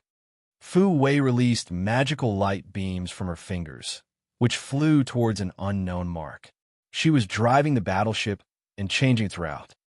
Yin was sensitive enough to feel the energy in the battleship moving fiercer and faster as the ship turned. From his angle, he could see the battleship projected by the purple light get clearer. Figures on the deck slowly became clearer. PFFF. A drop of demon blood exploded. The magical sensing moved together with soul consciousness, reaching afar like an invisible rope towards that battleship. His eyes shrank as he focused on that battleship, which was slowly zoomed in. He followed the subtle sense of the demon blood to search something. After a while, he was shaken. His face was dumbstruck as he couldn't believe what he was seeing. In that place, he saw two silhouettes among the crowd. A slightly boorish old man was hunched, his mouth moving gingerly as if he was explaining something. Standing next to the old man was a glamorous figure. She had a beautifully slender pair of legs. Her small face was delicate and cute. However, she looked so angry as she was shouting at the old man. Zhuo Yin hissed. Chapter 995, Xianming and Zhuo. Chapter 995, Xianming and Zhuo _ Leonard was the leader of a small force called Drifting Cloud in southwest of Agate Star area. He was at third sky of Original God Realm, which was just one step away from Ethereal God Realm. Chief of the Drifting Cloud was a second sky of Ethereal God Realm expert who always operated in southwest of Agate Star area. This force consisted of warriors from everywhere. They provided warriors to Shadow Ghostly Prison and transported people to earn divine crystals. Shadow Ghostly Prison was a place of year-round chaos. However, it had many peculiar and precious mineral stars, many of them unowned. Warriors in southwest of Agate Star area would take risks and visit Shadow Ghostly Prison for a better cultivating condition. The danger was also a kind of opportunity. Many had died in Shadow Ghostly Prison. However, some people were lucky enough to collect a lot of cultivating materials. When they got back, they made a little fortune. Leonard usually gathered warriors from everywhere in Southwest region and transported them to Shadow Ghostly Prison using his battleship. That was how he earned divine crystals for Drifting Cloud. He was indeed a little powerful in the organization. His voice mattered somehow. Leonard was standing in a corner of the battleship. His lewd eyes were scanning a long-limbed girl, beaming a cold grin. He had laid his eyes on this girl since she had been on board. He had waited for a chance to flirt with her ever since. However, that innocent girl didn't bat an eye at him. She stood in a corner with that old man. They were talking from time to time, which made Leonard's plan fail. Although he was a little boss of Drifting Cloud, he didn't dare do things wantonly. He decided to use another way to force the girl. Looking at her sexy legs, Leonard gulped. His mind was disordered while his eyes became hotter. Before we got on board, we had submitted 2,000 divine crystals. It should have been enough to transport us to Shadow Ghostly Prison. What do you mean you're asking for more? Xianming grimaced, thundering with red eyes. However, he was anxious as he wasn't strong enough. He knew Leonard was a small boss of Drifting Cloud with third sky of Original God Realm. This man was also famous in the Southwest. Xianming had heard the rumors about this pervert before, but he didn't think that Leonard would lay his eyes on Zhuoshur. Xianming and Zhuoshur soon came to Agate Star area. They had landed on a mineral star in southwest of Agate Star area. When they were still in Grace Mainland, Xianming was the peak level 9 monster. He was just one step away from being level 10. Xianming's understanding of Grace Mainland was much deeper than the majority of people living there. He had soon found a teleport formation that his ancestors left in Grace Mainland. The energy from that formation was weak. It was just enough to deliver him in Zhuoshur. Zhuoshur had the bloodline of his black tortoise holy ancestor. After he had found her, he had tried his best to nourish her. As he knew the energy in Grace Mainland was about to be all drained, he lied to Zhuoshur and took her to southwest of Agate Star area. After they had arrived in Agate Star area, Xianming finally knew how small he was in this area despite his peak status in Grace Mainland. He knew that the high-grade star area had more intimidating existences. Their lives in Agate Star area weren't pleasurable. They had to struggle a lot. Danger awaited them with each step. He had brought Zhuoshur to be the miner, the farmer cultivating herbs, and more. They had lived gingerly and didn't dare to provoke any strong warriors. Zhuoshur had made every effort to succeed. Her innate endowment was unparalleled. Soon, she had reached King God Realm. She understood the mysteries of her bloodline and the power Upanishad of the holy beast Black Tortoise. Xianming felt hopeful. Recently, Xianming accidentally found a piece of his holy ancestor Black Tortoise in a small shop. He asked, and they told him it was from Shadow, Ghostly Prison. Xianming was excited. He wanted to take Zhuoshur to Shadow Ghostly Prison to find the body of the Black Tortoise. They wanted to see if Zhuoshur could receive the most essence inheritance from Xianming's holy ancestor. It would help Zhuoshur break through to another realm. Shadow Ghostly Prison was really far from southwest of Agate Star area. They could encounter a lot of dangers too. Xianming and Zhuoshur weren't rich. They couldn't afford a battleship or a war chariot. Since it was a long trip ahead, they weren't sure whether they could protect themselves or not. Thus, Xianming came to Drifting Cloud, using his savings to pay 2,000 divine crystals to get on this battleship that was heading to Shadow Ghostly Prison in the hope of finding the Black Tortoise's body there. Xianming hoped that it could complete the inheritance for Zhuoshur. From the day they got on board, Xianming found Leonard looking at Zhuoshur with his perverted eyes. As Xianming was a cunningly wise, old monster, he knew what Leonard wanted. He took care of Zhuoshur, staying quietly in a corner of the battleship. They didn't talk to people much or cause any dispute. Xianming hoped that Leonard would forget him and elegant Zhuoshur so they could dodge this disaster. It was too bad that Leonard often came to talk to them over and over again, suggesting Zhuoshur to accompany him. Xianming had tried his best to protect her. Since they were staying with many people, Leonard didn't dare to act rashly because he could shame the Drifting Cloud with his deeds. After several times, he had to step back. However, Leonard decided to move again today. This time, he didn't come with good intentions. He said that the divine crystals Xianming paid them weren't all good. He wanted them to pay again.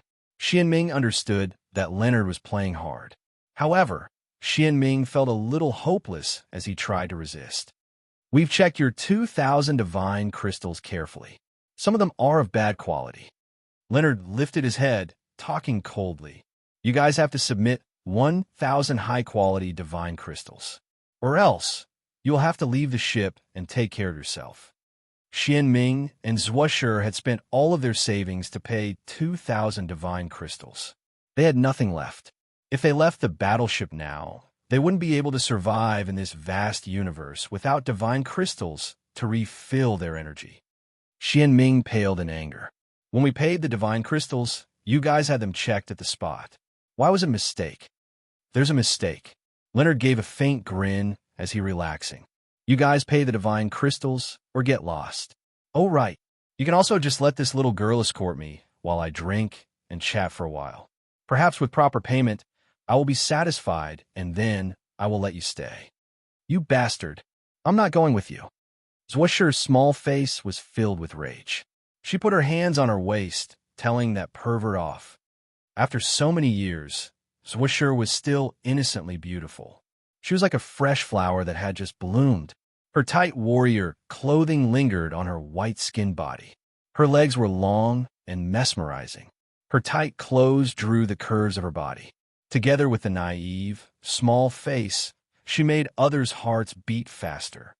Leonard guffawed, his eyes like a snake's that wantonly raked through Swisher's body. He swallowed his saliva. "Little May, why do you need to do that? Drink and enjoy with me. You can save yourself from dying in the galaxy. It's good for you either way. Don't worry. I won't mistreat you. Think about it. Even if I have to die, I won't go with you," Swisher said through her gritted teeth. This ship didn't transport only Xianming and Swisher. There were many warriors of unknown origins. Most of them didn't have powerful backgrounds, and they were just a true God Realm, King God Realm, or Original God Realm. However, all of them together weren't enough to deal with Leonard's force. The Drifting Cloud had rules. Usually, when they transported passengers to Agate Star Area, the power of the captain and the guards were more than sufficient to subdue the passengers. It was to prevent the case of passengers trying to take control of the ship. Since they didn't have strong backgrounds, they had to use Drifting Cloud service to get into Agate Star Area. At this moment, all of them combined weren't enough to threaten Leonard. Thus, although they knew what Leonard wanted and that he just wanted to trouble the others, they couldn't stand up and deliver justice. They could only look at Swisher and Xianming with their sorry faces as they sighed. "Seems like you do want to die," Leonard thundered when Swisher infuriated him. His face darkened gradually. "I'm giving you guys 2 hours to think about it. When the time's up and you can't give me an answer that satisfies me, I will throw you overboard." Leonard snorted, jumping to the tower atop the battleship. From that height, he coldly looked at people like a god who held their lives in his hands. "Little girl, if they throw you out of the battleship, you won't survive," someone whispered, giving advice. "If you don't have enough divine crystals, just bear the inconvenience a little while. Being alive is more important than anything else, you know. Yes, compared to life, dignity and purity mean nothing. Relax and survive. Just consider it as something that has bitten you," someone told her while looking at the tower. He had to lower his voice as he was afraid that Leonard could hear him. "First, we have to survive. We will find a chance to take revenge later," said another person. As they were all miserable, they had a good feeling for Swisher. No one wanted to see the innocent girl get violated, and they didn't want to see Swisher and Xianming get kicked off the ship to death. They tried to console Swisher with the hope that she would have a wider vision. "I would rather die." Swisher's face was resolute. She took a deep breath, looking at Xianming. "Oh man, I'm sorry. I may make you disappointed." Xianming paled indignantly.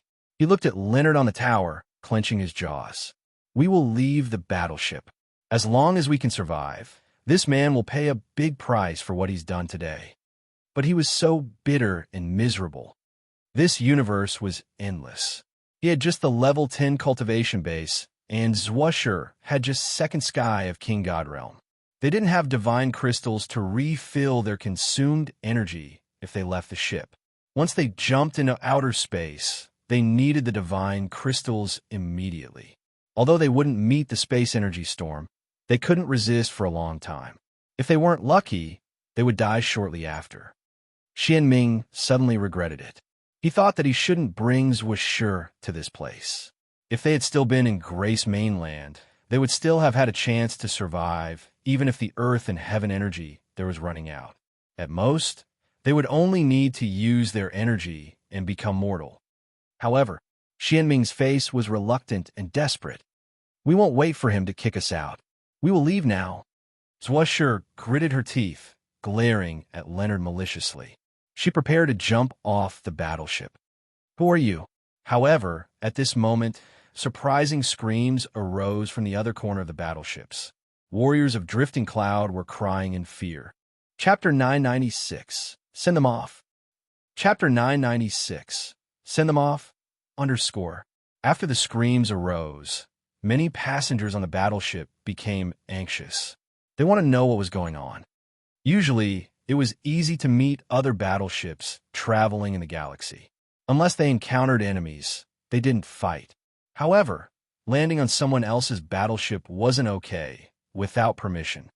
Leonard stood on the control tower of the battleship, his face cold and stern. Hearing the noise, he couldn't help but look. After the first glance, he was shaken. He descended from the tower and shouted, "We're from the drifting cloud. Why are you getting on our ship? Don't you know the rules?" More than 10 King God Realm and original God Realm warriors emerged from different areas of the battleship. They stood by Leonard with grimaced faces. Shurian, Fei Lon, Leona, and Ka-Tua landed on the deck, walking towards Shur's general direction without batting an eye at anyone else. Seeing Leonard and his guards standing in their way, Shurian frowned, but he didn't bother giving them a look. He just kept sauntering forward. One guard of Leonard made a step forward and tried to stop them with a pale face. Ka-Tuo's eyes rolled around as he laughed evilly. A flow of chaotic energy twisted, giving him an intimidating suction force, which then drew that guard towards him despite how hard the guard was struggling. "Get lost!" Ka-Tuo laughed, releasing his power. His energy rippled like a rolling tide, which sent the guard horizontally several hundred meters away. He was blown from this end of the battleship to the other end. His body had a lot of deep cuts, as if he was whipped with thorny bushes. Leonard changed his countenance, looking at Ka-Tuo with fear. He glared at Fei Lon and Leona, his face becoming more solemn. Shurian didn't bat an eye. He continued walking towards his target.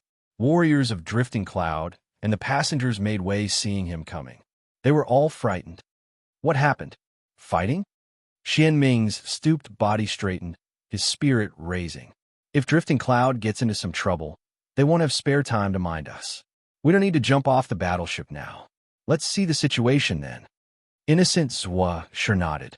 She quietly looked at the general direction where the noise arose. Shortly after, her clear eyes brightened. Her soft body got stiff. Her succulent lips parted as if she saw something unbelievable. She instinctively gasped for her breath. Zhuo was dumbstruck for seconds. She used both hands to rub her eyes and then shouted, "Sure, Yen Ji."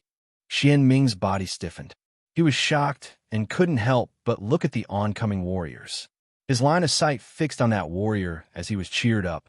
Shurian's keen eyes scanned the crowd and directly caught the beautifully tall figure. His dark face cracked a warm smile. "It's you indeed." Zhuo nodded excitedly. Yeah, it's us. Shurian you.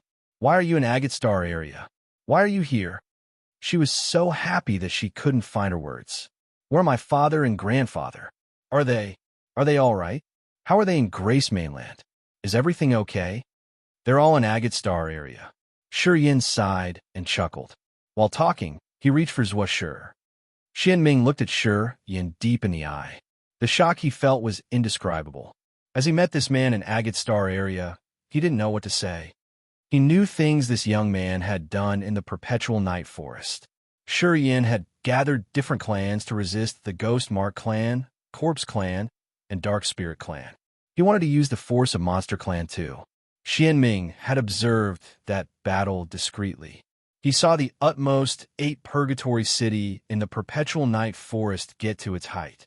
They had expelled Ghost Mark clan, Corpse clan, and Dark Spirit clan out of Perpetual Night Forest.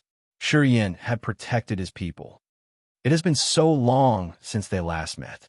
Xianming released his soul consciousness to sense the young man. Chaotic moods reflected in his mind that he couldn't calm them down no matter what. "I can't figure out his realm. His realm is higher than mine." Xianming was bewildered. His eyes sparkled as his mind was startled. He was startled, and he stayed put at a spot. "Who are you?" Leonard's voice arose. He brought the guards of Drifting Cloud gathering by Shurian. His voice was gingerly. "We're the Drifting Cloud from the southwest. We don't have any grudge against you guys. Why are you on our battleship?" Seeing him, Zhuo and Xianming were so indignant that they couldn't hide it. Zhuo glared at Leonard maliciously. She didn't know why, but she felt so safe when she saw Shurian. However, she didn't know Shurian's realm, so she was still worried. She lowered her voice, talking to Shi Yin. Drifting Cloud is a strong force in the southwest. The leader has a second sky of ethereal god realm. Shi Yin GG. Can you take us out of here? Her voice was uncertain. Zhua Shi and Xianming had to struggle a lot in Agate Star area. They had walked each step with difficulty and danger. After so many years, they had known many intimidating warriors. In their minds, Drifting Cloud was already a dominant force. Zhua Shi didn't want Shi Yin to have any dispute with Drifting Cloud. She just wanted to get rid of this battleship. In her view, not being harmed by Drifting Cloud was already a perfect ending. Drifting Cloud? Shi Yin shook his head. Never heard of them before. Is it a small and weak force? Zhua Shi was surprised, jabbering. Very strong. Shi Yin just chuckled. He asked, "You've quarreled with them. What happened?" "Sir, if you have a good relationship with them, I won't calculate their debts anymore. I will let them go to Shadow, ghostly prison with us." Leonard felt tense, and he hurriedly expressed his opinion. "Who made you talk? Shut up." Ka Tuo glowered at him, snorting with a ferocious aura. A murderous aura rose from his body. Leonard paled. His lips trembled, but he didn't talk. Zhua Shi and Xianming were surprised. Looking at Shi Yin, they thought that they were dreaming. During this trip, Leonard was the wanton little boss here. No one dared to quarrel with him on this ship or even talk loudly. Leonard was the master of this battleship. He could even control people's lives. He could make up anything to trouble the passengers. However, he shut his mouth in front of that brutal man. What was going on? Zhua Shi had so many questions in her mind. She looked at Ka Tuo anxiously. They troubled us on purpose. They want Zhua Shi to escort him. Xianming contemplated and then explained their situation. The more he talked, the darker and colder his face became. He has just told us that he would throw us off the battleship if we didn't let Zhua Shi serve him. While Xianming was talking, Shi Yan's dark face raked through Leonard. Under his gaze, Leonard was anxiously restless. He felt that something terrible would happen shortly. Leonard took a deep breath, giving him more guts. He said coldly, "I'm a member of Drifting Cloud. Told you I don't know names of small forces." Shi Yin waved his hand, talking. "All right, that's it. Send them off." Leonard and the other warriors of Drifting Cloud were baffled. The other passengers were shocked. They couldn't react to what Shi Yin said. They didn't know what he meant. However, in the next moment, they knew what he meant. The painful, mournful screeching echoed in this quiet battleship. Fei Lan, Leona, and Ka Tuo seemed to turn into demons. With dark and harsh countenances, they moved between the warriors of Drifting Cloud like lightning. Drifting Cloud's warriors screamed in fear, trying to run for their lives, as if they were encountering spooky ghosts. Blood splashed. People were ripped apart. Their soul altars were burned down. They perished, leaving nothing behind. Leonard, the small boss of Drifting Cloud who had swaggered wantonly during this trip, was in the hand of an old woman. She placed one of her hands on his head. Leonard's god body rotted at a speed that naked eyes could observe, like someone had dipped him into the dense acid substance. Shortly after, he turned into a blood puddle on the ground. They could even see the terrible footage of Leonard's skull melting down bit by bit. It was so nauseating that they almost vomited. The woman who looked like a wailing ghost was like a messenger of death. She pulled the Drifting Cloud's warrior into absolute darkness. People could only hear the warriors begging in the dark. Gradually, the noise faded. The brutal man laughed fiendishly. He grabbed Drifting Cloud's warriors as if he was picking up small chickens. He just ripped them apart deliberately and brutally. The others couldn't help but shiver. Their legs became soft and couldn't support their bodies anymore. Fei Lan, Leona, and Ka Tuo were like hungry wolves moving through a sheep pasture. They had risen the blood shower in this battleship. Warriors of Drifting Cloud had the symbol of their force on their clothes. They could recognize them at first glance. They ground Drifting Cloud warriors, killing every one of them in their sight. It seemed like they didn't want to leave any live witness. Xianming and Zhua Shi were petrified, standing by Shi Yin. They looked at the bloody massacre on the battleship, watching the muscular Drifting Cloud warriors being killed like they were tiny ants being smashed. The two of them were panic-stricken. Are they the powerful King God Realm and original God Realm guards of Drifting Cloud? The two of them were terrified. Shortly after, around 100 warriors of Drifting Cloud in this battleship were slaughtered. There were now bones or blood puddles on the ground here and there. Yin squinted. He felt a little joy as he absorbed the essence qi from the dead. He smiled relaxedly. Xianming and Zhuoshi were still sinking in their terrible fright. They couldn't react. Katua laughed, walking towards them. He had killed a lot, and he was stirred up now. His fierce eyes raked through the group of passengers who shivered as if they had fallen into an ice chamber. They didn't dare to move an inch of their bodies. Senior, do you want to clear them all? Those people can benefit us a bit, anyway. Katua lowered his voice and suggested. Katua liked killing. As he knew Yan's marvelous absorption ability, he had another thought. He wanted to kill all the low-realm warriors on this battleship to advance his power. Fei Lan and Leona also looked at Yin with asking eyes. Katua had muttered so others people besides SK, Zhuoshi, and Xianming couldn't hear him. However, as the others saw his malicious eyes, none of them felt well. Yin frowned, looking at the shivering warriors of different races. He said faintly, "Kill them all." Yin nodded continually. Another ferocious aura was shot out. Zhuoshi paled. She couldn't help but shout, Yin, don't kill them. They didn't bully me. I'm begging you. Don't let them kill more. Zhuoshi's screeching made the other passengers so frightened. People screamed and cried pathetically. Yin frowned, pondering for a while. He waved his hand. All right, let's go. Katua was disappointed. He sighed, speaking to Fei Lan and Leona. Oh, that's too bad. Fei Lan and Leona were indifferent. Zhuoshi, Xianming, come with me. Yin nodded to the other two and brought them flying out of the battleship, moving to a dark area of the galaxy. Chapter 997. Inexplicable Shock. Chapter 997. Inexplicable Shock, _ Xianming and Zhuoshi followed Yin flying in the dark universe. Xianming looked at the refined body in front of him, his eyes complicated. He had a regret that he couldn't hide in his face. He had always remembered this young man. He was the most outstanding talent of Human Clan in Grace Mainland. He used to raise a storm, cooperating with Monster Clan in Perpetual Night Forest to resist other clans.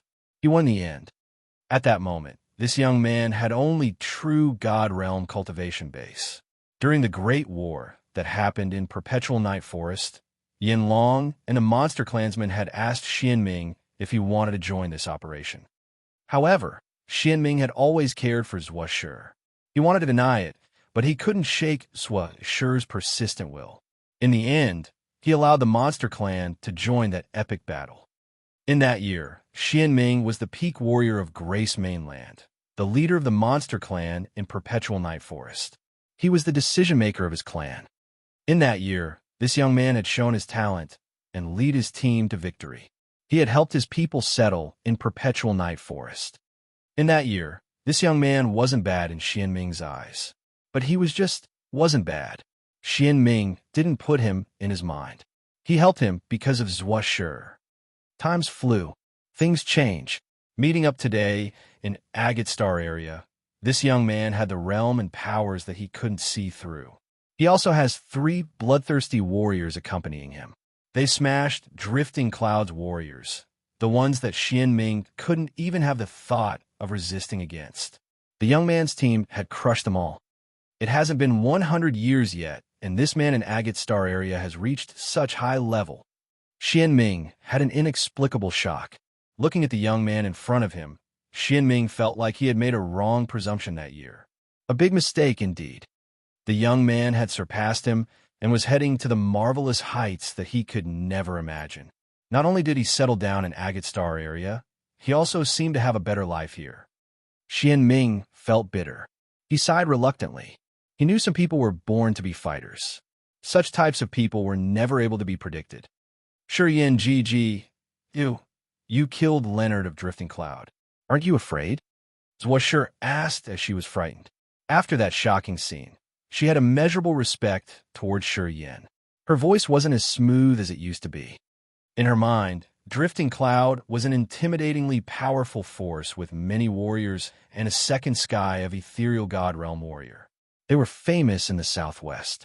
She thought that they were a force that she could never resist.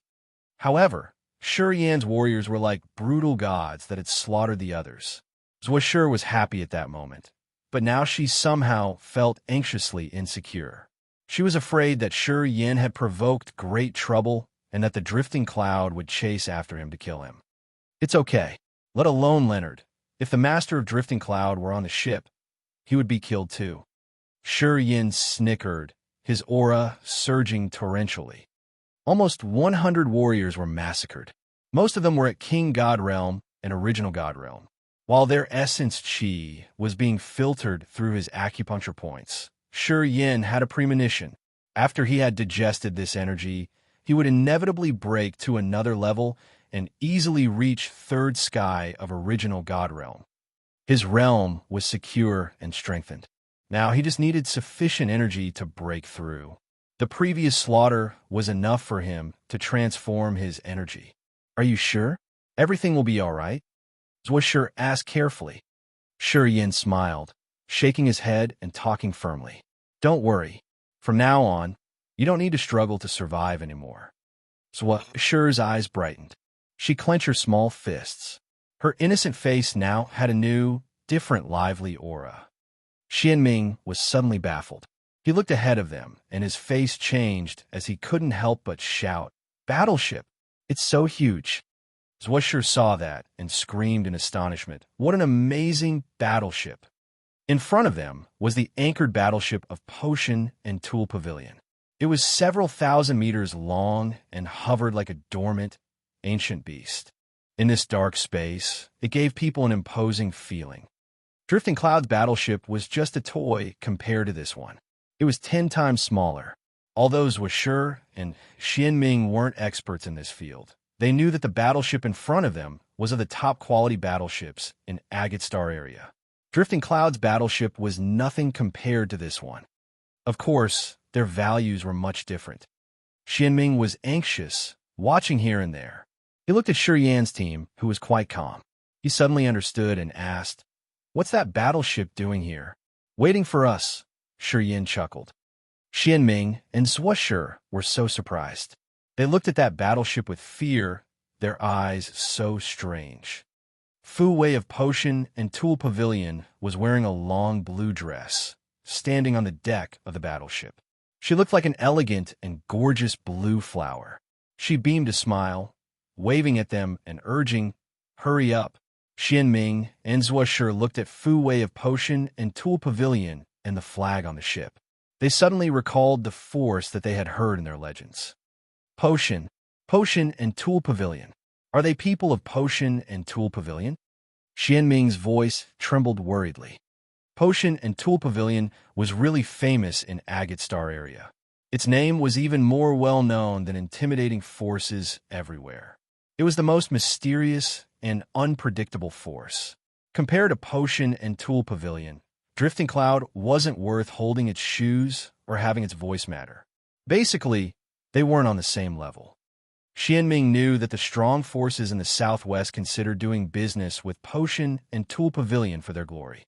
The southwest was a remote area anyway.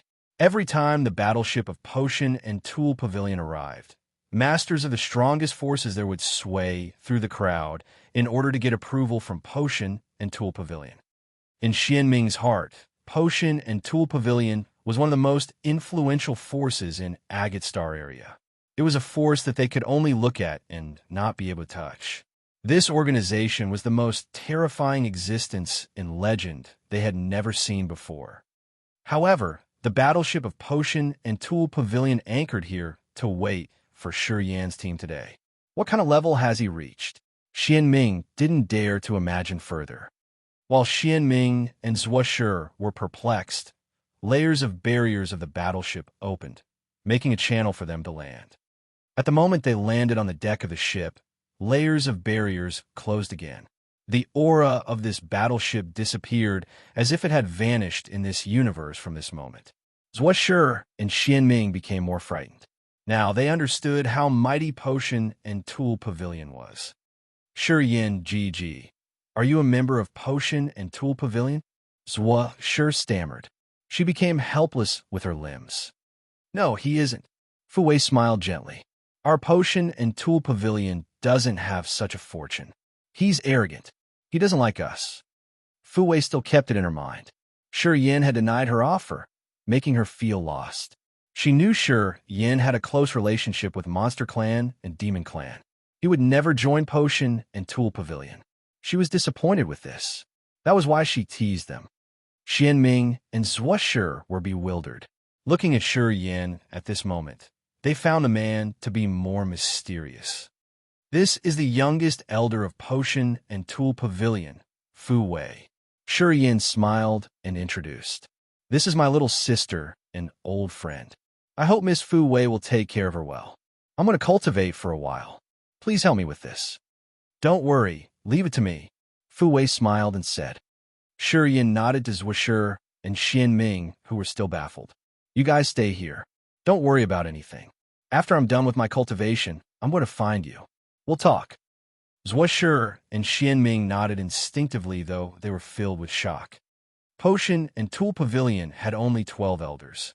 Each of them held powers. They were all legendary existences in Agate Star area. Xianming and Zhuo Shi knew this well. The gentle girl in front of them was one of the elders of Potion and Tool Pavilion. Also, rumors said that she was the youngest one with the best innate talents. That young elder had treated Shi Yin very well and was very friendly. What kind of position did he have in this Agate Star area? Xianming felt lost and down. Comparing his helter-skelter situation to Shi Yan's, a bitter feeling flooded his heart that he couldn't drive it away. Shi Yin and Fei Lan's group left immediately, heading into the battleship. Fu Wei smiled tenderly. She came and held Zhuo Shi's hand. What a cute little sister. Come with me. I'm going to give you something nice. She nodded to Yun, asking, treat this venerable gentleman well. Xianming was surprised and kept saying thanks. Oh, please, don't be so polite. Xianming felt like a dream staying in this huge battleship guarded by the elder of Potion and Tool Pavilion. He felt as if he was walking on thin ice. He couldn't adapt to this environment, just like an old countryman entering a royal palace. No matter what he tried, he felt so uncomfortable. Sir, come with me. I'm going to show you your place in the cultivating room. And Yin bent her body slightly, although she disdained him. For what Shi Yin had supported her party, she appreciated him much. He had given her weak party a chance to overturn everything. As they had to give Shi Yan's face, she was hospitable to Xianming. With a faint smile, she led Xianming to the battleship. Fu Wei directly took Zhuo Shi to her private room. She smiled and then asked, Are you close to Shi Yin? Oh yes, we were born in the same city. I've known him since I was a little girl. Zhuo Shi also felt the pressure. She admired and respected this tender woman. Does he live well in Agate Star area? Him? Of course, he's good. The chiefs of Monster Clan and Demon Clan favor him. He doesn't have anything to be afraid of in this star area. He will be the new star of Agate Star area. Fu Wei smiled. Tell me something about him. I'm curious.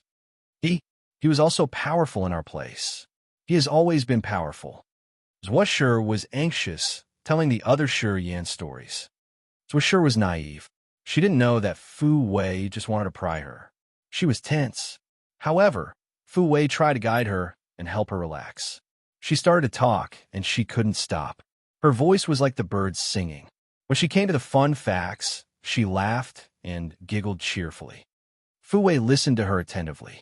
Sometimes, she would say something to make the atmosphere better. She made Zhuo Shi feel more relaxed. Fu Wei didn't know Shi Yan's real identity. Potion and Tool Pavilion didn't have any record about him, either. As she finally had a chance, she knew how to seize it. She hated that she couldn't ask to identify at least 18 generations of his family. As Zhuo Shi was telling her his stories, Fu Wei became more interested.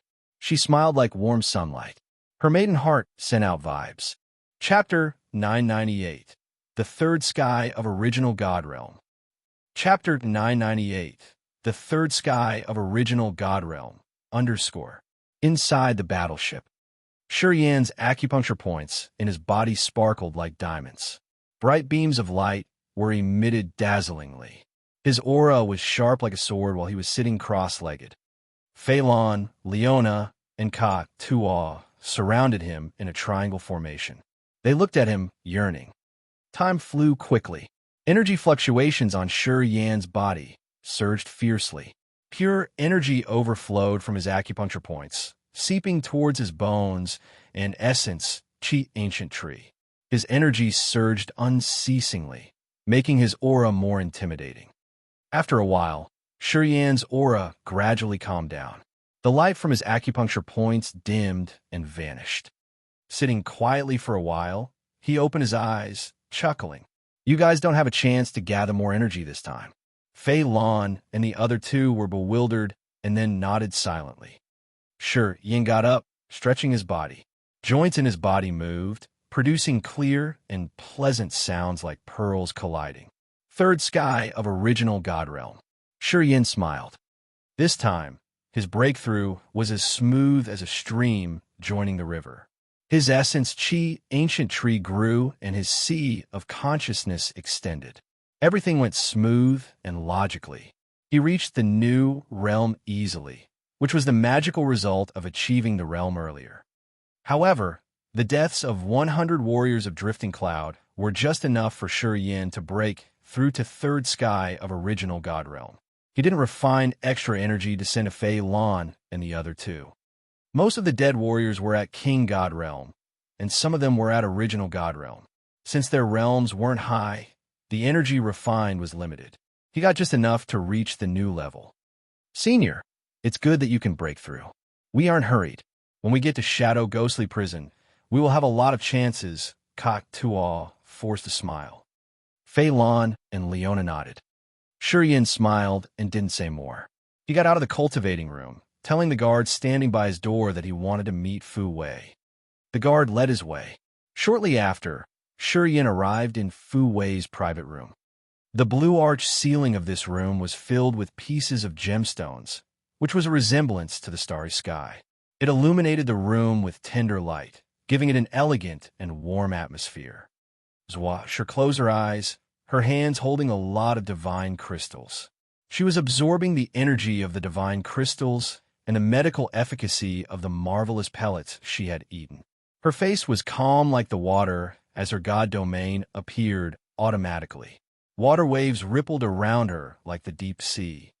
The black tortoise was the holy beast of water element. As Zhuo got the inheritance from its bloodline, she knew water power Upanishad. Her god domain looked like a vast, torrential sea. It appeared quietly like the nature of water. Her aura was also immense and tender, making people relax. Zhuo was cultivating in silence. Fu Wei was wearing a long blue dress, which exposed her white shoulder. She was drinking and watching Zhuo with glistening eyes. She couldn't hide her surprise, indeed. She had given Zhuo a lot of precious pellets and let her cultivate here. After the girl had swallowed the pellets, their medicinal efficacy quickly expanded. Instantaneously, Zhuo's realm started to change subtly. Under the Fu Wei's gaze, Zhuo began to comprehend water power Upanishad in a more profound level. She was breaking through to the new realm very fast. Fu Wei was surprised a lot. She observed carefully. She found that Zhuo's realm was increasing steadily. The pellets she had taken were refining her body, merging with her flesh and bones. Zhuo's bloodline seemed to have the essence of water. It gave her a marvelous feeling, allowing her to increase her realm unlimitedly. This discovery shocked Fu Wei. Her face became complex. "Oh, you arrived." Fu Wei pulled herself together, smiling gently. She waved her hand at him, asking him to come closer. She muttered, "This little girl is a prodigy. She seems to not encounter any bottleneck. She is about to break through shortly. She has almost reached Third Sky of King God Realm. I don't know how she could comprehend her realm so easily, like it's just a piece of cake to her." I have never seen anybody increase the realm that fast. Shurian focused on Zwashur and nodded inwardly. He explained instinctively, she's the unique prodigy. When they were still in the Sky Meteor City, Zwashur had already been famous for her gifted talents. This lazy little girl hadn't put an effort in her cultivation, but she still reached high realm. Qi Xiao had accepted her as an apprentice to nurture her talents. This little girl could comprehend her realm stunningly fast. A little bit of her effort could be as much as a long time of cultivation to other people. Once she became serious in her cultivation, her progress could be extremely fast.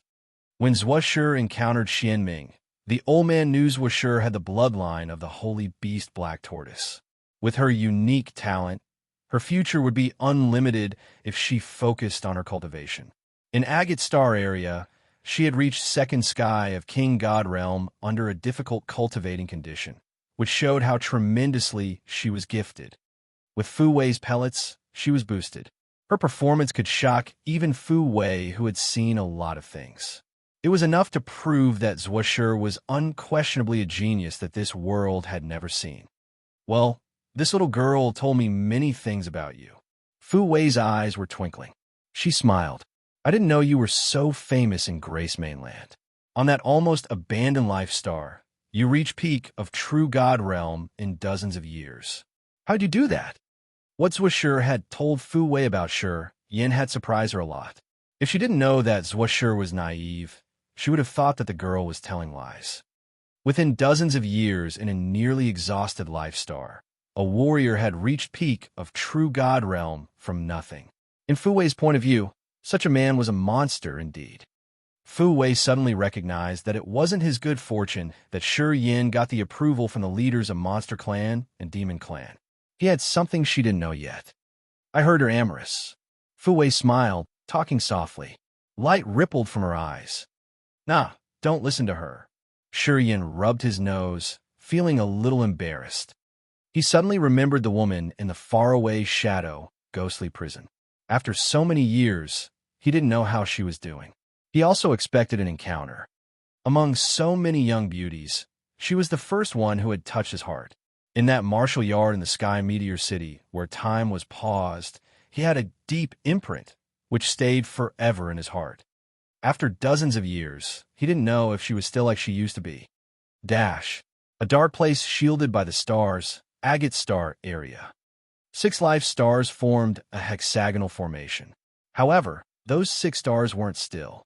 They moved like 6 gigantic beasts, slowly heading in a general direction. One of those life stars had hundreds of herbal fields where dozens of thousands of types of herbs grew. The thick, sweet fragrance of the herbs furled around the place. Mist and steam gathered here year-round and never dispersed. 10 massive cauldrons used to refine pellets stood amid the fields.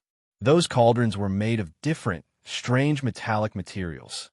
The smoke from those cauldrons was so aromatic that they could even seep into people's internal organs. Taking a deep breath here, the warriors would feel refreshed and comfortable. A lanky ghost-mark old man had exquisite drawings and patterns on his arms and face. He wore luxurious clothes and was standing by the cauldrons. Behind him were more than 10 warriors at third sky of ethereal god realm. They seemed to be the retinue of that ghost-mark oldie who was checking the cauldrons. The old man walked between the cauldrons. Sometimes he nodded, smiling as if he was satisfied. Suddenly, a shadow descended from the sky, kneeling and talking respectfully. Great Elder. Zwalu frowned. He had an aquiline nose, the thin lips of a heartless man, and deep eyes. He looked malignant and cunning in general. He waved his hand to let the others stand up, speaking in a gloomy voice. Got anything? They seem to have found the cannon. The messenger was also a ghost-mark warrior at third sky of ethereal god realm who had a little hoarse voice. The great elder of the potion and tool pavilion, Zwa Lu's eyes brightened up. He laughed evilly. Good. Pausing for a while, he took a deep breath and spoke excitedly. Assign our men.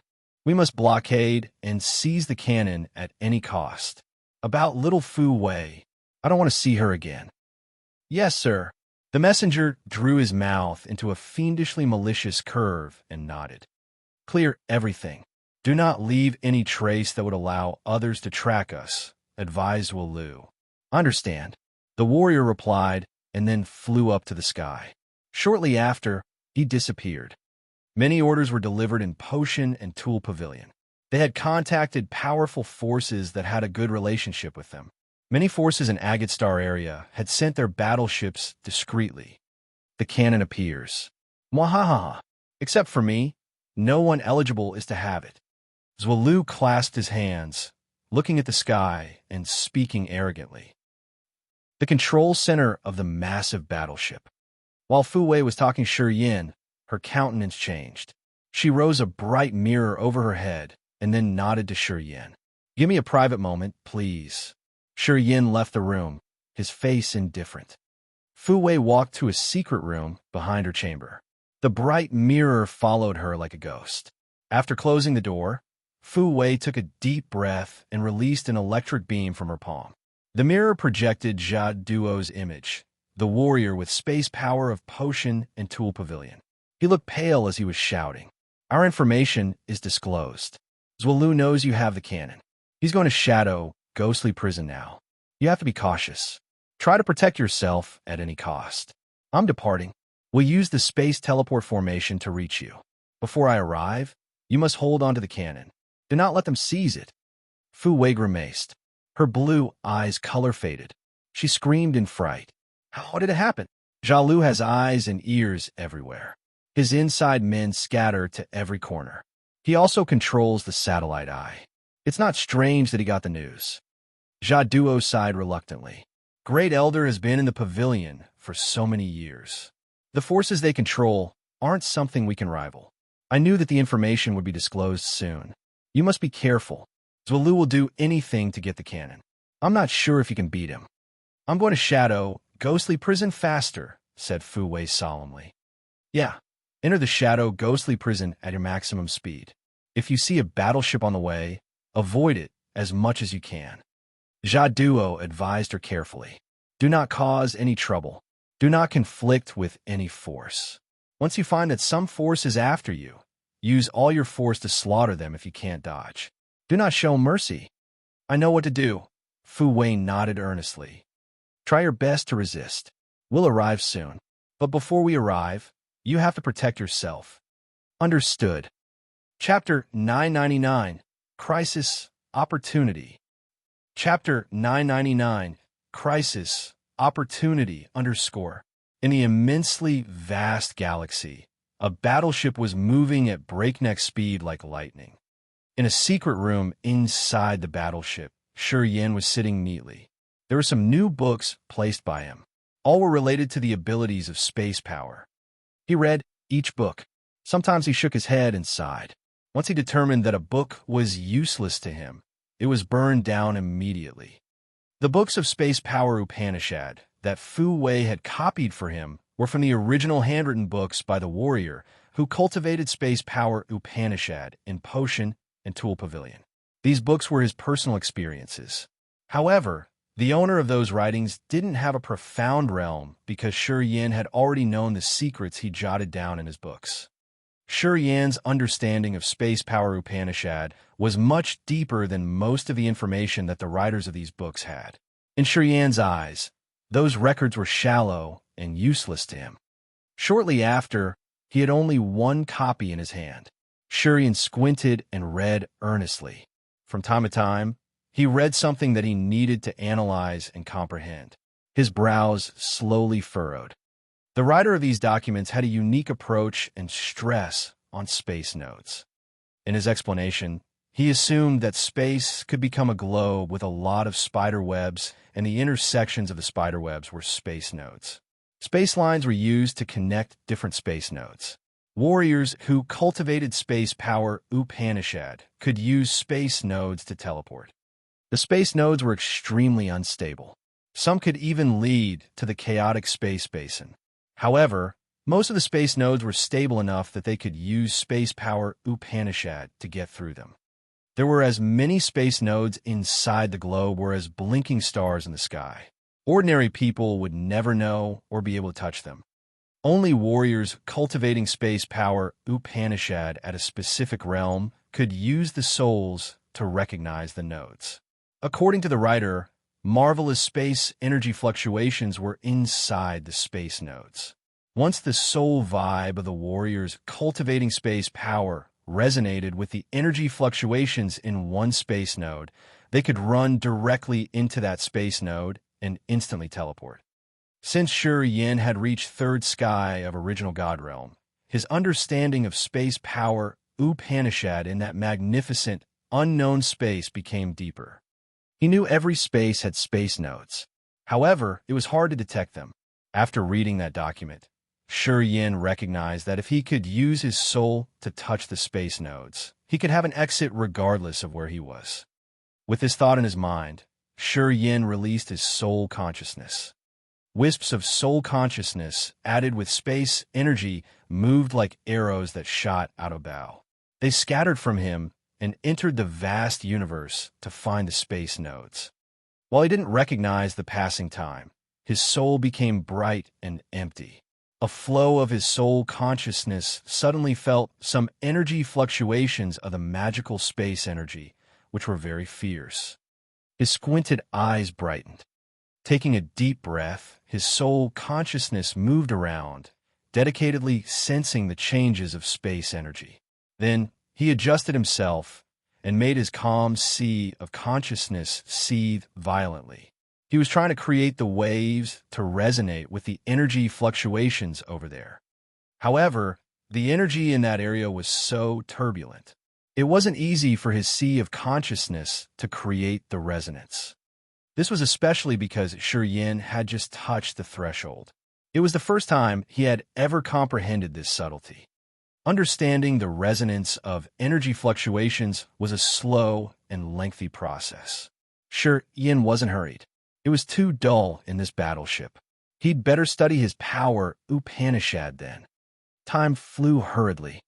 Today, Yin was still immersed in space energy resonance. His sea of consciousness surged as if it was about to explore. All of a sudden, a flow of his soul consciousness, which had elongated to an unknown area, reported to Yin with a panic feeling. Right after that, he saw many shark-like battleships as black as ink moving fast in a direction. A fear reflected in his head.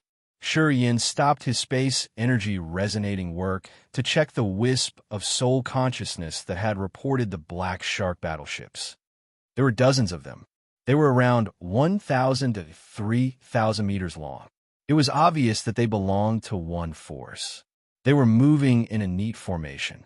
Some dark clouds covered the battleships, preventing people from looking at the interior. Each battleship had a fiercely torrential energy with a ferocious aura. Navigating, Yin shuddered. He immediately retreated his soul consciousness. Staying inside the battleship, Yin's face became more solemn. He shot up from his seat, walking out his room. Fei Lan and the other two were cultivating in their private rooms, so they didn't know about Yin's commotion or his discovery. "Sir, where do you want to go?" asked the guard standing in front of his door with respect. "I want to meet your elder Fu Wei. Please notify her immediately." Yin was cold and stern. He looked a bit hurried. The guard nodded and told him, "Follow me." Shortly after, Yin walked to the control center of the battleship with his guide. Fu Wei and Yun and Feng and the three leaders of Potion and Tool Pavilion were there. They were discussing something. Seeing him, they stopped immediately. The guard left the room. Yin took a deep breath and then said, "A fleet of battleships is heading fast towards us. They're moving really fast. I estimate that they will reach us in 4 hours. There are dozens of them. They come with murderous auras. Seems like they don't have good intentions toward us." Fu Wei discolored in fright. She jolted from her seat, her soft body shivering. "Which direction? What kind of battleships are they? What's the situation?" And Yun and Feng grimaced. They clenched their jaws, their face malicious. "Young elder, it's them," said Yun. Fu Wei nodded, raising her small hand to stop the woman. Her eyes gazed at Yin. She knew warriors who cultivate space power could reach a very long distance with their soul consciousness.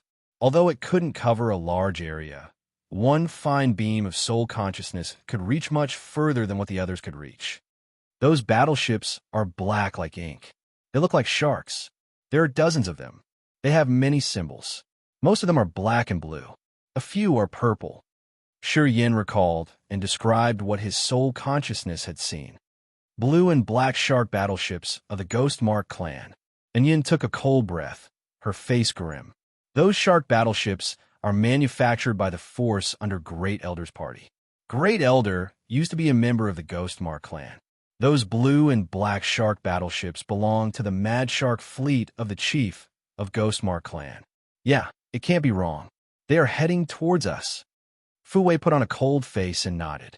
Then, she didn't talk, but started to release magnificent light beams towards the corners of the control center. Boom! Boom!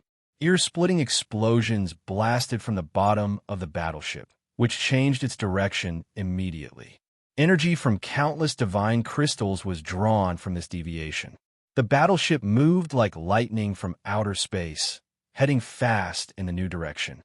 After it was done, Fu Wei wiped the sweat on her forehead. She looked a little tired, trying to smile at Shi Yin. She said softly, "This time, I have to thank you." "What happened?" Shi Yin frowned. "The cannon's whereabouts are disclosed." Fu Wei sighed weakly. "Great Elder's party wants to seize the cannon. He has urged the forces to cooperate with him. They will kill us and take the cannon. They don't want our party to keep it." Shi Yin was surprised, but he just nodded nonchalantly. "You guys can endure it or not. Who knows?" Fu Wei whispered in dismay. She pondered for a while and then said to Shi Yin, "I thought we could deliver you guys smoothly to Shadow, Ghostly Prison. But now there is an issue. Going with us isn't a good idea for you guys." "Okay, so." Fu Wei looked at Yun, asking, "Anin, you choose the best war chariot and send them off." And Yun bent her body to greet and left. "Hold on." Shi Yin waved his hand to stop them. He asked coldly, "Will you fight against them? If you encounter them, will you do your best to defend and destroy the enemies?"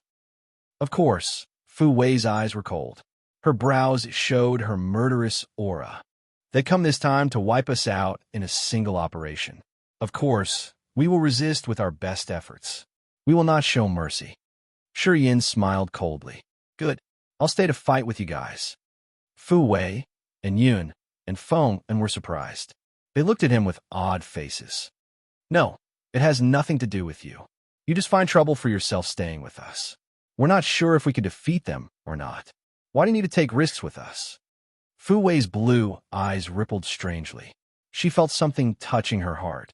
She said tenderly, "There are many Mad Shark battleships of the Ghost Mark clan.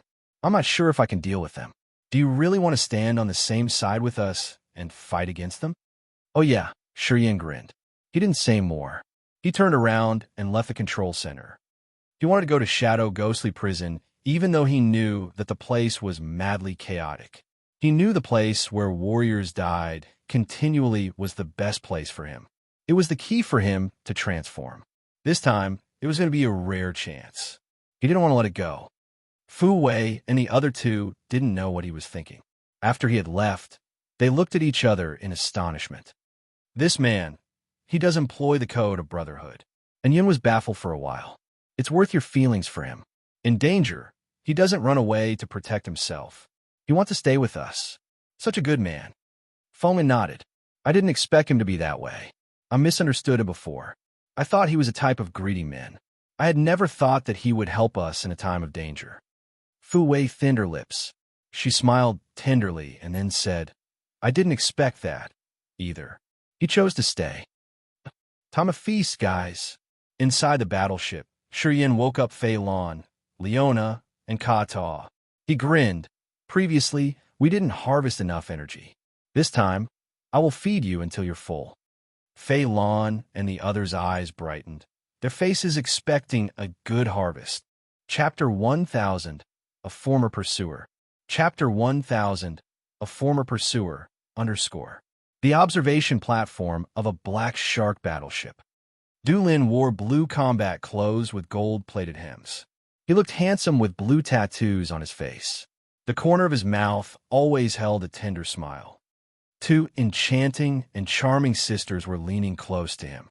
They were holding a glass of wine and a tray of fruits, serving him with smiles. Du Lin was the most prominent young talent of the new generation of Ghostmark clan. He had third sky of ethereal god realm cultivation base. This young man was a genius and a potential candidate for the chief position of the Ghostmark clan. He was born in the most influential family of Ghostmark clan, the one with the tough, placid minds. Du Lin managed the Mad Shark fleet, which consisted of 49 battleships. This force was the mightiest force of the Ghostmark clan. Du Lin smiled tenderly, sitting on the stone platform imposingly. The two beauties served him, making him comfortable while he looked at the immense galaxy with his dark, deep eyes. Fu Wei. Du Lin chuckled as his eyes became hot. He extended his arms, hugging the two ladies and enjoying their sexy bodies. Under the stone platform, the Ghostmark clan soldiers were stooping. They didn't dare to look at Du Lin on the high platform. Their faces showed their admiration and respect for their commander. Swoosh! A shadow glided from inside the battle. He kneeled down before Du Lin. Young master, Fu Wei's battleship changed its direction. They now have sped up twice.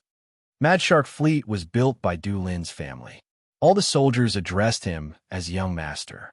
Du Lin's family was the most potent force of the Ghostmark clan. To boost Du Lin and give him the most powerful influence, his family had spent a lot of materials to build him Mad Shark battleships with the hope that he could set his foot on the glorious chief position of the clan. They changed the route. Du Lin squinted while his big hands were still lingering on the beauty's waist and rear. He thought for a while and then burst out laughing. Seems like she knows we're here. What should we do now? The other kneeled and lifted his head to look at Du Lin. Scatter the mad sharks and circle them. As long as we can beat their speed, they will be surrounded by our frenzy of sharks. Then they will never get out. Du Lin waved his hand, talking indifferently. Although her battleship is a good one, she has only one. She can't resist us. I got it, sir, the man left. Arrogant Fu Wei. Let's see how you deal with me this time. Du Lin enjoyed drinking and playing with the two beautiful sisters. He looked tender when he embraced a girl, whispering to her, "You should belong to me. It's time to put my bell into my gold palace." The two girls smiled servilely and charmingly, hugging him tightly. They wanted to win him over. On the deck of the massive battleship, Fu Wei and In Yun stood silently. They were observing their surroundings. Their soul consciousness rippled like water waves. They could sense any commotion around. Warriors of potion and tool pavilion scattered in each corner of the deck. They were all stern, watching everywhere cautiously. The commander of those Mad Shark battleships is Du Lin. And Yin kept silent for a while. Suddenly, she looked at Fu Wei. She spoke with a face strange. Du Lin used to pursue you crazily. Fu Wei set her line of sight to the place afar, frowning. She also had a deep impression of Du Lin. He was the prominent and good-looking talent of the new generation of the Croc family. He had an amazing innate endowment, which was proven when he reached peak of ethereal god realm in just a short time. He was so tender and handsome. However, what made him special was that he was crazy about Fu Wei. The Croc family was the oldest and strongest family in the Ghostmark clan. They could compare to the Feng Du family, the family of the current Ghostmark clan's chief. The former head of the Crocs had made a mistake while breaking from ethereal god realm to incipient god realm. He couldn't make any progress. That was why he couldn't beat the Feng Du family to become the next chief of Ghostmark clan. Anyway, a thin camel is still bigger than a horse. The Croc family was still the strongest force of the Ghostmark clan. Du Lin of the current generation was the powerful character of the Crocs. He shouldered the hope of the entire family. Zhuolu, great elder of Potion and Tool Pavilion, was also one of the Crocs of the Ghostmark clan. However, a former precursor of Potion and Tool Pavilion had made him his apprentice and separated him from the Ghostmark clan when he was young. Zhuolu had always been concerned about the Croc family of the Ghostmark clan. After he had known about Du Lin, he had discreetly sent his staff to give him a lot of precious cultivating materials. The fact that Du Lin could break through so quickly was closely related to Zhuo Lu's sufficient support. When Fu Wei's teacher had passed away, Zhuo Lu tried to recruit her for his team. He had arranged Du Lin with potion and tool pavilion and set up plans for him to pursue her. Zhuo Lu hoped Du Lin could marry her so she could assist Zhuo Lu previously. Du Lin had spent a lot of his efforts to win her heart. However, due to the different parties they had followed, she didn't want to go on the same path as Zhuo Lu. Eventually, she denied him resolutely. Du Lin was a bright gentleman. He always got the girls he wanted in the Ghost Mar clan and Agate Star area. However, after Fu Wei had rejected him, he changed. He was depressed for a while. After he got the shadow out of his heart, he became uncontrollable in his personal relationships. Du Lin. Fu Wei recalled the man, sighing weakly. Du Lin is a third sky of ethereal god realm. He has 49 mad shark battleships. If they scatter and circle us, we won't be able to get rid of that trap, said Yin seriously.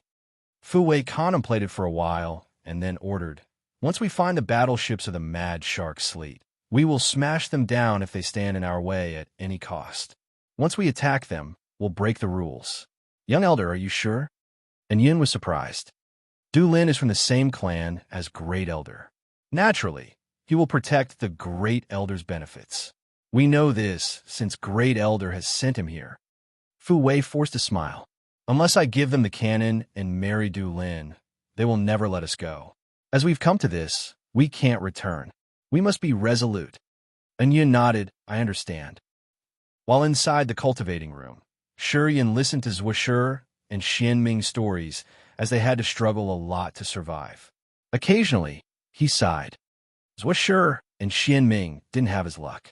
After they had arrived in Agate Star area, they used to work as miners or slaves on herbal farms. For the divine crystals, they had to eat bitter fruits and bear the humiliation. The peak characters in Grace Mainland were just low people in high-grade star areas. Glory and powers in the past weren't worth mentioning here.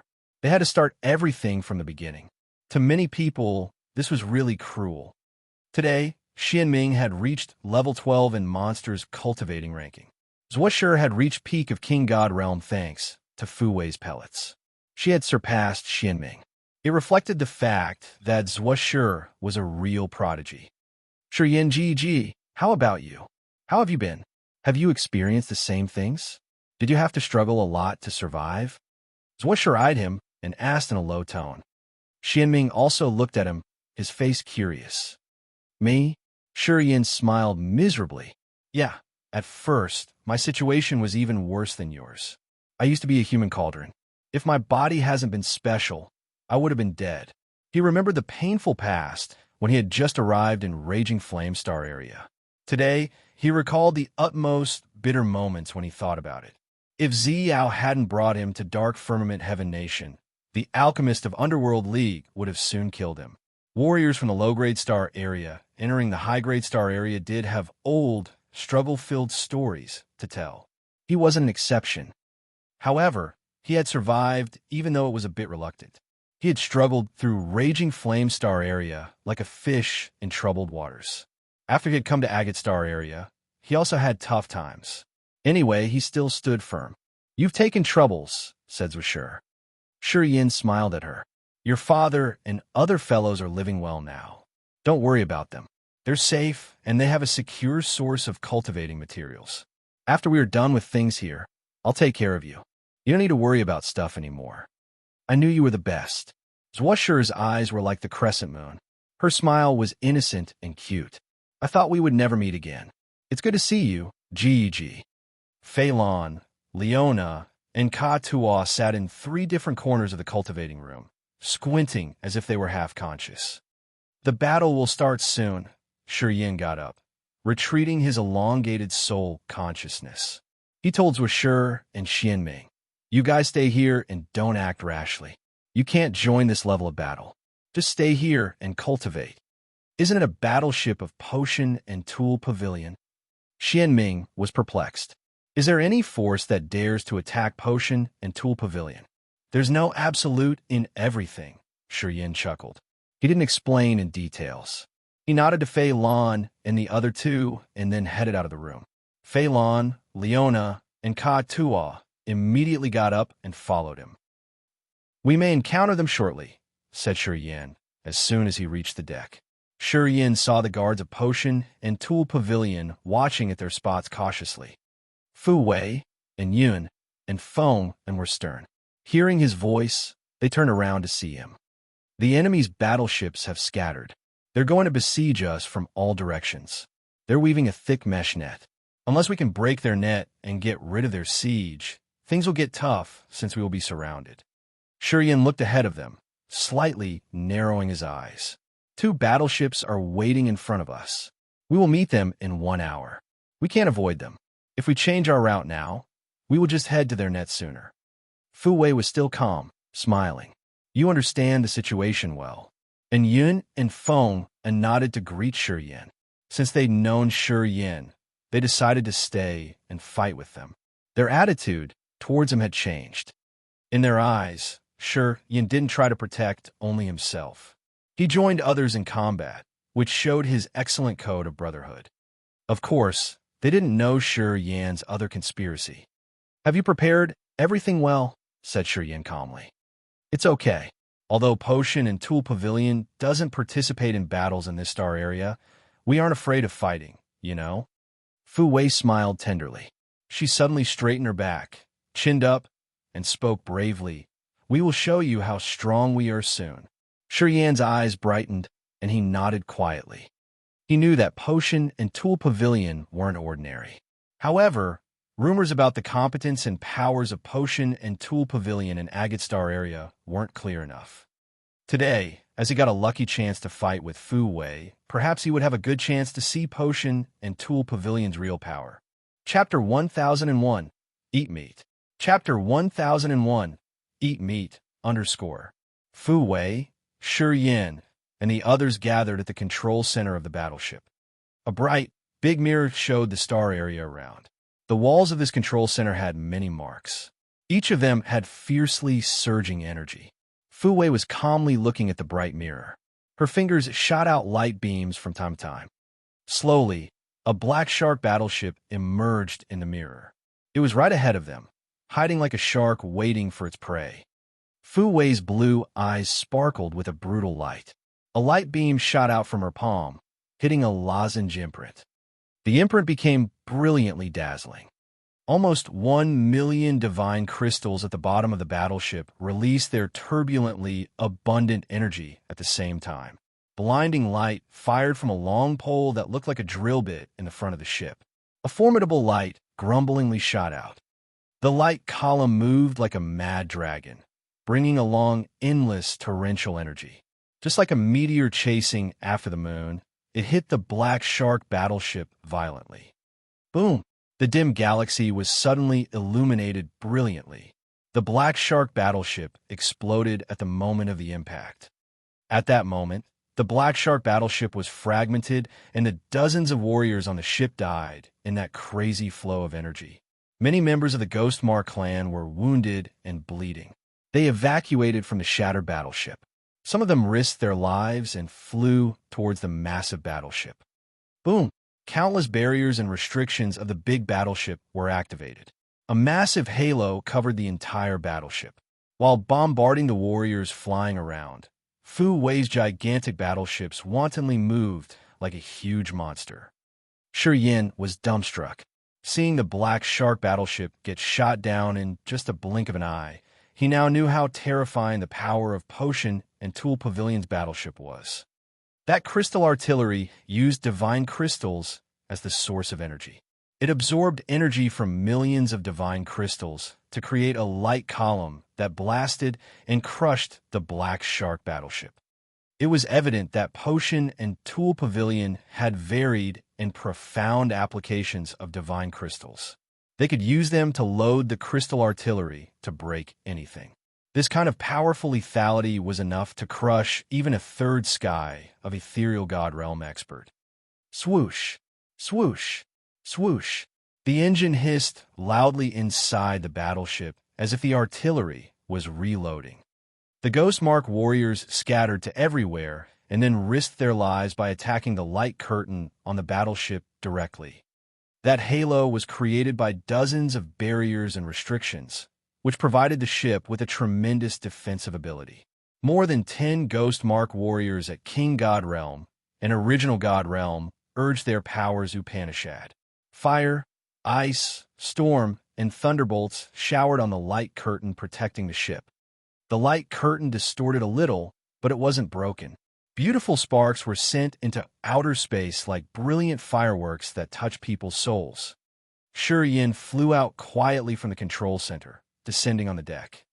He sat down cross-legged and closed his eyes slightly. His soul consciousness extended like magical tentacles. They found the broken bodies of the Ghost Mark warriors, pulling them near the light curtain of the battleship. After a while, he got more than 10 pieces of broken bodies hovering above the light curtain. The essence chi of these flesh bodies hadn't vanished yet. Flows of murky energy with negative moods from those bodies pierced through the light curtain and flooded Yan's acupuncture points. The vortexes inside his 720 acupuncture points started to revolve. They dragged the essence chi of the dead and refined it. Yan grinned, laughing evilly. His laughter was cruel and yet happy. His acupuncture points were taking in the essence chi of more than 10 dead bodies of the Ghost Mark warriors. This wonderful feeling made him smile. The murderous intention in his heart was heating up. He felt his blood boiling. Phelan, Leona, and Katua observed the commotion. They followed him, flying out of the control center. They now surrounded him to protect him. They saw that more than 10 broken bodies hovering above the light curtain were dried, as if the water and blood inside were all sucked OU. Phelan's team was shaken. They had a high expectation this time. They knew this time that they would be able to eat meat. Boom, boom, boom. Shockwaves created by the powers Upanishads of the Ghost Mark warriors continually struck the protective halo like an unceasing thunderstorm. The magical light curtain rippled like water, shielding the battleship from all kinds of attack. In outer space, it sparkled radiantly like a beautiful star, sending sparks everywhere. Kill! From the deck of the battleship, several hundred guards of potion and tool pavilions shouted and flew out.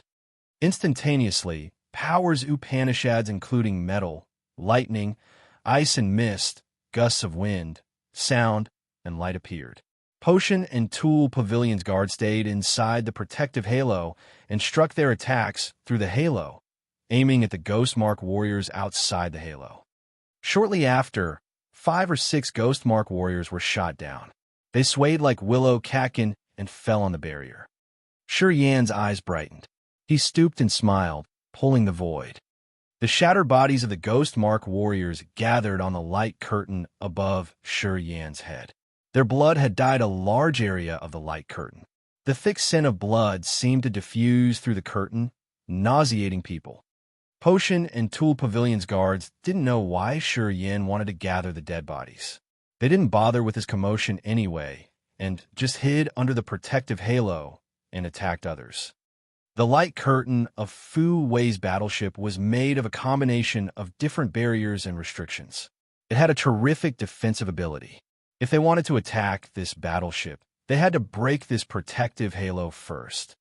At the same time, Potion and Tool Pavilions guards were able to stay inside the protected area and attack the others. This kind of protection didn't stop their attacks, anyway. Among hundreds of Potion and Tool Pavilions guards, most of them were at King God Realm and Original God Realm. There were also a few Ethereal God Realm experts. When they had attacked with all their abilities, powers Upanishads exploded like a thunderstorm in the void. Lightning strikes blasted. Icy snowstorms twirled. They were wreaking havoc above the protective halo, shading the sunbeam and moonlight. Yin and Phelan's team hadn't done anything yet. They sat quietly on the deck, watching the magnificent fireworks blooming out there above the light curtain. Looking at the dead Ghost Mark warriors, they were enjoying the absorption of thick essence chi. They were indeed so happy. Pieces of broken bodies fell on the light curtain above Shi Yan's head. There were around 20 pieces this time. Blood puddled and dripped, creating an area of blood-red light that people could not turn their eyes from. Squinting and pressing down negative moods in his body, Shi Yan's acupuncture points were madly filtering and refining essence qi. Gradually, he felt his acupuncture points get swollen and aching. It was a sign of the brimming energy. Grinning fiendishly, he stooped and spoke to Fei Lan, Leona, and Kata. "We've harvested big this time." The other three nodded eagerly. Rumble, rumble. The energy of countless divine crystals was released one more time. The battleship, moving at breakneck speed, accelerated again. It flew like a crazy monster, heading in a direction. Layers of light curtain expanded and covered the entire battleships. At this moment, it became tough and sharp that it could break everything. The wrecked Black Shark battleship hovering in its way was smashed into debris or even powder if impacted directly with Fu Wei's battleship. Fu Wei's battleship was excellent in both defending and attacking with divine crystals as the fountain of energy. Its lethality was terrifying indeed. Shi Yan didn't dare to underestimate this battleship's competence anymore. He believed that if he got shot by such crystal artillery, his god body would burst into pieces. Although the battleship was moving fast and fiercely, Fu Wei didn't look comfortable in the control center. She frowned as she had a premonition that the next wave of Mad Shark battleships would be more furious. "It's not easy to deal with Dulin," and Yun sounded serious. "The Mad Shark fleet has 49 battleships. Although their defensive ability isn't good, their speed is incredible. I think while we had a fight over there, they have formulated a new plan already." Fu Wei nodded. She sounded calm, as usual. "I understand. Young elder, you have used your soul to lock the battleship and control the attacking formations of the battleship. You've consumed a lot of soul energy, and you can't do that for a long time, right?" asked Yun. Fu Wei gave a forced smile. "It's all right. I'm going to adjust my condition." While talking, she took out refreshing green pellets and swallowed. Her pale cheeks had some colors afterward. This excellent defensive and attacking battleship had thousands of formations, imprints, and restrictions that needed the soul energy to control. It wasn't an easy task, though. When Fu Wei controlled the battleship, she was like the brain of this ship, as she had to manage all details of this massive ship. She had to consume her soul energy every minute. Their quick triumph this time was thanks to her concentrated control. However, it cost her soul energy. If the combat became fiercer, each wisp of her soul consciousness had to create a connection with the barriers, imprints, and restrictions. When that happened, her soul energy would be consumed massively. Did they get out there? After Fu Wei had swallowed the pellets, she took a short period to digest. When her energy was restored a little bit, she had time to ask about Shi Yan's team. And Yun nodded with an odd countenance. They have soon left to the deck. Fu Wei was surprised. He joined the combat. No. And Yun's face became even stranger. We don't know why he gathered the bodies of our enemies and looked at them from under the light curtain. I don't know what he had done. Fu Wei became skeptical. She didn't know what Shi Yan was doing. Pondering for a while, she said begrudgingly, "Never mind them. They know what to do. If they agree to stay, I think they won't have any bad intention towards us." "Yes, I think they have some plans, but they won't harm us," nodded Yun. Fu Wei didn't say more. She concentrated on the bright mirror to observe and arrange for the next attack wave of the Mad Shark. She understood clearly that the next wave wouldn't be as easy as this time. She knew how excellent Dulin was. It wasn't going to be easy to defend the next time then. Chapter 1002. The Bloodblade Comes Out of Its Sheath. Chapter 1002. The Bloodblade Comes Out of Its Sheath. Sure, Yin shot up from his seat. His eyes were blood red, while murderous auras in his body soared up into the sky. Lifted up his head to look at the light curtain dyed in the red hue of blood, Shi Yan grinned and spoke to Fei Lan, Leona, and Kata. "Let's get out there." The other three nodded quietly. This group of 4 pierced through the protective halo like 4 electric beams and headed towards the Ghost Mark warriors lagging behind. More than 10 warriors of the Ghost Mark clan were struck helter-skelter. After the gigantic battleship had smashed their battleship and flew away quickly, they were left behind. At this moment, Shurian's group of 4 was aiming at those left warriors. While his thought was flickering, a desolate aura diffused from Shurian. Blood floating in outer space gathered, creating a blood sea. The thick scent of blood permeated the place. Shurian immersed in that blood sea, his eyes blood-red and his face icy cold. The divine ability of death power Upanishad, the blood soul sea. The blood sea extended, covering each of the remaining Ghost Mark warriors. Negative moods including despair, fear, bloodthirstiness, and brutality flooded their minds violently. Shortly after, the Ghost Mark warriors went crazy. They started to attack anybody near them. Phelan, Leona, and Ka-Tu all hunted them down like 3 brutal dragons. They activated their powers Upanishads and started to kill those Ghost Mark warriors. In that group of Ghost Mark warriors, there were only 2 ethereal god realm experts. One was at second sky, and the other was at first sky. Phelan released her ethereal extent, which was a space of erosive energy, to roll the second sky of ethereal god realm expert, who was damaged by potion and Tool Pavilion's guard. Staying in a block of the darkness as thick as ink, Leona eyed the other first sky of ethereal god realm warrior. Leona disappeared as if she had completely mixed with the dark. She then sent darkness to the other's soul. Ka-Tu urged his chaos power Upanishad.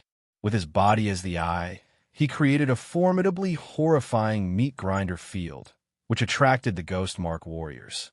Shurian controlled the Blood Soul Sea and made it move towards Ka-Tu, shrouding all the warriors attracted by Ka-Tu's chaotic, twisted energy. Painful screeching arose from the Ghost Mark warriors. They were filled with despair and fear, as if they were watching the most terrible things in their lives. Their screams rose the hair on people's napes. Usually, the scream came together with a person's death. His god body disappeared in the Blood Soul Sea, while his soul altar was sent out. The black hole in his soul altar had swallowed the other's souls discreetly. The massive battleship halted, and Yun discolored, crying in fear. They got out there and hunted down the others. Fu Wei gritted her teeth and scolded in a low voice. Impulsive.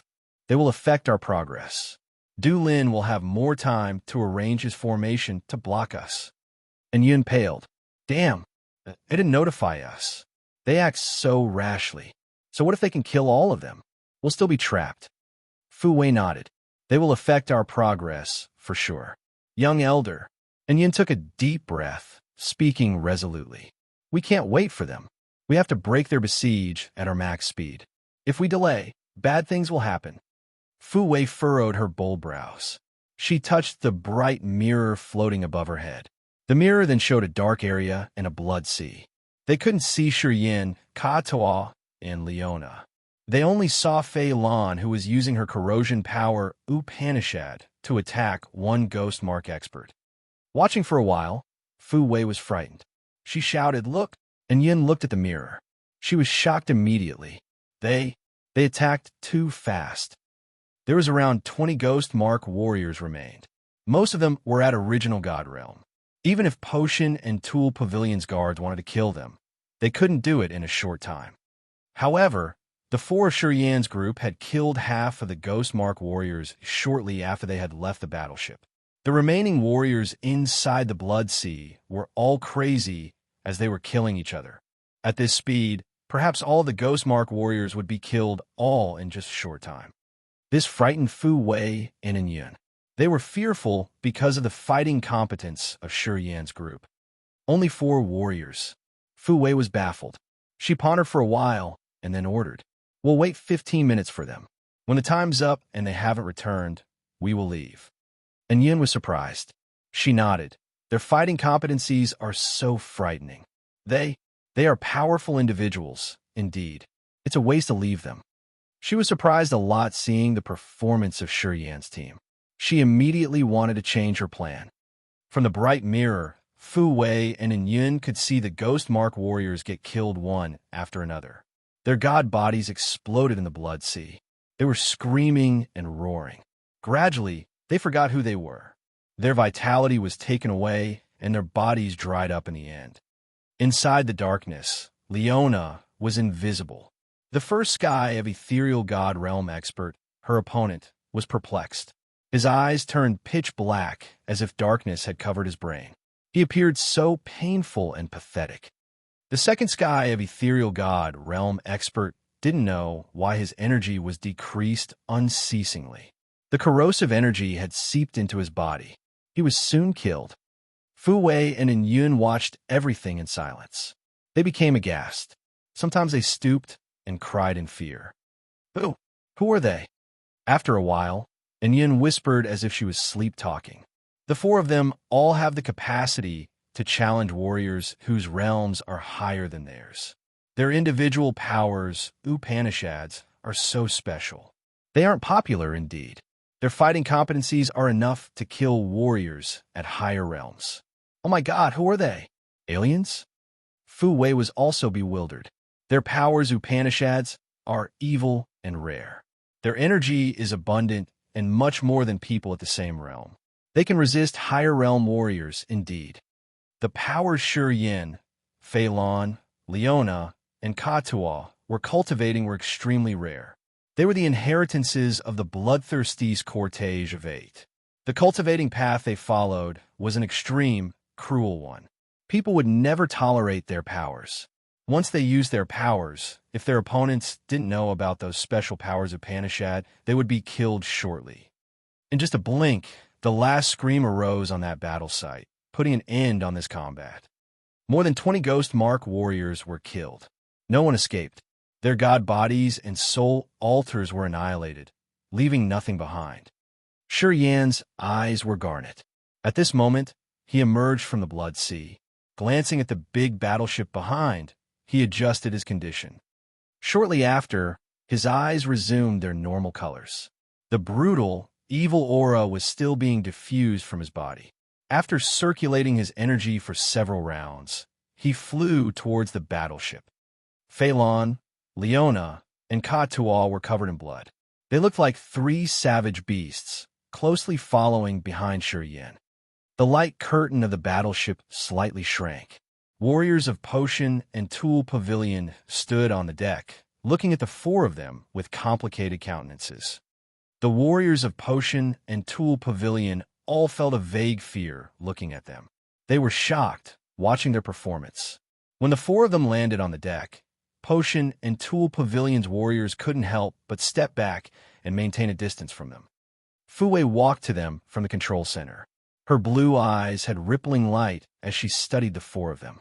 Thank you for your labor. Yun stood by her, discreetly gathering her energy. She was cautious as she was afraid that the other 4 who had been excitedly killing the enemies would have some wild commotion. You don't look good. Yin glanced at her, frowning. You must be drained controlling this big battleship. But it's okay. Later on, I'll help you. Fu Wei and Yun were bewildered. Yin walked towards his cultivating room inside the battleship and didn't bother to explain more. Fei Lan, Leona, and Katua followed him silently. Potion and Tool Pavilion's warriors along the way would instinctively step aside to make their way. Shortly after, Yan's team had disappeared into the battleship and from Fu Wei and Yun's sight. Foam and emerged from nowhere.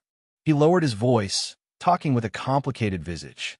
This man is absolutely not a fish in the stagnant pond. Fu Wei and Yun nodded, totally agreeing with him. Young elder, he said he would help you. What does he mean? And Yun was still baffled, asking. Shaking her head, Fu Wei didn't understand his intention, either. I don't know what he meant. I think Du Lin didn't know about this kind of assistance on our battleship. And Yun recalled something, her eyes glittering. Perhaps we can escape this time. Fu Wei relaxed and nodded. Yeah, maybe we can resist until Uncle Duo comes. Everybody was cheered up. Deep in the sea of stars, black and blue shark battleships hovered, aligning in a conical formation. They blockaded one of the most critical checkpoints of this galaxy. Du Lin was smiling gently on the leading battleship as he was listening to his subordinate's report. Sometimes he nodded. It seemed that the wrecked battleship with its several hundred dead warriors couldn't affect his mood. He was still calm, and he smiled as usual. Resolute and cruel enough. Not bad. Not bad. Seems like she doesn't mind our old relationship. Young master, hissed a man kneeling in front of him. Waving his hands to indicate that he knew it, Du Lin said, "Don't worry. I know what to do. The cannon is our top priority this time. I know how to solve this." The other didn't say more. Be prepared. Du Lin took a deep breath. The smile on his face ceased. There are 6 hours left. After 6 hours, they will be arriving here. At that time, what they have to face isn't only one battleship. It's our whole Mad Shark fleet. The other warriors replied to him. Their enthusiastic shouts echoed from each battleship like loud thunderclaps. Chapter 1003, Better Not to Meet.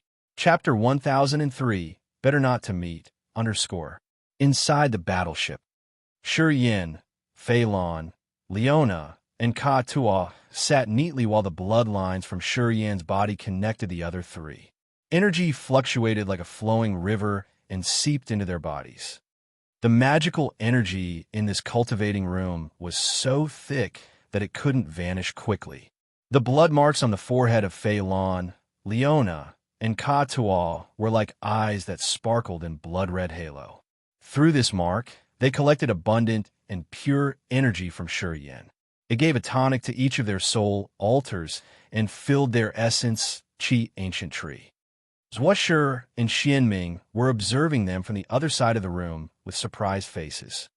He didn't ask Zhuoshi and Xianming to leave when he transmitted the energy to the other three. He wanted the two of them to witness something magical in this world. Xianming was struck. He studied the four of them while a storm arose in his heart. This was the first time he saw the energy transmission, and the originator was Shi Yan. He didn't know why Shi Yan's body could endure such dominant energy fluctuations. This situation was beyond his knowledge, giving him a new cognition of power. Zhuoshi's small face was filled with surprise. Her line of sight fixed on Shi Yan. She said excitedly, "Hey, old man, don't you think he's brilliant?" Xianming nodded bitterly. Indeed. Zhuoshi smiled. After an unknown period, Leona and Ka Tua woke up with excited faces. They looked at each other and saw happiness in their faces. What big harvest! Shi Yan and Fei Lan were still meditating in silence. Their breaths were long and steady. Shi Yan's body started to emit marvelous space energy. It seemed like his soul was trying to create some kind of magical resonance. This kind of energy fluctuation frequency was dense. It seemed like he wanted to build a space channel.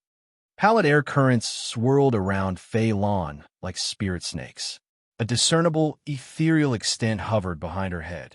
It made Fei Lan look like she was staying in a different space. Leona studied Fei Lan. After a while, her eyes glistened. Precursor. She's about to break through, right? Ka Tua also sensed something. He licked his lips, asking with excitement. Leona nodded. Seems like she's breaking to the new realm. She's been at first sky of ethereal god realm for a long time. This time, she had beaten up a higher realm warrior, which advanced her power, Upanishad. Well, as she has received enough energy, her breakthrough happened naturally and logically. It's so good. Ka Tua was sincerely happy. He respected Fei Lan a lot. If Fei Lan hadn't helped him a lot in Land of God Punishment, he would have been killed already. Although Fei Lan had taken care of him because of his inheritance, Ka Tua did get good things. She allowed him to survive before he was strong enough to take care of himself. He had the chance to meet up with Shi Yan and reach his current realm. He appreciated Fei Lan a lot, and he had considered her as his precursor whom he serves and respects. In some aspect, Fei Lan's favor for him was much more significant than Shi Yan's.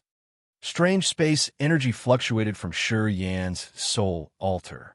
Gradually, under the others' gazes, Shi Yin disappeared from time to time, as if his soul had escaped his body to some marvelous domain. Ka Tuo and Leona were surprised. After a long time, Fei Lan woke up. She took a deep breath while her 10 fingers diffused the pallid erosive air currents, which were wiggling like snake tongues. Fei Lan was amazed looking at 10 currents of erosive air. She smiled, getting up and looking at Shi Yin. "You, precursor, have you?" asked Ka Tuo. Fei Lan nodded and admitted it. "Thanks to his grace, I'm at second sky of ethereal god realm. Seems like fighting and killing helps us understand our realms better." Ka Tuo and Leona were baffled, but they were happy for her. Xianming observed quietly, listening to their conversation. He couldn't help but look at Shi Yin, who was sitting still. Xianming had a lot of complicated feelings. His energy could help even ethereal god realm expert to break through. Xianming was astounded. Phew! Exhaling a murky blow of breath, Shi Yin woke up, still sitting. With a calm visage, he slowly got up. His eyes lay on Fei Lan when he said to her, "Congratulations." Fei Lan didn't say anything. She just smiled and then unnaturally bent her body slightly to show her gratitude to Shi Yin. Shi Yin chuckled. He didn't say anything else and nodded to Zhuoshi and Xianming before leaving the training room.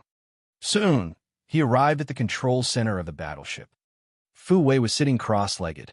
She had taken in pellets and digested them to give a tonic to her soul. Seeing him, Fu Wei opened her eyes, smiling. "You're here. I'm here to help you a little bit," Shi Yin said. He didn't wait for Fu Wei to respond.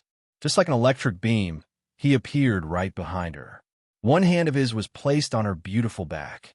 Vigorous life, energy poured into Fu Wei's god body like a refreshing stream in a mountain. Fu Wei's beautiful eyes brightened. Her stiff body relaxed, and she had a happy smile on her face. Her exhausted body recovered shortly after receiving Shi Yan's vitality. Fu Wei felt like she was soaking her body in a hot spring. Her sore muscles were relaxed. Her mind, qi, and soul were refreshed. She felt so comfortable that she couldn't describe when that flow of vitality had invigorated her. And Yin stood in a corner and watched. She used to want to stop Shi Yin. Seeing Fu Wei and her comfortable countenance, she exhaled in relief. "Is it okay?"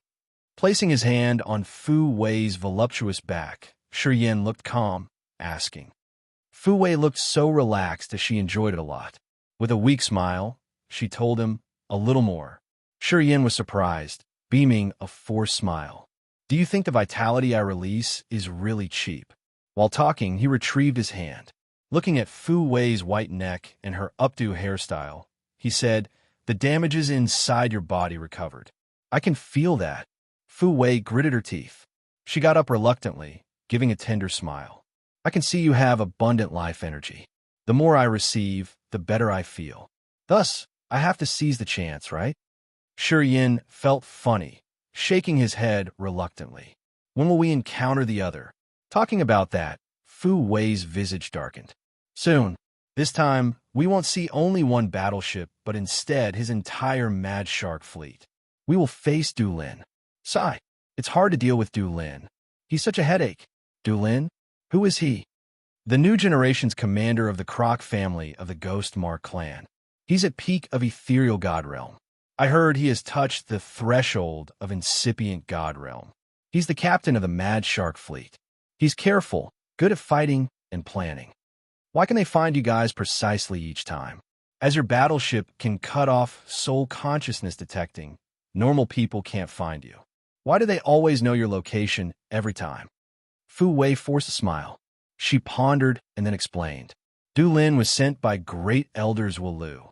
Great Elder knows our battleship well. Although people can't find us, it's simple to target and lock us down if they get the treasures from Great Elder. We basically can't be invisible under their sensing. And Yun sighed in her corner. "Oh, that's it."